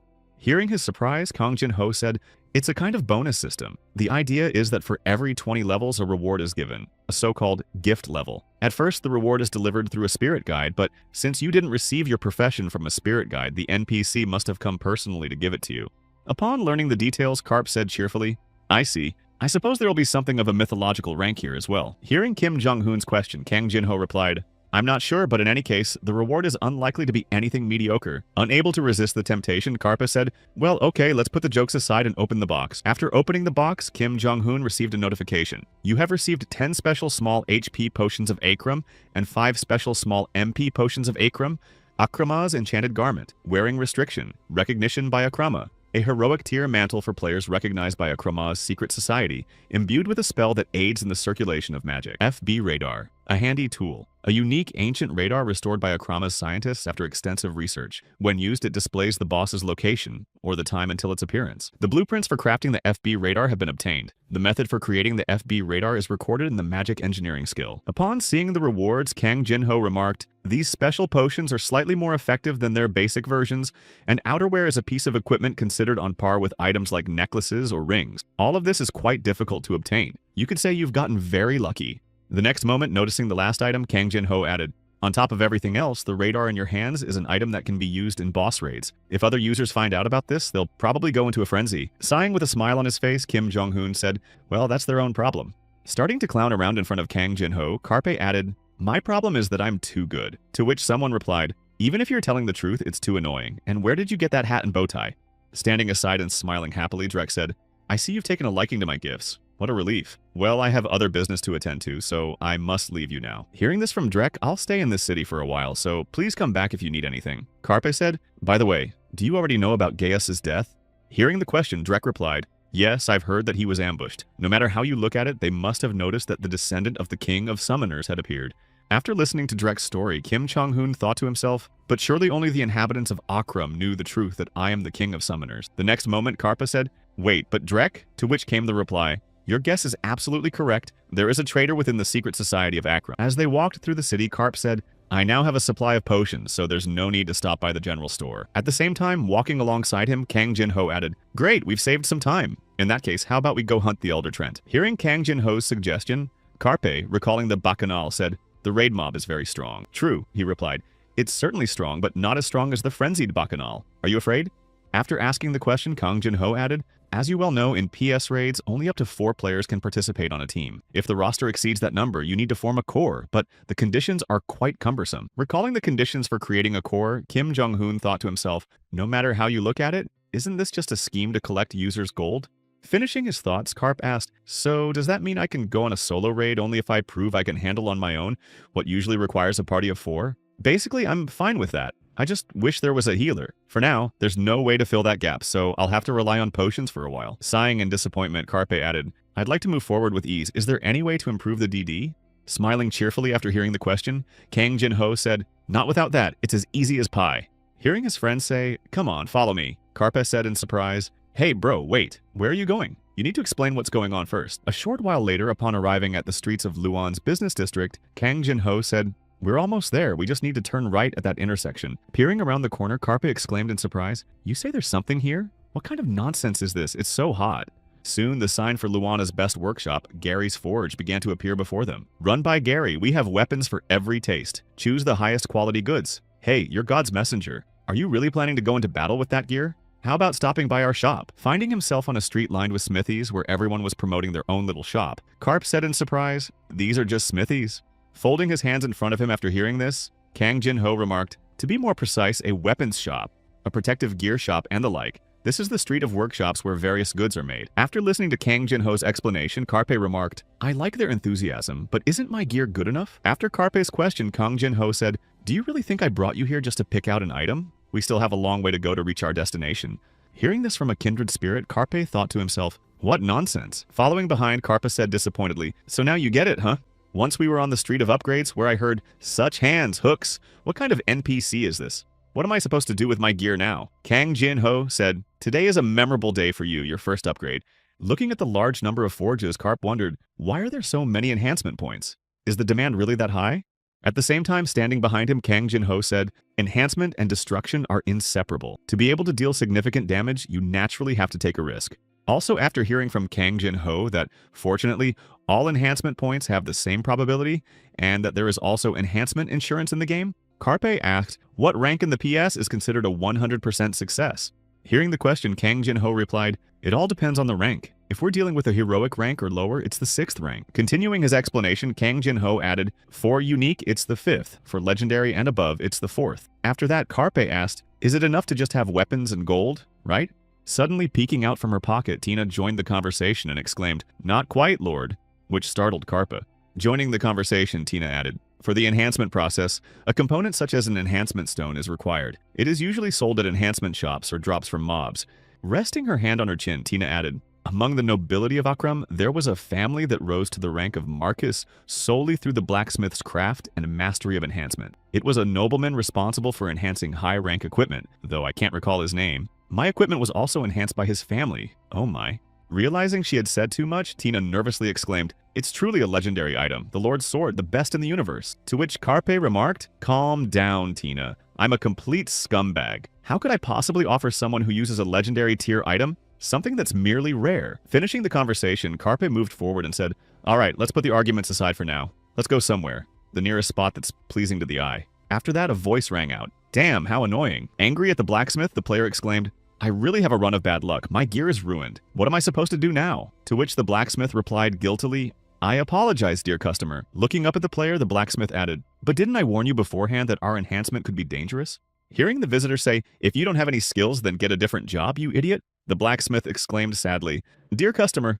Seeing this scene, Carpe asked, what's going on here? To which Kang Jin-ho replied, I already told you that all enhancement slots have the same probability. Without taking his eyes off the blacksmith, Kang Jin-ho added, to be precise, there is one spot where the reinforcement bonus is 1 point lower than in other spots, and that is the very reinforcement point where you'll receive a new quest. Throwing his hand behind his head and heading toward the smithy, the blacksmith said, and this time too, I've been struck by misfortune. After which a voice called out, excuse me, sir.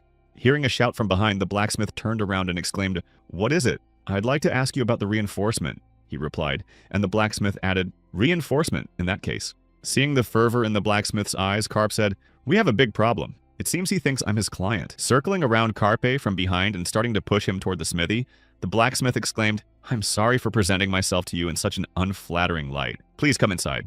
Taking a seat across the table, the blacksmith said, our family has been in the reinforcement business for generations. The next moment, hearing the blacksmith say, according to rumors, my ancestor created the finest reinforcement workshop, and thanks to his talent, he was able to obtain the title of Marcus. But now, all that is in the past. Carpe remembered Tina.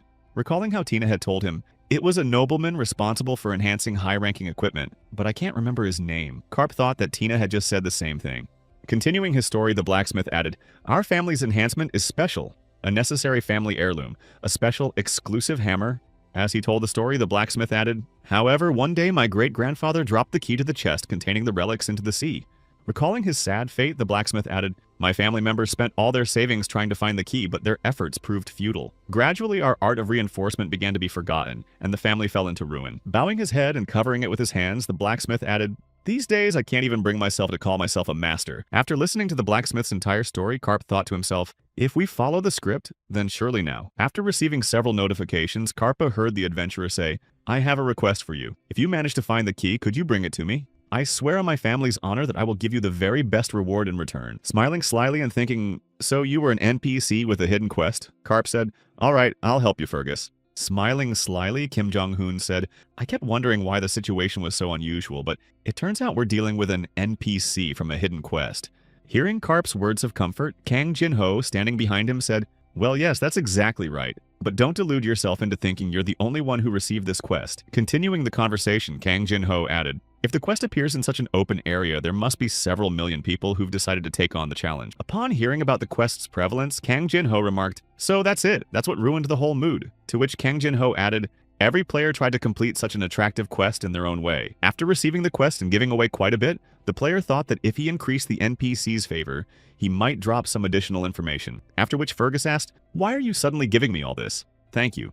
Upon being refused, the player exclaimed, "What nonsense! I placed an order for an upgrade at your shop." To which Fergus replied, "I told you I can't help you with anything until the key is found." Hearing from Kang Jin-ho that out of more than 500 million users who had passed through Luan, not a single one had been able to locate the key, Karp said, "So the search method was wrong." The next moment, Karpe asked, "Bro, so you know where the key is?" To which he replied, "The key was right under my nose, but the situation was such that I was unable to get my hands on it, even though I knew its location." When Karpe exclaimed, "Where the hell did they hide it?" Kang Jin-ho said thoughtfully, "How to put it?" Before Kim Jong-hoon could get an answer to his question, he felt a strong tremor and shouted, "What is this? An earthquake?" Standing firmly on his feet during the tremor, Fergus said, "My goodness, adventurer. Is this your first time encountering something like this? If so, your surprise is completely understandable." To which came the reply, "Oh, so if you know what's going on, then hurry up and tell us what's what." Spreading his arms in response to the question, Fergus headed toward the exit and said, "I think in this case, it's better to see it once than hear about it 100 times. Come here, follow me." Arriving at the seashore and seeing the monster in the water, Karpe exclaimed, "This is no trick, it's a call." Without taking his eyes off the sea dragon, Kim Jong-hoon exclaimed, "What on earth is going on there?" Shielding himself from the sun, Fergus said, "Before you lies one of the 4 calamities, the king of sea dragons. From time to time, he rises to the surface to bask in the sun or shake the dirt from his scales. For someone called a calamity, he's actually a rather peaceful creature." Turning his gaze to Kim Jong-hoon, Fergus added, "Don't worry, he never comes ashore and dives back underwater pretty quickly." Hearing this reassurance, Karpa thought that with such a level of fear-inducing power, he could easily claim the title of one of the strongest in the LS. Approaching his pensive companion, Kang Jin-ho said, "Karpe, you asked about the location of the key earlier, didn't you?" Hearing this from his companion, Karpe exclaimed in consternation, "Just like that?" After Kang Jin-ho added, "As was said, this is a true calamity. It's quite possible that its level has surpassed 400. It wasn't created to be caught, Karpe." Joining the conversation, Tina said, "That's exactly right. The Lord King of Sea Dragons is one of the primordial monsters that existed before the dawn of humanity. And if we're talking more about a phenomenon than a physical entity, he cannot be dealt with by ordinary physical strength." Sighing after hearing this, Karp said, "Though I'm a casual player, I'd never try to break through a cast iron wall with my head. It's too much of a pointless sacrifice. Better to just give up." Seeing Karpe turn around instantly and say, "Instead, Kang Jin-ho thought he was about to pull another stunt." Glancing at the blacksmith, Karp exclaimed, "Fergus, where is the chest with the family heirloom now?" To which he replied, "It's in the workshop, but why are you asking?"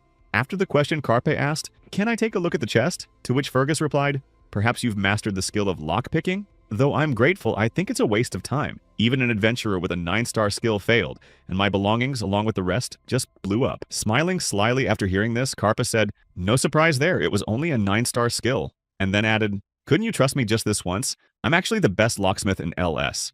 Returning to the workshop, Karpa thought to himself, "I don't feel any heat. It seems the workshop has been idle for quite some time." Walking ahead, Fergus said, "A few years ago, I was still hammering away at the anvil to keep my skills sharp, but it's been years since I've stoked the fire in the forge because I don't like the fact that I can't make a truly high-quality item." Calling Kim Jong-hoon over, the blacksmith said, "Adventurer, come here. Do you see the pattern on the floor?" Pulling the lever and opening the passage, Fergus added, "Go down here and head toward the iron gate." Hearing the instruction, Karp peered inside and said, "Wow, it's really deep." Upon entering the room, Fergus said, "Look, right in front of you is where the chest containing the family heirloom is kept." Approaching the chest and seeing its description, Karp said, If the rating is legendary, then I managed to open an identical chest in the giant squirrel's dungeon, so the unlocking should work. I'm practically burning with anticipation. The next moment, Carp thought, wait a minute, but I can only use the unlocking skill once a day to open a chest without spending MP. Didn't I already open a chest today? Hearing Carp's thoughts, Kan Chin Ho said, so that's how it turned out. I guess depending on the rating, the MP cost also differs. After his kindred spirits remark, Carp said, wait a minute, let me check the unlock skill info. It's crazy, 500. Sighing with relief, Carpe thought, luckily I'm only 10 points short. Well, I can make up for it with bonus points. After that, Fergus asked, Adventurer, did you run into a problem? Hearing from Kim Jong-hoon, nothing special, I just checked my stats and it turns out I don't have enough MP. Fergus said, only 10? You should have said so right away. Reaching into his pocket, Fergus added, just a second, I'll lend you this item for a little while.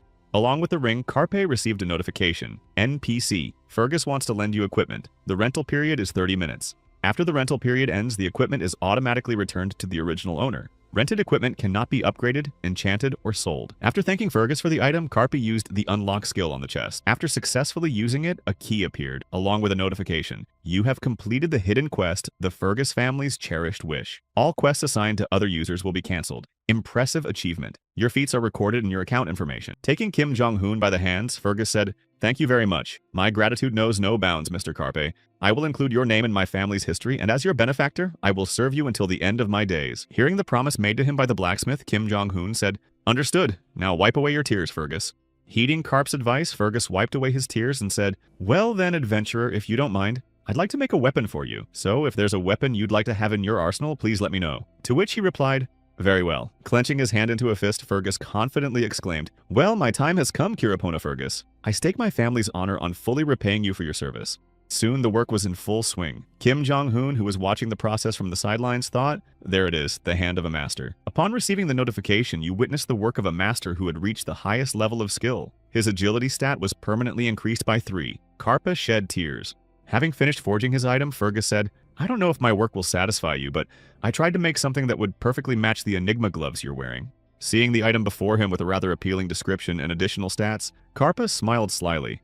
Equipping the newly crafted item, Carpe said with a sly smile, the reward for a hidden quest never disappoints. As they made their way to the right spot, Kang Jin-ho said, we're almost there. Here's the sea forest. Looking at the spacious clearing before them, Kang Jin-ho added, maybe it's because the trees are smaller and spaced farther apart than I thought. The area looks more like a field than a forest. Hearing his friend say, open your inventory and take out the radar, Cape replied, I just need to get to the spot with the skull mark by the set time. Right, and that's actually pretty convenient. Seeing that we had to wait for the boss to appear, Kappa added, well, while I'm waiting, maybe I can do some side quests. To which Kang Jin-ho remarked, you're taking on a crazy challenge for every item, but you wouldn't mind filming the raid, would you?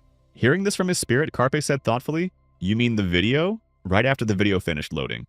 A short while later, going live, the host exclaimed, hello, it's 9 p.m. Today's hosts are Jung Yeon-jin and Yona. While in the cafeteria, Kim Jong-hoon heard, today we'll discuss hot topics and introduce a large number of characters. Yona said, enjoy your meal, young man. And he replied, thank you. Sitting down at the table, Carpe heard, don't say that, Yeon-jin. So, up next is the first news item. The player who is the pride of Korea, Heavenly Rapier. Hey, look at the TV. They're showing Heavenly Rapier. I'm going crazy. I love her. Enjoy the show, he thought. Heavenly Rapier. Heavenly Rapier is a realistic version of an absurd combination. A beautiful girl and the best professional gamer. The most recognizable Korean woman in the world. First in Korea and 5th in the world, as well as an unrivaled player in Eden, the renowned elite guild. While streaming the recording, the host said, the video you're watching right now is Heavenly Rapier hunting a boss. Zooming in on the girl's weapon, the host added, if you look closely, you can see that the sword glitters a bit. What do you think that means, Yona? If the sword glitters gold, isn't that the effect of the swift strike skill?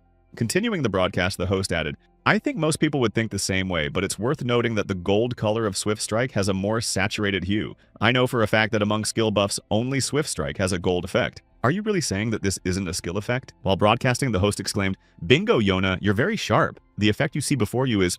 When the enemy was defeated, the host announced that her famous unique grade rapier, Icy Snow, had reached a 10-fold enhancement. Upon hearing about the effect, Yona exclaimed, my god, isn't she the first player in Korea to have a unique rank item with a 10-fold boost? It seems she's the only one in the whole world. This is insane, it's essentially 10 stars. With such a result, can't she claim 3rd place in the world rankings?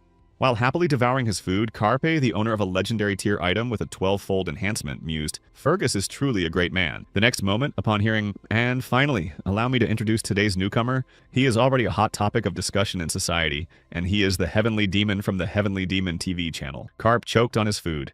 Changing the subject, Jong Yeonji said, "The elimination of the Bloodthirsty Guild, the revelation of a hidden quest, and the defeat of a hellish monster. Through these shocking and terrifying videos, many have expressed their opinions that this is either a hack or Photoshop. So isn't it time for us to find out whose side the truth is on?" Joining the conversation, Yona said, "Oh, Yeonji, a new video just went up on the channel. Shouldn't we take a look at it?" Opening the video titled Giant Slayer, Yona exclaimed, "What perfect timing, dear viewers. Let's take a close look at this video. I wonder what kind of spectacle awaits us this time." While everyone was marveling at the video, a voice rang out in the dining hall. "Heavenly Demon, aren't you crazy? How could you post such a horror without even blurring it out?" "I'm sorry, dear viewers, but if you're curious, you can watch the video on the Heavenly Demon TV channel." "Damn it, you've ruined my appetite," Carp said, flustered. Sitting at the table and shedding tears, Carpe mused, "I'm sorry, but even I find it hard to eat while looking at this." Once in the game, Kang Jin-ho said, "And yet after that video, everyone started going crazy over you. Isn't that the fruit of my hard work?" To which he replied, "Nevertheless, you should have at least put a mosaic over it." At that moment, I was so embarrassed that I don't remember if I was eating with my mouth or my nose. Peeking out of her pocket, Tina heard that, in any case, whoever wanted to saw it, and the reaction to Tina was better than I thought. After glancing at the viewers' comments, Kang Jin-ho said, "Oh, just look at this.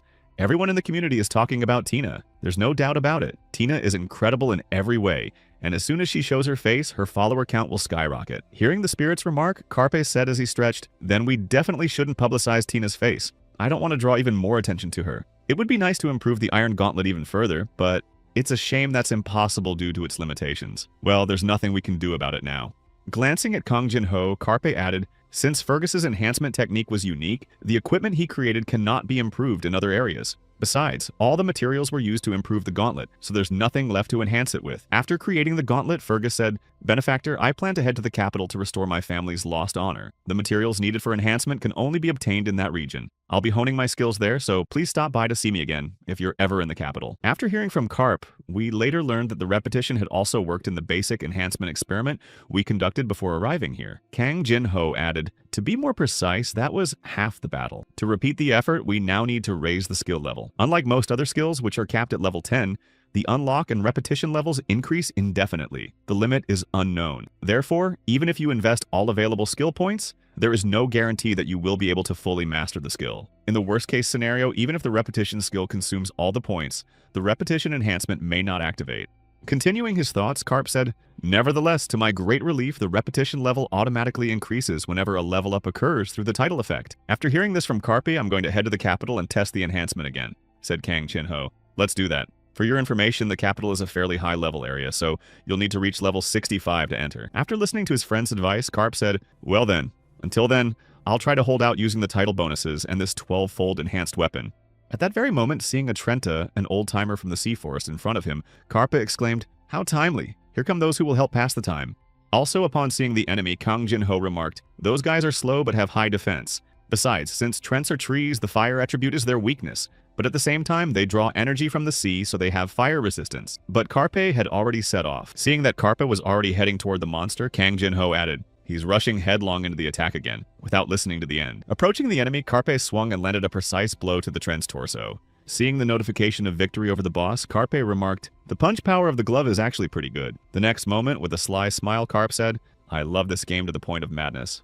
Now I'm going to take out everyone here." Meanwhile, standing to the side with his arms folded, Kang Jin-ho remarked, "My Carpe is handling everything perfectly well without any advice at all." After dispatching yet another monster, Carpe received a notification. "Level up. Bonus points awarded. Battle with the Trent complete. Receive your reward from the law enforcer Luan." After completing the mission from the guard, Carpe said, "I only managed to level up twice. It seems the leveling process has slowed down a bit." To which Kang Jin-ho remarked, "Starting from level 20, the requirements increase significantly. Later on, it will become even harder to level up." As he began adjusting his glove, Kim Jong-hoon remarked, "Well, almost all games have a similar algorithm, so I'm not surprised at all." After saying this, Carpe thought, "I wanted to test the effect of the Iron Gauntlet's second option, adding 10% of physical attack power to magical attacks. But before I could get to that step, all the mobs were shattered to pieces by a single punch, so I couldn't experiment." At that very moment, Kang Jin-ho smiled happily and said, "Nevertheless, we were able to figure out at least one thing. Now we know for sure that the distribution depends on the ratio of the player's level to the skill's rating." Without taking his eyes off Kim Jong-hoon, Kang Jin-ho added, "Thus, leveling up has become an even more important aspect of progressing through the game." Peering into the thicket of the forest, Carp noticed that Chornish had jumped out from there, holding something in his teeth. Seeing the notification that you had managed to obtain a sea mushroom, 16 out of 20 collected, Carpe said, In any case, the sea mushroom collection quest is almost complete thanks to Chornish's collecting skill. The next moment, after checking the radar, Carpe said, "Then we should first check the location of the oldest train." After figuring out the time and location of its appearance, Carp thought to himself, "Great, luckily there's not a soul here right now." Glancing at Kim Jong-hoon's back, Kang Jin-ho asked, "Are you really going to go it alone without asking your family for help?" To which he heard, "Of course." Pulling a disgruntled face, Kang Jin-ho said, "Of course, if we stick to the strategy, it would make more sense for Tina to take on the tank role, me as the main DPS and Chornish as the second DPS." After outlining the plan for the joint battle, Carp added, "But this time, I want to try doing everything on my own." Seeing the magic circle appear before him, Kim Jong-hoon exclaimed, "Because a solo raid is every gamer's dream." When the Elder Dragon appeared right in front of him, Kim Jong-hoon activated his Dragon's Eye to examine the enemy's stats. After reviewing his opponent's abilities, Carpe said, "At first glance, it's clear that all your skills are defense-oriented." Hearing Kang Jin-ho say, "Judging by the fact that his body is shrouded in a faint golden light, this is an elite mob?" Carp replied, "Elite? Is there even such a rating?" Staying behind his companion, Kang Jin-ho added, "It's not exactly a rating, it's more like a kind of enhancement. Among the items you received yesterday, there were some marked with a plus, weren't there? In this case, the algorithm is exactly the same. You're facing a slightly more advanced version of the boss." "Alright, I get it, bro," trembling Carpe exclaimed. In any case, as you already said, one glance at the status window is enough to understand that this mob's concept is focused on defense.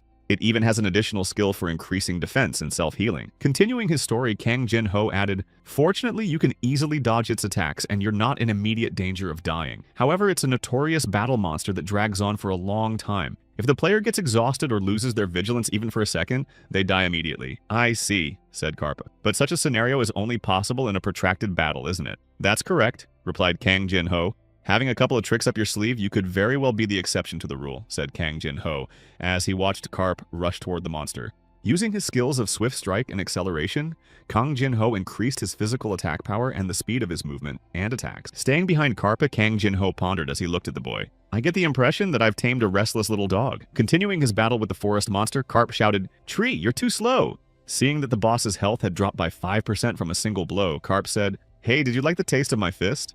Assuming a fighting stance and beckoning the enemy closer, Carpe added, "Well then, take exactly 20 more hits. Come on, buddy." After dealing the first damage and seeing that the enemy was about to attack him with vines, Carp said, "How do you even plan to attack at that speed?"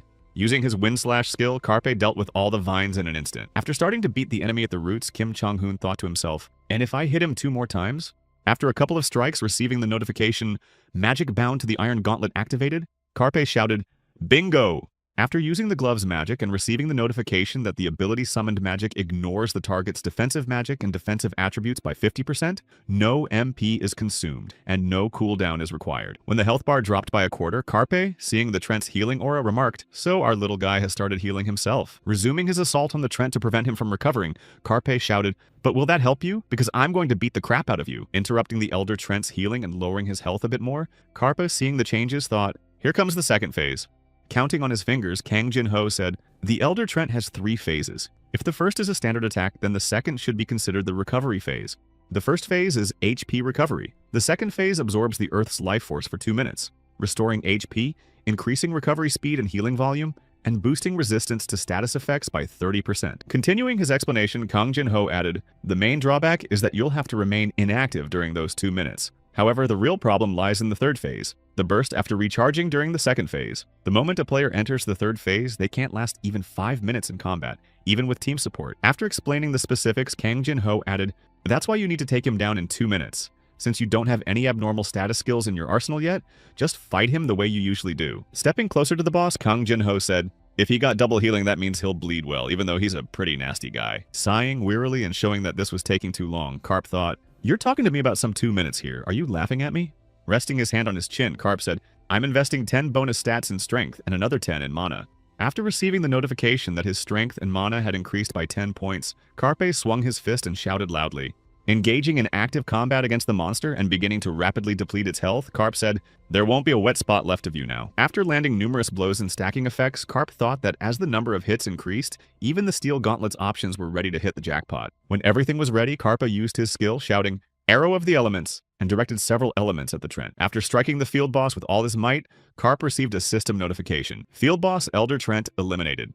After receiving a few more notifications stating that his level had increased and bonus points had been earned, he obtained the bark of an old tree soaked by the sea. Carpe joyfully exclaimed, What a wonderful game. Returning to the city and completing the quest, Carp said, I've reached level 25. Now we can move on to the next subquest. Hearing Carpe's words, Kan Chin-ho remarked, the second scenario will soon begin, the search for the next relic of the King of Summoners. But first, don't forget to upgrade the room. To which he replied, how could I possibly forget that? Pondering when exactly a new quest begins upon reaching level 25, Carp suddenly heard, Lord, I've just remembered something about the second relic. Upon hearing Tina's message, Karpa asked joyfully, seriously, what a relief. But why did a memory like that suddenly pop into your head? Hearing the girl's words, Kang Jin-ho remarked, interesting. It seems Tina's memories are returning in sequence after reaching a certain level. To which Carp replied in surprise, oh, is that how it is? Standing on Kim Jong-hoon's hands, Tina added a feature of the second relic doll created by the Summoner King. It is a mirage double-born of illusion. At that very moment, Carpe saw a notification appear before him stating, the second legacy of the Sorcerer King, the second relic, sleeps in a now-forgotten ancient forest. However, the forest dwellers are very hostile toward humans.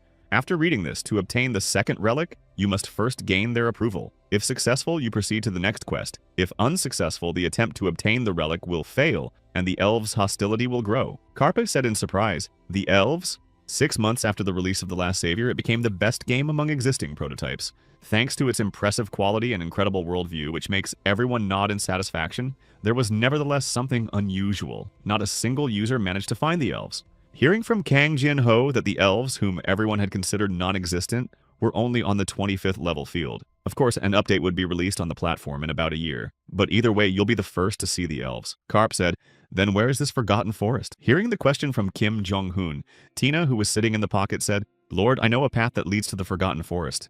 Continuing her remark, Tina added, however, you must know that a powerful barrier hangs over the entire forest, so first you'll have to neutralize it. 800 years ago, the Spellcaster King personally set up this barrier, but I think his descendant will be able to handle it. After listening to Tina, Carp thought to himself, interesting, so I have the unlock skill, I should try that first. Finishing his thoughts, Karpa added, but first, I need to visit Drek, because he asked me to find him as soon as I reached level 25. Once we're there, we'll clarify the details with him. Well, let's go see him. Seeing his old acquaintances before him, Drek said joyfully, I'll share everything I know with you. Spreading his arms wide, Drek added, according to the records left by the Spellcaster King, a special blade is needed to overcome the obstacles of the Forgotten Forest. Here, take this. I think you'll need it. After these words, Karpa received a notification. You have received the blueprints for creating the Spellbreaker.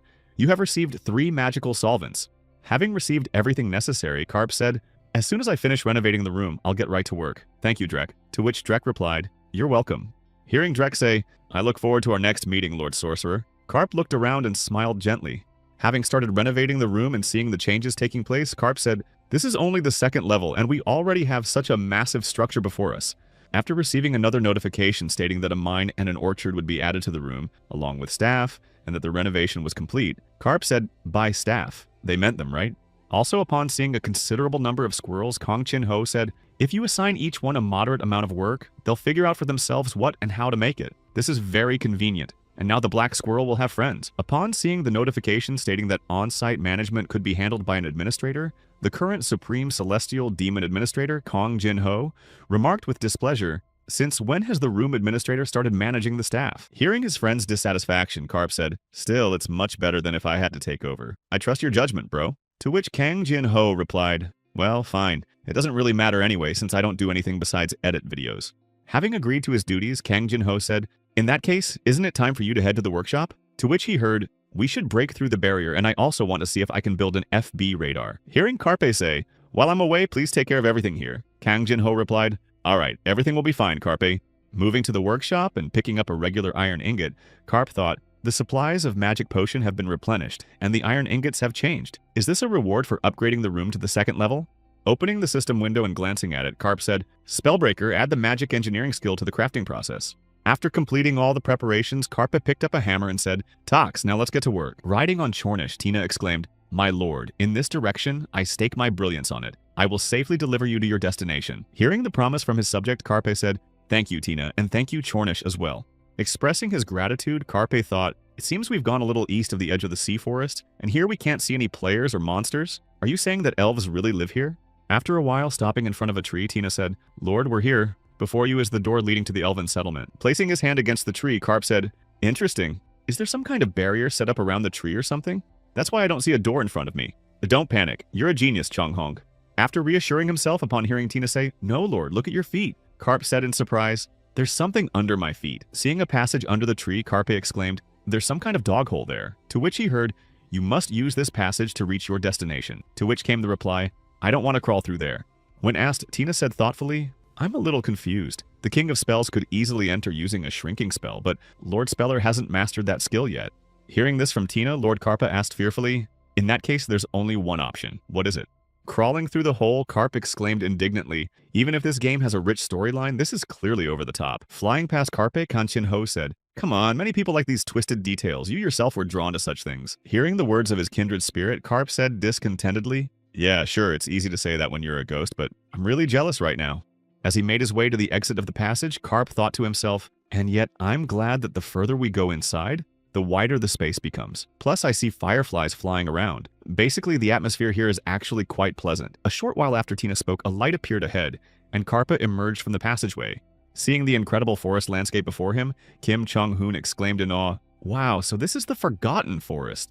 The next moment, glancing at the map, Carp thought to himself, but the minimap shows nothing. Looking up at Carpe, Tina said, right in front of you is a barrier controlling access to the settlement. Hearing Tina's words, Carpe, noticing the barrier in front of him, asked, what do you mean by a barrier? It seems like a place where they aren't very happy to see strangers. Noticing that Carpe was feeling out the barrier, Kang Jin-ho asked, hey, why are you standing there? Aren't you going to use your unlocking skill? Hearing the question from his companion, Carp said, I don't think we should rush into this.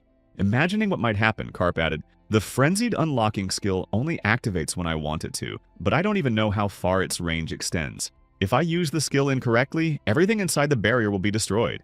After listening to Carp's theory, Kang Jin-ho said, well, I think you should say goodbye to your friendship with the elves forever. After sulking a bit at Kang Jin-ho, Carpe pulled a spell dispeller from his inventory and said, here, we'll stick to the old plan. With a light swing of the spell dispeller, Carpa sliced through the protective barrier shielding the elves. Heading toward the opening he'd created, Carp thought, if I make a cut like this, there won't be any problems with the barrier. For some reason, it seems to me that the air inside is fresher. Once inside, Carpe looked around and asked, so now we need to head to the elves' settlement. Tina, do you know the way?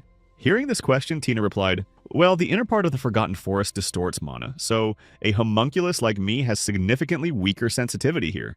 Bowing her head to Carpe, the girl added, I'm sorry I can't help you at all, to which Carpe said, it's fine, Tina. It's only thanks to you that we made it here. Joining the conversation, Kang Jin-ho asked, why are you so relaxed even though you have absolutely no idea where to go? To which he replied, that's all just a cliché, brother, heavenly demon. Continuing his story, Carpa added, usually in moments like this, players like us don't need to look for anything, and arrows appeared right in front of him. After firing a warning shot, one of the elves said in a menacing tone, stand still, human. Appearing before Carpe, the elf added, I don't know how you got past the barrier, but if you come any closer, the next arrow will fly into your head, so turn around 180 degrees and go back the way you came. Hearing the warning, Carpe said awkwardly, I'm sorry for such an unexpected visit, but I have no ill intentions. Hearing the guest's reply, the elf said discontentedly, your intentions don't matter to us. The only way to show that you're not hostile toward us is to go back to where you came from. Realizing the conversation was going nowhere, Carp thought, do you think I'll leave just because you said so? Then you shouldn't have even started. I need to try to convince them. At that very moment, hearing a familiar voice nearby say, how many years? How many winters, Cross? The elf exclaimed in surprise. You. Seeing a familiar face before her, Croze exclaimed, Lady Statinia. To which Tina replied, 800 years have passed since our last meeting. You've grown so much in the time we haven't seen each other. Standing aside and hearing Lady Statinia say, I've missed you so much, Carpa thought, are they acquaintances or something? I feel a bit of relief. Hearing this from Croze, Tina replied, in that case, who is this person? She answered, I completely forgot to introduce you. He is the one who carries out the will of the king, the summoner of my lord. Hearing who was before her, Croze immediately bowed her head before Carpe and exclaimed, please forgive me, I was unable to recognize our settlement's benefactor at first glance. After hearing her apology, Croze Carpe said, no, an apology is unnecessary. What's far more important is why you call me your benefactor. When asked by the summoner lord, the elf replied, I suppose Lady Tina hasn't told you anything yet. 800 years ago, Croze continued, our tribe received great help from the Summoner King. Fortunately, even after so many years, there are still many who remember him. I see, Carp said. So, you three came to find the artifact left behind by the Summoner King? Kraz asked. That's right, Kraz replied. I'll escort you to the Queen. I think she'll be very happy to meet you. Hearing that he would be taken to the Queen, Carp thought, what a fool I am. It's all much simpler than I imagined. Perhaps the search for the relic will end quite easily. Upon learning the reason for the visit to the throne room, the Queen said, and what if I don't want to? To which a surprised what was heard. Settling into her throne, the Elven Queen added, it is true that the Spellcaster King left a relic here about 780 years ago. The next moment, pulling a disgruntled face, the Queen added, but why on earth should I give it to you? Realizing that everything had turned out to be much more complicated than he had imagined, Karp thought, seriously, why did I even assume it would be easy? Standing in Queen Eltair's study, Karp said, flustered, please hear me out, your highness. Trying to establish a connection with the Queen of the Elves, Karpe added, isn't it a moral norm to return an item entrusted to you for safekeeping to the one who came to claim it? Hearing Karpa's question, Eltair exclaimed angrily, a moral norm? I see your tongue is loose. Do people use words to convey the same meaning to others? After listening to the queen, Karpa thought about what she was saying and asked, translate that. Gritting her teeth, Queen Eltair said angrily, the king, the sorcerer, is to blame for everything. It all started with him. Continuing her story about the troublesome individual, Eltair added, the one about whom there had been no rumors for 20 years unexpectedly appeared, as if out of nowhere, and broke through the barrier of our settlement. Having broken through the elven tribe's defenses, the spellcaster king awkwardly said, oh, it's ruined. Hearing Eltair angrily add, and after that, why not throw a magical relic into our settlement and run away? Karpe froze in place. Heading for the exit, the spellcaster king said, I entrust this thing to you and I'm leaving. Later my descendant will come for it, and you can decide for yourselves whether to give it to him or not. And heard someone call after him, no, you mad king, stop. Continuing to recall that terrible moment, the queen added, moreover, after his visit, we were endlessly attacked by monsters who wanted to get their hands on the relic. Pounding her fist on the throne in anger, Eltair added, because of this cursed gift, do you even know how much the budget for the settlement's security has grown over the last 800 years? After listening to the entire story about his predecessor, Karp thought to himself, that scoundrel, not a king enchanter, but a kingmaker of problems.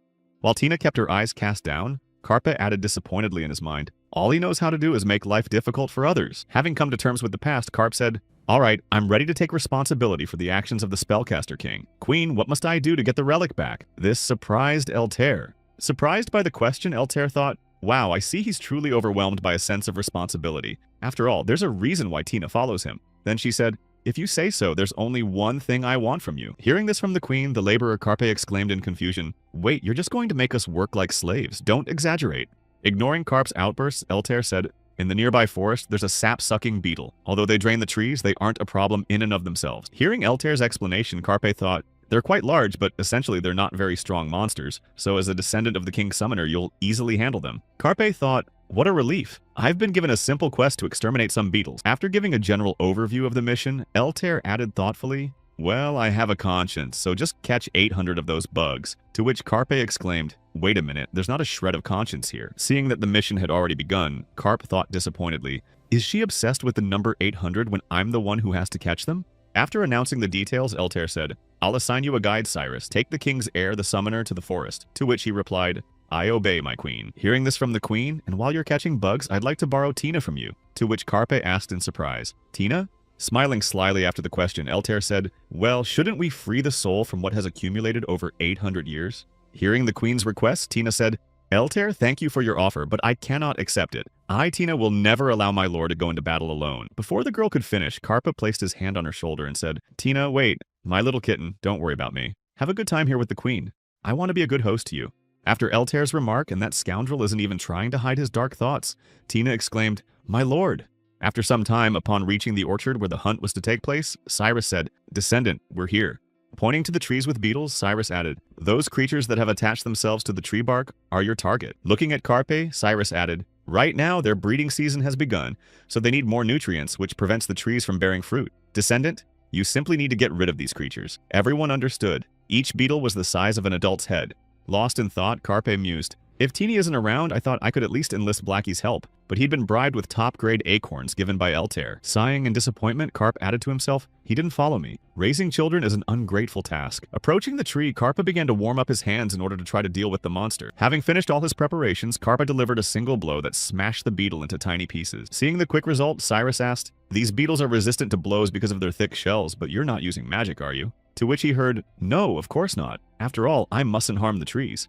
Smiling happily after hearing this, Cyrus thought, he even considered this detail. He can rightly be called the descendant of the king of summoners, Moing, and said, you're right, I'm counting on you to keep it up. After a while of hunting, Karpa said happily, I've only gotten rid of 40 of them. Why do they give so much experience? Isn't that amazing? Receiving the question from the cheerful Karpe, Kan Chin Ho thought to himself, and you're still asking? The only user currently in the Forgotten Forest is Karpe. He has no need to compete with other users to kill mobs, and besides, there are plenty of monsters here that die from a single blow. You could say that this is truly the best hunting spot for leveling up. This guy is currently leveling up with maximum efficiency.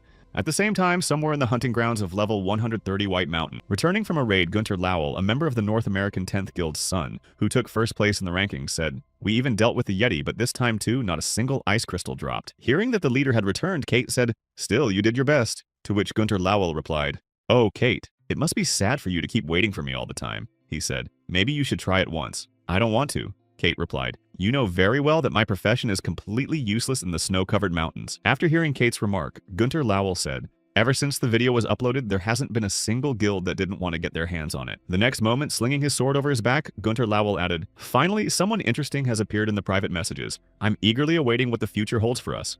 Somewhere in the Mammonism Guild office, Mammon said, "I see Kwok Mushin has gotten himself into trouble again. I mean, that little rat still hasn't been caught." Bowing his head before the leader, the subordinate said, "I have nothing else to report to you, leader. I beg your pardon."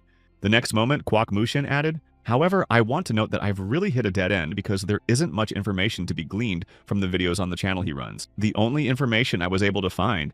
From what Kwok Mushin said, our opponent is a man who is a mage and uses a sword, as well as lightning spells. "And he also has a pet," said the mage fencer. After considering the report, Maimon added, "All right, I understand. Try looking for him again, Leader Kwok." "I will, Leader," Kwok replied. The next moment, upon hearing from the guild leader Mammonism, "And as soon as you find him," Kwok Mushin tensed up.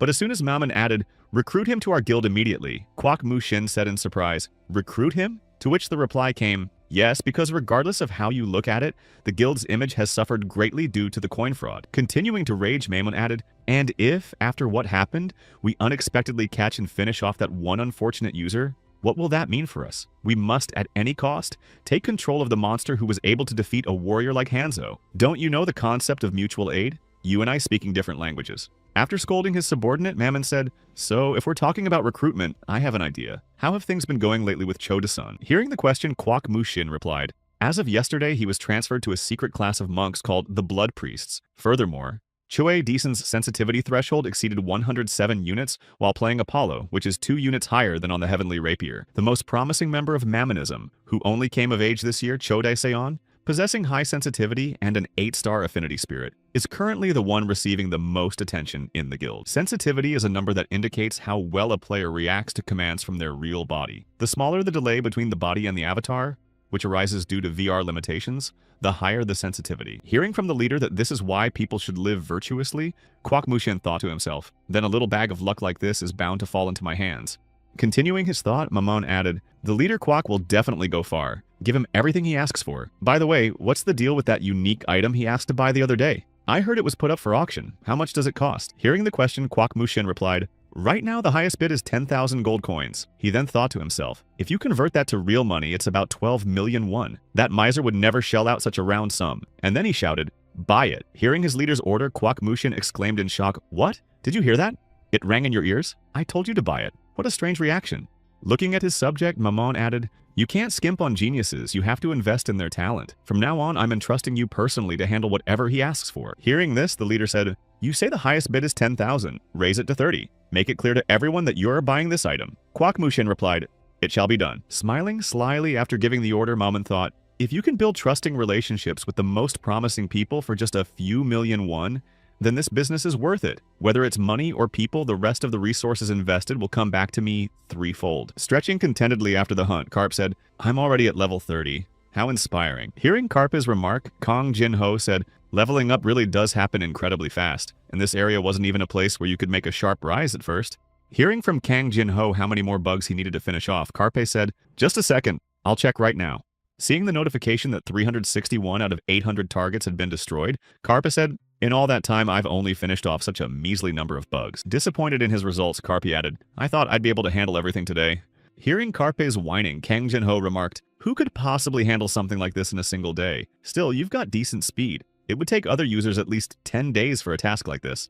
After listening to Kang Jin-ho's words, Karpe said, "Well, you can't argue with that. But wait, bro, it looks like the item we downloaded has been sold." Seeing the sale price, Karpe exclaimed, "That's crazy money. I'm definitely not dreaming. It really says 30,000 here. If we convert that to real money, how much would that be, bro? This is insane." To which came the reply, "Calm down, friend. Later, you'll see a number with one more zero." Having calmed down from the amount he received, Karp said, "Well, when we're talking about 500 million players, then something like this is entirely possible. We'll need to collect the payment upon returning to the city. It's already time to log off. Time has flown by unnoticed."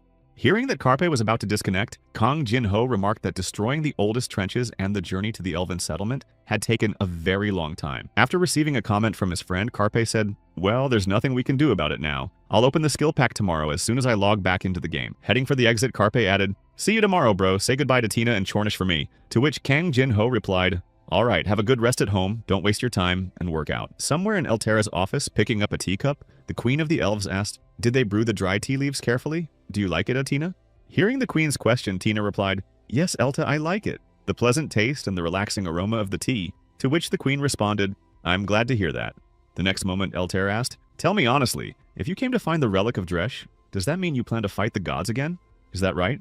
Looking up at Tina, Eltera added, "As for the elves' position, we have no intention of getting involved in your struggle. I don't want any more changes in my current life." In response to the Queen's question, Tina said, "I understand you perfectly, Eltera. Right now, the descendant simply wants to return what the spellcaster king left behind." Taking a sip of tea, Eltera said, "Don't worry, the relic of Dresh will soon be returned to you, however." Hearing a pause in the Queen's reply, Tina said, "Elta," after which the elf added, "Sorry, I got distracted by other thoughts." The next moment, Eltera smiled slyly and asked, "By the way, your current appearance is different from what I saw before. You look quite good. What a blessing that you found a good master."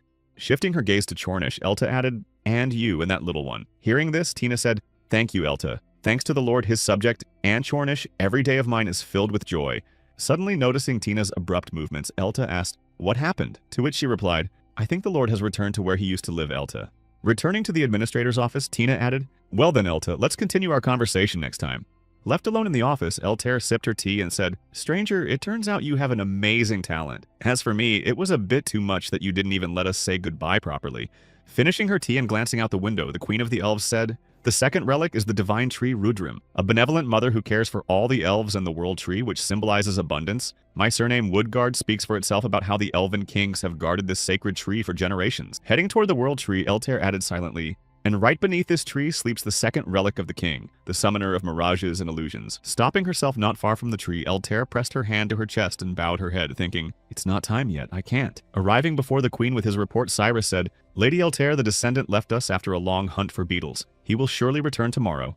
After listening to her subject's report, Eltera said, "Thank you. By the way, Cyrus, in your opinion, what kind of person is the heir?" Receiving the Queen's question, the subject replied, "He is good and strong, so I do not think this man can harm our family." After hearing the opinions about Carpe, the elven queen assumed a pensive pose on her throne. Lost in thought, Eltera mused to herself, "The tea we drank is made from the leaves of the cedar Rudra. It has the effect of completely removing psychotropic magic, such as brainwashing and total subjugation." Continuing her thoughts, the queen added silently, "I didn't ask Tina to drink it for no reason. I thought he had at least cast a brainwashing spell." Sitting on the throne, the queen added in her mind, "Fortunately, my descendant seems to have turned out to be a good person who chose the right path. I think now I can pass the relic on to him." Suddenly jumping up from her throne, Eltera exclaimed, "Cyrus, you'll be done in about a week, right?" To which he replied, "A week." Hearing from Cyrus that it would likely be done as early as tomorrow, Queen Eltera froze in shock and asked in surprise, "What?"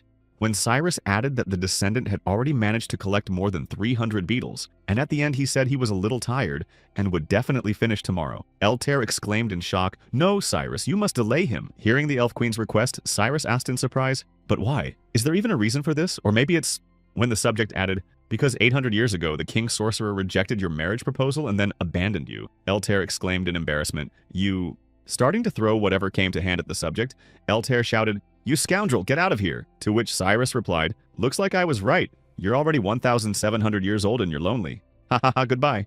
After chasing her subject out of the study and collapsing wearily onto the throne, Eltera said, "I knew he was incredible, of course, but not quite to that extent." The next day, handing Carpe a scroll, Cyrus said, "Here, take this." To which he replied, "What is this?" Noticing Carpe's surprise at the item, Cyrus added, "Here's a return spell that will teleport you near Eltera Castle. Use it once you've finished the beetle quest."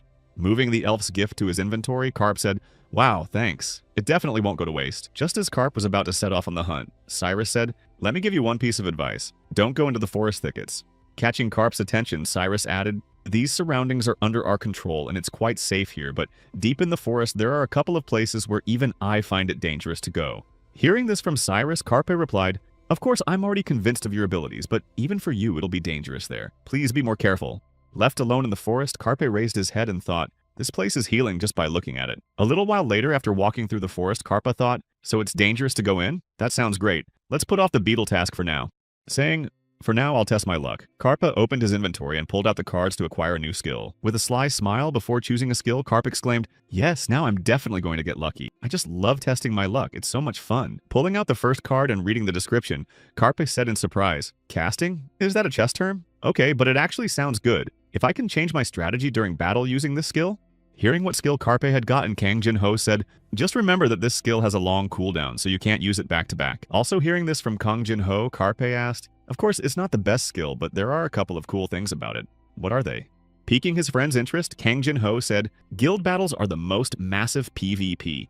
Continuing to explain the skill, Kang Jin-ho added, "It can be maximally effective because the skill is used without the other person's consent, replacing a helpless person with a machine ready to tear everyone apart." Realizing how it worked, Karpe said nervously, "But that's not exactly fair." To which Kang Jin-ho replied, "And you're some kind of saint? No wonder this skill is so highly valued and costs a fortune. It's way more expensive than your 7-star skill." Hearing that the casting cost more, Karp thought, "Didn't he say my skill was only worth 5 million? It seems like they ripped me off." Using the replay, Karp said, "Let's take a look at another skill." And pulling out another card, he added, "The Wind Cutter. I already have that." To which he heard, "Well then, just take it right away." Hearing the advice from his kindred spirit, Karpa asked, "Do you want me to die?" To which he heard, "Just pick it and stop whining." After selecting the skill and seeing the notification that you had received the Wind Cutter, you already had that card, and asking if you wanted to upgrade it, Karpa exclaimed in surprise, "Upgrade the card using the same one?" Hearing Karp's surprise, Kang Jin-ho said, "There are generally 2 ways to increase a skill's power. First, you can invest skill points. The skill level increases proportionally to the points invested in it." Continuing his explanation, Kang Jin-ho added, "Second, a skill can be enhanced using a duplicate card, which increases damage and grants an additional skill effect." Kang Jin-ho, the success rate for improving a skill using a duplicate is 99%, but that's only possible with the card you received from the hook. If you use a regular one, the chance is 1%. Karp exclaimed, "That can't be true. It sounds like a lie, but I agree to upgrade the card." Seeing that the skill had improved, Karpe kissed the system window and said, "It's been enhanced. I'm so glad." After which Kang Jin-ho said, "And there's something else I want to say." Catching Karp's attention, Kang Jin-ho added, "There's another way to use cards marked not for sale. As you know, here they give 1 skill pack for every 5 levels. As the number of users increased, a device was created to crossbreed them. This skill card combination system is available at NPCs located in all major cities. If you give such an NPC between 2 and 6 cards, it will produce a completely new card. The more top-tier cards you give it, the better the resulting card will be after the combination." Continuing to share his insights, Kang Jin-ho added that this crazy system had given rise to cults obsessed solely with cards. Sharing this information, Kang Jin-ho remarked that only God knows how many people they've tortured for the sake of cards, to which Karp replied, "I hope I never run into him." After starting to stretch his shoulder, Kang Jin-ho said, "It's time to test my improved skill and we'll finish the task right away." After destroying all the available bugs, Karp exclaimed, "Only half. They take longer to respawn. What a stupid game." Standing behind Karpe, who was exclaiming, "Just stupid bees flying around. But where the hell are the bugs?" Kang Jin-ho thought, "It's interesting. There's definitely something wrong with their regeneration." The next moment, realizing something interesting, Kang Jin-ho thought, "Bees, that means their hive is somewhere nearby." Immediately after realizing something interesting, Kang Jin-ho shouted, "Wait, let's watch the bees." Receiving a strange suggestion from his kindred spirit, Karpa asked in surprise, "The bees?" Finding himself in a cave overflowing with beetles, Karpa said, "There are so many of them here and there are no trees, so I can really let loose, Wind Cutter."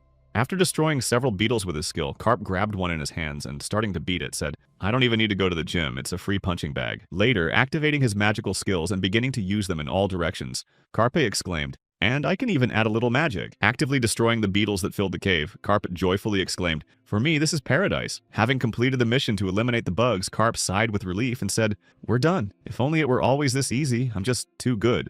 While Karpa was stretching, Kang Jin-ho said, "Strange," after which Kim Jong-hoon asked, "What exactly? Do you also think the quest was too easy?" When Karp asked him, Kang Jin-ho replied, "No, that's not what I meant. I'm talking about how the bugs didn't react at all while you were wiping them out by the hundreds. They just waited for their demise. Is that normal?" The next moment, turning his gaze to Karpe, Kang Jin-ho added, "I know this will sound strange. You've even managed to reach level 32, but you don't want to stop, do you?" After being asked by his friend, Kim Jong-hoon cheerfully replied, "Of course not. Let's go find the owner of this hive." As they made their way through the cave, Karp said, "I think we'll be there soon." By the time they arrived, Karp had caught all the bugs and gained even more experience points. Sensing the changes around him, Kang Jin-ho thought, "The atmosphere has changed," and then said, "Get ready. The boss battle is coming soon." Seeing a gigantic figure of an unidentifiable creature behind a cloud of dust, Kang Jin-ho added, "Be careful." Also noticing the gigantic figure behind the cloud of dust, Karp thought, "Is that the boss?" I can't see a thing through the fog. Trying to dispel the fog with his hand, Carp thought, even so, and then received a notification. Be careful in our game. If a player doesn't speak the spell, the skill's power is halved. In reality, this greatly affects the game's gameplay, especially in a battle against another player. The skill's name helps you read your opponent's actions. As he prepared to use his magic skill, Carp thought to himself, I have no other choice. I'll act stealthily and use the wind cutter. After moving the skill to the hidden slot, Carpe used it at full power without speaking the spell. As a result, after the cloud of dust cleared, Kim Jong-hoon could see a giant blue mantis standing before him. Stunned by what he saw, Carp thought in shock, the mantis must definitely be another boss here. Then what the hell? Upon seeing the notification of an encounter with an event monster, Carp spoke its name. It was completely red, after which Kong Jin-ho said, I see, so the level difference is over 35. Using his dragon's eye and seeing the boss's skills, Carpe exclaimed happily, Great! He's got 3 8-star skills. After which Kang Jin-ho said, Damn, just as I thought. Hearing Carpe say, All right, little brother, you'll say not to rush in and fight, thinking through every move. Kang Jin-ho replied, No, you can't beat him. Let's get out of here first. Hearing the remark from his kindred spirit, Carp exclaimed, You can't beat him? Are you serious? After which Kang Jin-ho shouted, Damn it. At that very moment, a notification appeared before Kim Jong-hoon. Catastrophe Fragment has detected you, along with a mantis staring intently at Carpe. Immediately after receiving the notification, the disaster fragment used mental domination on you, and Carpe came under attack from the monster. But as a result, upon seeing the mental barrier activated, all mental attacks were cancelled. Carpe joyfully exclaimed, Ha, so much for his 8-star skills. They're nothing against me, bro. Doesn't this give me a chance to win? Folding his hands in front of him after receiving the question, Kang Jin-ho said, There's just one little problem. Do you remember what the dragon's eye does? Hearing the question from his kindred spirit, Carpe said, The dragon's eye? Well, wait a second. The next moment, realizing the problem, Carp froze in shock. Realizing the whole situation and looking again at the monster before him, Carp thought, Damn, are you saying this monster has skills above 8 stars? Noticing the monster's mood, Carp thought to himself, Is it angry at me? The next moment, caught in the icy skill of the catastrophe fragment, Carp thought to himself, So, it's a blizzard, right? After receiving the notification that his health was decreasing, Carp thought, A blizzard isn't a scary skill, but my health is constantly dropping. I'm definitely done for. Immediately after shouting, Get lost! The mantis used its strongest 9-star skill, Icy Squall. Feeling his movements restricted, Carpe thought to himself, Damn, my feet are freezing. I can't even run away. Upon receiving a notification stating, You have entered the Perpetual Frost skill zone. Your actions are slowed and skill cooldowns are doubled. Carp thought, I'm going to die now. Realizing he had no other choice, Carp held out his hand and shouted, Teleport! Grabbing the scroll with the teleportation spell, Carpe quickly tore it open to activate the item. Finding himself near the Elven Kingdom, Carpe, trembling with fear, said, Damn it, I almost gave my soul to God. Meanwhile, standing aside, Kang Jin-ho mused, We've returned to the village, which means I'll live a little longer. He lost for the first time. This will probably hit him hard. Noticing that his companion didn't look like his usual self, Kang Jin-ho asked, Are you okay? To which he replied, Am I okay? Glancing back, a joyful Carpe exclaimed, Bro, what's this? I loved everything. To which Kang Jin-ho remarked with disgust, You devilish masochist. Clenching his hand into all piste, Carpe joyfully exclaimed, I'll definitely go back there. Hearing this, Kang Jin-ho thought, I'll never understand him. The next moment, suddenly turning to look at Kang Jin-ho, Carpe said, But bro, which made his kindred spirit nervous. Stepping closer to Kang Jin-ho, Carpe asked, You understood what that was, right? Spill everything you know. To which a voice replied, Well, this. At that very moment, a voice rang out behind Kim Jong-hoon. I will answer all your questions. Drawing Kim Jong-hoon's attention to herself and hearing her name called, Altair asked, Why are you standing there alone? It's important to Altair that Carp is talking to thin air. Throwing his hand behind his head after the unexpected encounter, Carp said, Wow, I didn't expect to meet you here. Lowering her head and sighing heavily, Altair said, You can't be so reckless even though you're his descendant. Call Tina and follow me. Upon arriving at the office, Queen Altair said, First of all, I'll pay you for the work you've done. Snapping her fingers, Altair summoned a notification stating, The task of fighting the bugs has been completed. You managed it on your own. The reward has been received and your reputation with Altair has been raised. Now you can receive a quest in the dwarf village. After handing out the quest reward, Altair added, And this box now belongs to you, to which Carpe replied, It does. Hearing Open It and following Altair's instructions, Carpe received a Dages bracelet with a Hero Plus rating. The bracelet was crafted by weaving Neji's grass, which grows only near the World Tree. While Carp thought to himself, Wow, a bracelet, Kang Jin-ho said, Hero Plus rating. This item is truly wonderful. Wear it and never take it off. It wasn't for nothing that you killed those bugs. After that, Carp asked, Now can I hunt using the bracelet's hit spell? Hit spell refers to an item that, when hit, triggers an effect with a certain probability. For example, like Carp's gloves. Skills that activate on their own don't consume MP, so they're great for hunting. If you use a good self-healing item, you could theoretically hunt indefinitely without using potions. Sitting next to her, Tina said, "At first I was going to give you an elven bow as a reward, but then I realized you don't need it since this item was chosen specifically for you. Please put it to good use." "Thank you, Eltair. I'll definitely find a use for it." After discussing the details of the reward, Eltair said, "Alright, now let's get back to the main topic." Without taking her eyes off Carp, Eltair asked, "You stumbled upon a fragment of the catastrophe, didn't you?" Hearing the question from the Elven Queen, Carp replied, "Yes, while fighting the bugs, I ventured a little further than permitted, and that's how I saw it. It's very powerful." Hearing this from Eltair, Carpe thought in surprise, "To be honest, it's a miracle you came back alive. What you encountered was only a fragment, but the full name of this catastrophe is the Dead Sea.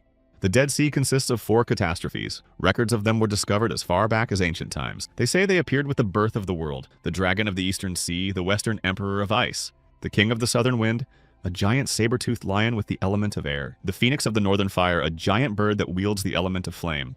Continuing the story, Eltair added, "The King of the Southern Wind is capable of destroying an entire country with a single blow. The Dragon of the Eastern Sea split a large island into 3 parts with a single strike." Sitting across from Eltair, Carpa heard that the land where the Western Emperor of Ice lived had turned into a lifeless wasteland, where it is impossible to even set foot. Continuing the story, the Queen said, "There are many legends about them, for they are such mysterious beings that there is almost no reliable information. But one thing I can say for certain. Hearing from Eltair that their power is simply impossible to describe, you cannot even imagine how strong they are." Carpa froze in shock. The 4 catastrophes, as natural phenomena like a typhoon or an earthquake, lack any logic in their behavior. That is precisely why all living organisms on the continent live in constant fear of these terrible calamities, which could return at any moment. After hearing the full story about the disasters, Carpe remarked in surprise that they hadn't yet destroyed absolutely everything. After Carp's remark, Tina joined the conversation and said, "Sir, I'm sure you're afraid of them, but it's not worth it. Especially since we, the Akram, have always been on their side." Hearing Tina's remark, Carpa asked in surprise, "On the side of these monsters?" To which he heard, "Exactly. 800 years ago, an incident occurred in which the Prestige Alliance challenged the Northern Phoenix. The existence of the Dead Sea was an unpleasant situation for Prestige, who wanted to take the entire continent into his own hands. 3 9-star and 15 8-star individuals fought to subjugate the Dead Sea. But in the end, they suffered a complete defeat without even scratching the Phoenix, and their leader Hercules died during the battle." Upon hearing this story, Kang Jin-ho realized why no one had been able to choose Hercules for 10 years. He had died even before the game appeared. Looking down, Carpa said, "If there are about 409-star individuals now, how many people of that level would it take to withstand a catastrophe?" Upon receiving the question, Tina said, "According to Akram's scientists' estimates, about 700 or 800 people," and catching Carp's attention, added, "I'm serious." Pondering the numbers, Carp said, "Wait, so there's a fragment of a monster in the forest right now that can't be defeated? Is that even normal?" Hearing Carpa's words, Eltair suggested, "Perhaps we should relocate the village," she added. "That's impossible without the World Tree. We elves simply wouldn't survive." Glancing out the window, the Elven Queen added, "To transport our village, we need seeds that will soon become the World Tree, the fruits of Ludrum." Continuing the conversation, Eltair added that they would ripen within the next week, but that monster wouldn't just sit idly by. Turning her head back to Kim Jong-hoon, Eltair asked, "You noticed what state he's in, didn't you?" Upon hearing the question, Carpe thought, "I did notice that," and said, "His health and MP were at a low level." Hearing this, he replied, "That's because he was almost defeated." After which Carpe asked in surprise, "Defeated?" Diving into her memories, Eltair said, "Since the last battle, the Spellcaster King has visited our forest to gather materials." Recalling that very day, the Queen added, "Back then, he helped us fend off that fragment. Although he wounded it severely, he let it escape and couldn't finish it off." Continuing her story, Eltair said, "The fragment that escaped spent 800 years parasitizing on beetles to gather mana for its restoration." Sitting at the table, Eltair added, "Mana is the source of life and the embodiment of pure magical power. But even so, it could only retain a third of its true strength." Recalling the giant mantis, Eltair added, "I am certain that it will soon attack us in order to fully restore itself." The next moment, bowing her head, Eltair said, "And I have no choice but to turn to you for help." Hearing the Queen say, "Carpe, please help our village," Kim Jong-hoon received a notification about a new quest. Noticing something new in the description, Carpe thought, "Seriously? Why wasn't this here before?" Noticing Carpe's surprise, Kang Jin-ho said, "Perhaps from now on, the types of rewards will change depending on the player's choice." Then Carpa asked me, "So now I have a choice?" Hearing the question, Kang Jin-ho replied, "Exactly. Now you'll have to take a risk to get a better reward. You have the right to decide which path to take, so what will you choose?" Without hesitation, Carpe said, "Well, of course I'll help you, Eltair." And as he confirmed the mission, he thought, "I agree, even if I have to work my ass off." Having received Carp's support, Eltair thought happily, "He's just a sweetheart, not a human. Even though he's his descendant, in his case the apple doesn't fall far from the tree." Eltair ended up in the wrong place. Hearing this from the queen, Carpe asked, "Then protect the fruits carefully. To guard the fruits, don't I have to fight the fragment?" Hearing Carpe's question, Eltair replied, "We're too weak right now for a head-on battle. No matter how much we fight him, we can't defeat him. As soon as we harvest the fruit, he'll sense it immediately and abandon any thought of attacking us. Our main goal is simply to hold out." Upon learning the main task, Carp said, "I understand, but I have one question for you. Protection is certainly good, but can I take it upon myself?" Hearing Carpe's question, Eltair froze in shock. There were 6 days and 17 hours left until the fruit ripened. Guard the fruit from the disaster fragment until time runs out. After finishing his conversation with the queen and stepping out into the courtyard, Kang Jin-ho said to Carpe, "I know you sometimes lose your mind, but do you really want to fight the fragment right now?" Spreading his arms in response to the question, Kim Jong-hoon replied, "Well, of course not. I didn't even realize myself how I said that in front of Eltair." Hearing Carpe's excuse, Kang Jin-ho said, "Enough with that." To which Carpe replied, "I already understand the situation." Glancing at his hand, Carpe added, "That fragment was completely unlike the bosses I've fought before." The next moment, recalling the battle he'd had with the bosses, Carp thought to himself, "Permafrost is a skill of at least 9 stars. Finishing his thoughts and looking at Kang Jin-ho, Carpe said, "The sum of items and skills is constant, so in theory, you just need to collect what's higher in stars, right?" Hearing the question from his friend, Kang Jin-ho replied, "Of course, when the game first came out, everyone thought that, but they were all wrong." Hearing from his kindred spirit that the 9-star skill had a very high MP consumption, Carp said thoughtfully, "Indeed." Continuing the conversation, Kang Jin-ho added, "Some skills can consume over 1,000 MP at the early levels. Even if you wanted to, you wouldn't be able to use them. Most people quit the game even if they were lucky at the start." Tucking his hands into his pockets, Kang Jin-ho added, "Even if you can use a 9-star skill, your problems won't get any easier." And there are many reasons for that. Hearing this from Kang Jin-ho, Carpe asked, "Can you handle the skill's power? Did you calculate everything correctly? Are there items that can be used with the skill? Are there other skills you can use after it?" Clutching his head, Carpe replied, "In a word, they cause more trouble than they're worth." After sorting things out in his head a bit, Carpe asked, "Okay, but how do I get a 9-star skill? I heard you can't get it from a regular gacha." To which Kang Jin-ho replied, "Yes, only from higher level packs." Continuing his story, Kang Jin-ho added, "You can get it from there with a slim chance, or craft it using other cards, though the chance there is also extremely low. There's also a chance to get the card by completing a hidden quest." Raising his hand after hearing the information, Carpe said, "Teacher, I have a question." To which Kang Jin-ho replied, "I already know what the question is, but go ahead and ask." Having received permission, Carpe said, "Oh, highly respected brother, you know about the hidden quests that grant 9-star skills, don't you?" Hearing the question he had been expecting, Kang Jin-ho said, "If I didn't know, I wouldn't even have brought it up." Hearing what he had been waiting for, Carpe began to bow and exclaimed, "Hurrah, highly respected brother. We revere you like a god. You are the very best." Feeling a certain awkwardness at Carp's actions, Kang Jin-ho said, "How can you act like that? You should be ashamed of yourself." After paying his respects and standing up, Carpe said, "For now, let's first look for quests we can complete in the Elven village." Glancing at the tree's fruit, Carpe added, "I still have plenty of time before the fruit fully ripens. We need to gather as much useful stuff as possible before we encounter the disaster fragment." Hearing the suggestion from his companion, Kang Jin-ho said, "That's a good idea, but I'm also here for the first time, so I can't recommend the best quest to you." Hearing the remark from his kindred spirit, Carp said, "Don't worry, brother. Let's look around now, and we'll definitely find something worthwhile." While wandering through the Elven village, Carp received a gathering quest in which the elves told me, "We urgently need high-quality wood. Can you help us find some? You might find a few herbs in the forest." After finding a hunting quest, Carp heard that a fragment of the catastrophe might attract many wild monsters. "Can you help with the hunt deep in the forest?" Later, a quest from the Elven Queen appeared. A couple of villagers said, "She's a beautiful person, but she has one unusual trait: topographical criticism. We're already used to it, but maybe you can help." Hearing this from the elves, Carp thought, "We just lost her," while Kang Jin-ho, standing behind him, remarked, "I wonder how many experience points they'll give for this." After completing all the available quests, Carpe received 3 vials of potion that boost all stats by 3 points for 30 minutes, crafting materials that can only be obtained in the Elven Forest and that can add various attributes to items when crafting equipment. Leather gloves increase crafting speed. After collecting all the rewards, Carp said to Tina, "Without you, I'm like a man without hands." To which she replied, "Thank you very much." Delighted by the generous rewards, Carpe said, "Perhaps because the elves love me so much, the reward has increased significantly." To which Kang Jin-ho replied, "Not another word. You've already forgotten about the fragment of the disaster." Upon hearing about the fragment of the catastrophe, Carpe looked at Kang Jin-ho with puppy dog eyes and said, "Maybe you can help me with it."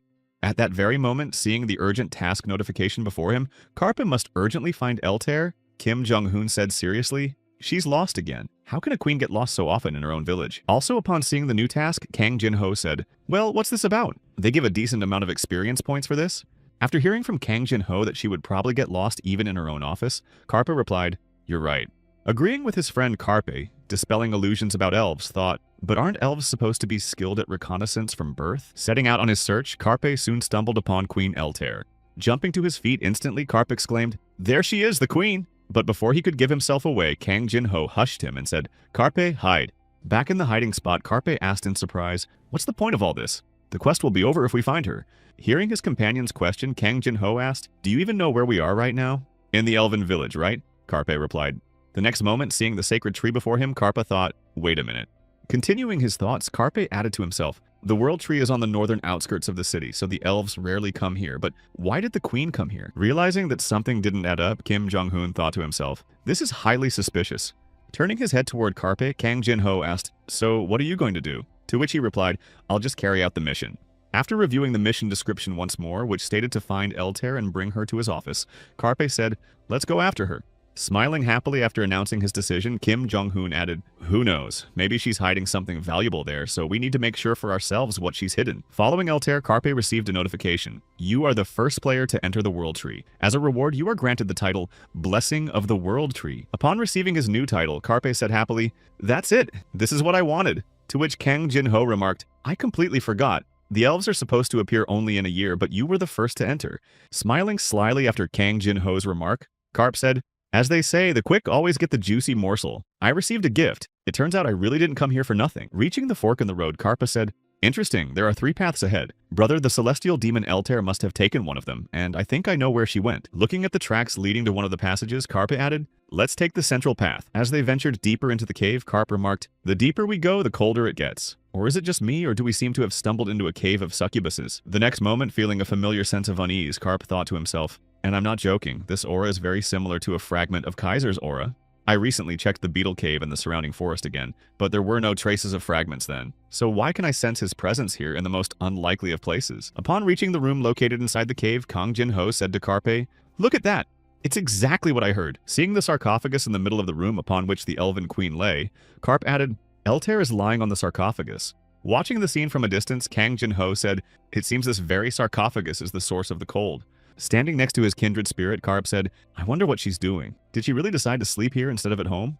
Continuing his musings, Carpe added, "It seems quite some time has passed since Altair entered here." After which, noticing something strange, he said, "What?"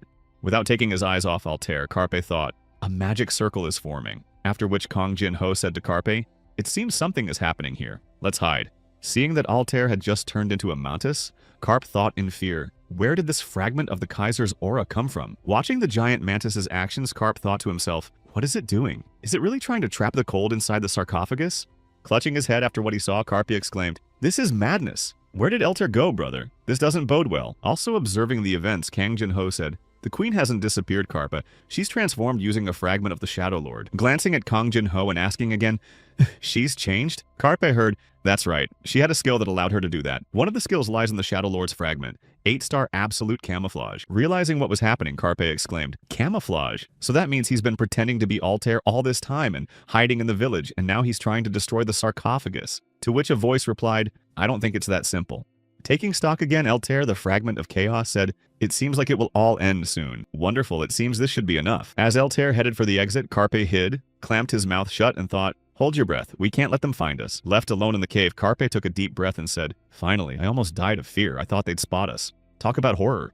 Hearing this, Kang Jin-ho said, "It looks like we need to figure something out." Carpe replied, "I agree, brother. It seems the Shadow Lord's fragment took on Altair's form, and Altair, or rather, the Shadow Lord, was trying to destroy the sarcophagus." Resting his hand on his chin, Kang Jin-ho added thoughtfully, "And then he took on Altair's form again and suddenly vanished. For some reason, it's only gotten more confusing." Also, having heard from Kang Jin-ho what he meant by saying there was little time left, nothing but riddles, Carpe remarked, "Maybe we should go take a look at the sarcophagus. We might find at least some clue." As he approached the sarcophagus, Carpe thought, "I can still feel a faint chill and there isn't a single scratch on it." He definitely tried to destroy it, but it gives the impression that, on the contrary, it was very carefully looked after. Suddenly sensing something interesting, Carpe remarked that there was also an indentation here, just like on the one Tina had. Hearing Carpe's remark, Kang Jin-ho, who was standing behind him, said, "The seal that fits the sarcophagus must be with Altair. That means it's impossible to open it without Altair's permission." Immediately after speaking, Kang Jin-ho added, "However, when it comes to opening things, you have no equal. You even surpass the King of Mages." To which Carpe replied, "You know, the same thought just crossed my mind." After looking it over, Carpe smiled slyly and said, "Bro, maybe we should open it." To which he heard, "Okay, let's give it a try." Reaching out toward the sarcophagus to use his skill, Carp said, "Well then, let's try unlocking it." After opening the sarcophagus and seeing its contents, Carpe exclaimed in surprise, "Wow, how is this even possible? Why is Altair lying here?" Continuing to look inside the sarcophagus, Carp said in surprise, "What's going on here, bro?" After which he wondered, why is Altair there and not the artifact? Receiving the question, Kim Jong-hoon, Kang Jin-ho said, "Although I have some guesses, we need to get out of here as soon as possible, Carpe." When he asked Kang Jin-ho what was going on right now, Carpe heard, "Right now, it's best to focus on the plot event. There's very little time left until the fruit ripens. 1 hour, 37 seconds until ripening." Returning in the final seconds and arriving at the plot event, Carpe sensed alarm, then asked what was happening and received the reply, "It seems it has begun." Seeing enemies approaching in the distance, the elf shouted, "Monsters are attacking! Gather the children to a safe place and protect them." After giving the order to evacuate and beginning to prepare for battle against the approaching horde of monsters, the elf cried out, "Oh Rudram, bless us!" At the same time, standing atop the tower, Kroze shouted, "Archers and mages, prepare yourselves and await my signal." After issuing the order to her subjects, Kroz thought, "I've gathered all our fighting forces, but they're still pitifully few compared to the horde of monsters." Continuing to watch the onslaught of enemies, Kroz added in her mind, "I thought we'd managed to thin their ranks. It seems this fragment has drawn all the other monsters with it." The next moment, hearing "Calm down, Kroz" behind her, the elf turned around, saw the queen, and said in surprise, "Lady Altair." Trying to somehow ease her subjects' anxiety, Altair said, "As soon as you cross this barrier, the World Tree's protection will no longer be on your side, so be careful and don't let them take control of you." Hearing Kroz's words, "I beg your pardon," Altair added, "Everything is fine. Don't panic. And remember, it's enough for us to hold out in this war of attrition. That alone will be a victory." Having calmed her subject and glancing at Carpe, Altair thought, "Well then, let's see how you'll act, descendant of the King of Mages." Standing behind the crowd of monsters, the giant mantis roared loudly, thereby giving the order to attack. Seeing that the enemies were heading toward them, Kroze shouted, "For the village, for our families, for the sacred tree, fire! Don't let anyone through." Archers, aim at the flying creatures. Mages, defend the perimeter. Kroze thought to herself, "Why isn't he moving? Is he really aiming at the World Tree?" The next moment, assuming a fighting stance and drawing her bow, Kroze thought, "I won't let you, monster. If you don't want to fight, then we'll start." Later, seeing the wall crumble, Kroze thought, "They've broken through, it can't be. Was this a trick?" Then she cried out, "Master Altair!"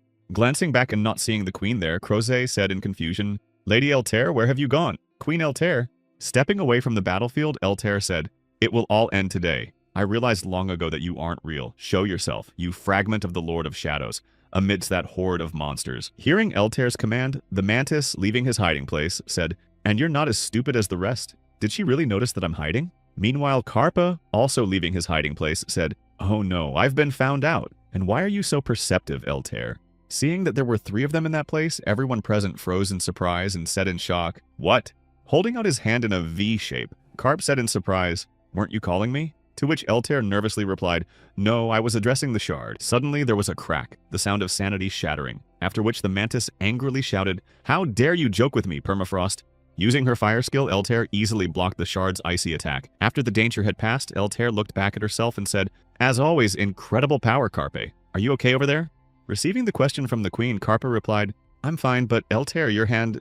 Without taking his eyes off Altair, Carpe added, "From your expression and reaction, I can see you've understood everything. You've known for a long time, master," came the reply. Without taking his eyes off Tina, Altair Carpe said, 2 days ago when I followed Altair to the World Tree." Recalling the moment he had followed the queen, Carpe added, "At first I thought it was a fragment that had taken on Altair's form. But when I saw the real Altair in the sarcophagus, I understood everything." Looking at Altair, Carpe added, "If anyone other than the descendant of the King of Mages tries to take possession of the artifact, it will cease to function, which means the answer is obvious. The king's artifact has gained a will of its own and acts independently." Without taking his eyes off the figure standing before him, Kim Jong-hoon added, "Just like you, Mirage."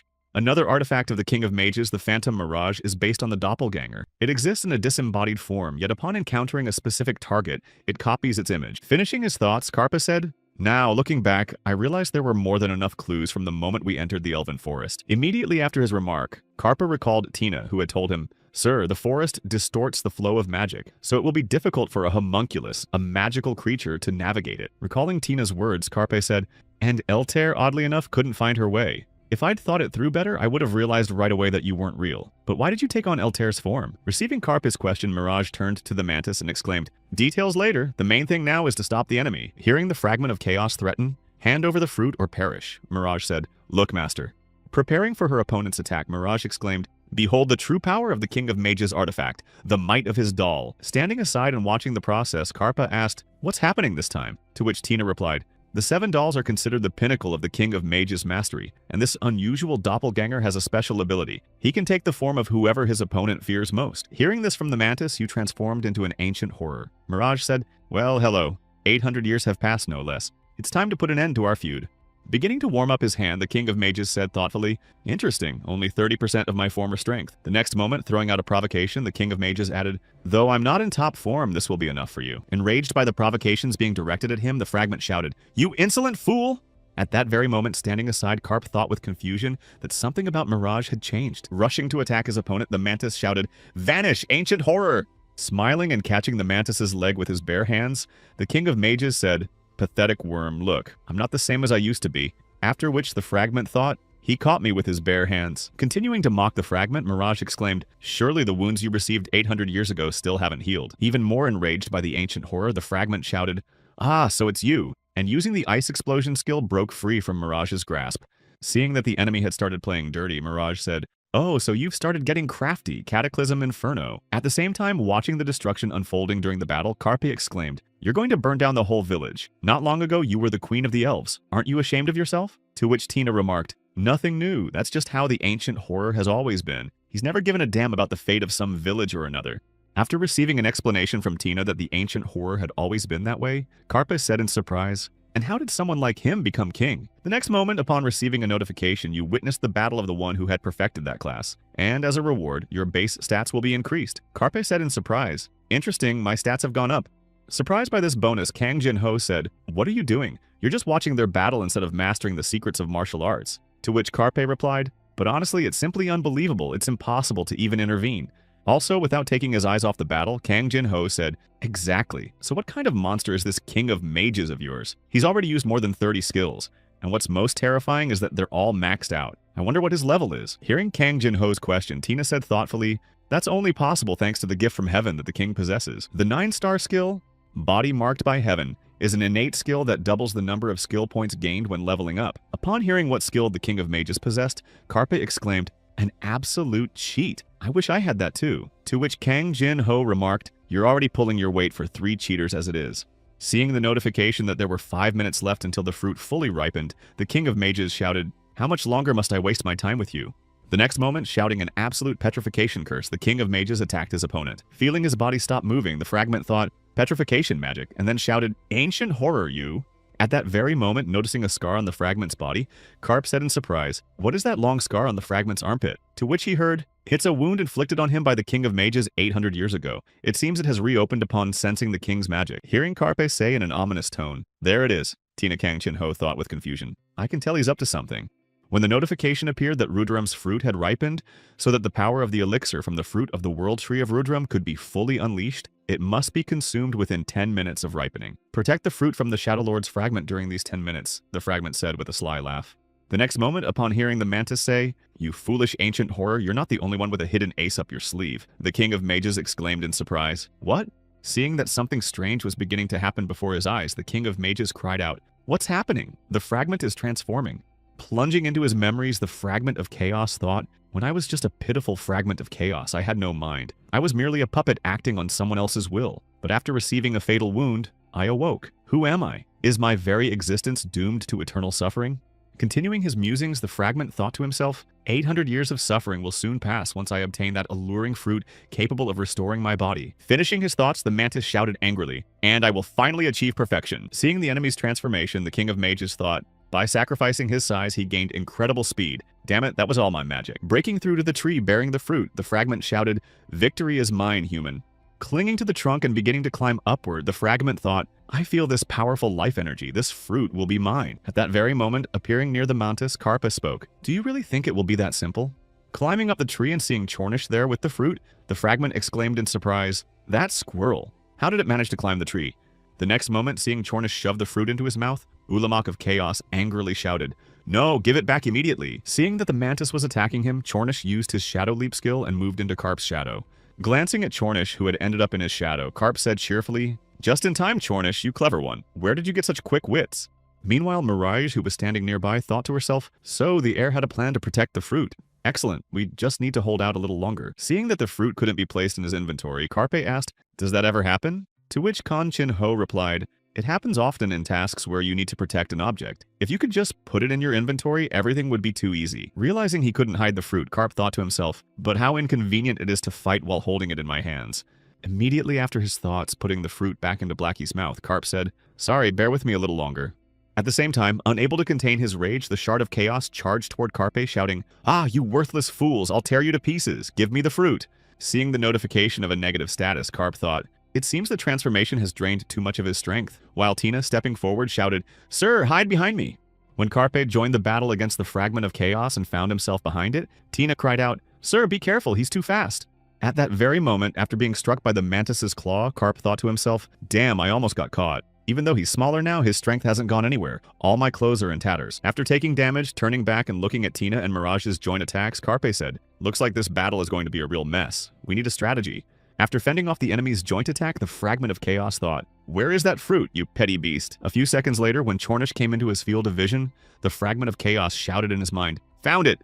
Immediately after spotting his target, the fragment of chaos shouted, "Hand over the fruit!" and activated the skill, Perpetual Frost. Caught in the Eternal Frost skill, Mirage exclaimed, "My body can't be... Has the cooldown already passed?" A few seconds later, having shaken off the anomalous effect by unlocking it, Carp said, "And what kind of cheater skill is this that allows you to shorten the cooldown?" While Carpe was voicing his dissatisfaction, Kang Jin-ho shouted, "Carpe, watch out! This is going to be powerful!" Hearing the warning and turning his head, Kim Jong-hoon thought, "Oh crap," and got hit. After coming to a sudden stop and hearing Kang Jin-ho ask, "Are you okay, Carpe?" Kim Jong-hoon wiped his face and replied, "I'm fine." Getting to his feet, Carpe said, "This is just unbelievable. How are we going to defeat him?" To which he heard, "I told you it's not about defeating him." Then Kim Jong-hoon added, "But it's okay. The fruit is still with Chornish." No sooner had Carp mentioned this than he noticed that Chornish was near the fragment of chaos and thought to himself that he was moving toward Chornish. Slowly approaching the squirrel who had fallen under the control of the mind, the fragment of chaos said, "Come to me." Also, seeing how Chornish had just rushed toward the fragment of chaos, Tina cried out, "Don't give in, Chornish! Pull yourself together!" Seeing that the squirrel had just approached him, the fragment of chaos laughed and shouted, "Victory is mine!" Looking at Chornish and the fruit he had just spat out, the fragment thought to itself, "I was badly wounded and was already about to retreat to try again when the next fruit ripens. But I didn't think it would be this easy." Just as he began to rejoice that he would become perfect, the fragment of chaos suddenly heard, "Sorry for interrupting, but who gave you the right to decide when it's over?" After that, he wondered where the squirrel had gone and where this person had come from. Moving over to the fragment of chaos and picking up the fruit, Carp said with a smile on his face, "Wonderful, I'm glad I was able to learn this." Casting swaps the positions of the caster and the familiar. Bowing his head down and seeing Kim Jong-hoon before him, the fragment of chaos thought, "It can't be. How could he switch places so quickly?" Crouching to the ground after closing the distance between himself and the enemy, Carp said, "Do you want to know how?" The next moment, seeing Carpe lunge toward him and shout, "Because this is an unmatched skill of deception," the fragment of chaos thought. Without taking his eyes off his opponent, the fragment of chaos added in his mind, "But I still have time. I need to protect my weak spot, parry the attack, and then on the next move, I..." Continuing to close in, Carpe, having drawn his spellbreaker, shouted, "You want to buy time by covering your scar? It won't work. Where do you think you're going?" Having only just had time to think about how fast he was, the fragment of chaos felt his defenses break and a blow strike his body. Feeling his entire body turn to stone, the Shard of Chaos said in confusion, "No, my body, is this really the end?" Seeing the notification, "You have defeated the boss. The Shard of the Shadow Lord has granted you the title of Chaos Killer." Carpe exhaled with relief and, falling to the ground, said, "Goodbye, Shard. It's finally over." After the battle ended, Tina rushed over to Carpe and exclaimed, "Are you all right, sir?" Then Kang Jin-ho, who had been walking with her, asked, "Hey, are you still alive?" To which she replied, "Alive, more alive than anyone else." Hearing her say, "You're simply incredible. How did you manage that?" Carp just laughed awkwardly, holding his head. Also, upon arriving at Kim Jong-hoon's side, Mirage said, "I'm glad you're safe and thank you for protecting the fruit." To which Carpe replied, "You're welcome, Eltair, or should I call you Mirage?" Taking the preserved fruit in her hands, Eltair said, "Let me take it for myself." The next moment, noticing that Chornish was deeply upset that the fruit was being taken, Eltair added, "Don't be sad, Chornish. I will reward you generously." After the victory, placing a hand on Kang Jin-ho's shoulder, Carpe said, "The main thing is that we protected the fruit. It's better to walk a crazy path and receive a worthy reward than to take the easy road and rejoice in trifles. You're right, brother." The next moment, turning around and pointing to the items the boss had left behind, Carpe added, "At least take what he left, the shard." Smiling slyly and heading toward the trophy items, Carp said, "Let's see what he left us." Hearing his companion's remarks, Kang Jin-ho thought to himself, "You're certainly right, but coming from you, it sounds like complete nonsense." Picking up the items, Carp said, "So, let's see what we have here. A ring, some magical material, and a map. Let's start with the ring." After examining the stats of the ring from the legendary Carpe ranking, he remarked thoughtfully, Not bad stats. The next moment, pointing to the skill card, Carpe added, too bad I didn't get lucky with the card. Just one card instead of a whole set. That's kind of a letdown, especially after all that trouble. Hearing the sad tone, Carpe Kanchin-ho said, don't be sad just yet. You know why players in Leisei chase after bosses so much? To which he replied, because they drop awesome gear. After listening to Carpe's guess, Kang Jin-ho said, that's right, mainly because of the unique items that can only be obtained from bosses. Usually they have more impressive stats than other items of the same level, but there's another reason. Skill chests. Unlike regular monsters, bosses in Leisei have a very small chance of leaving behind a skill chest. Inside, there can be skills ranging from intermediate to the highest level. Continuing his story, Kang Jin-ho explained that the chances of obtaining a skill chest other than through leveling up are very low, so high-level skill chests that can be looted from bosses are extremely valuable. Also, after hearing this from Kang Jin-ho, he added, but that's not all, there's something even more interesting. A skill card that drops in only a single copy, and it contains one of the boss's skills. Carpe exclaimed in surprise, what?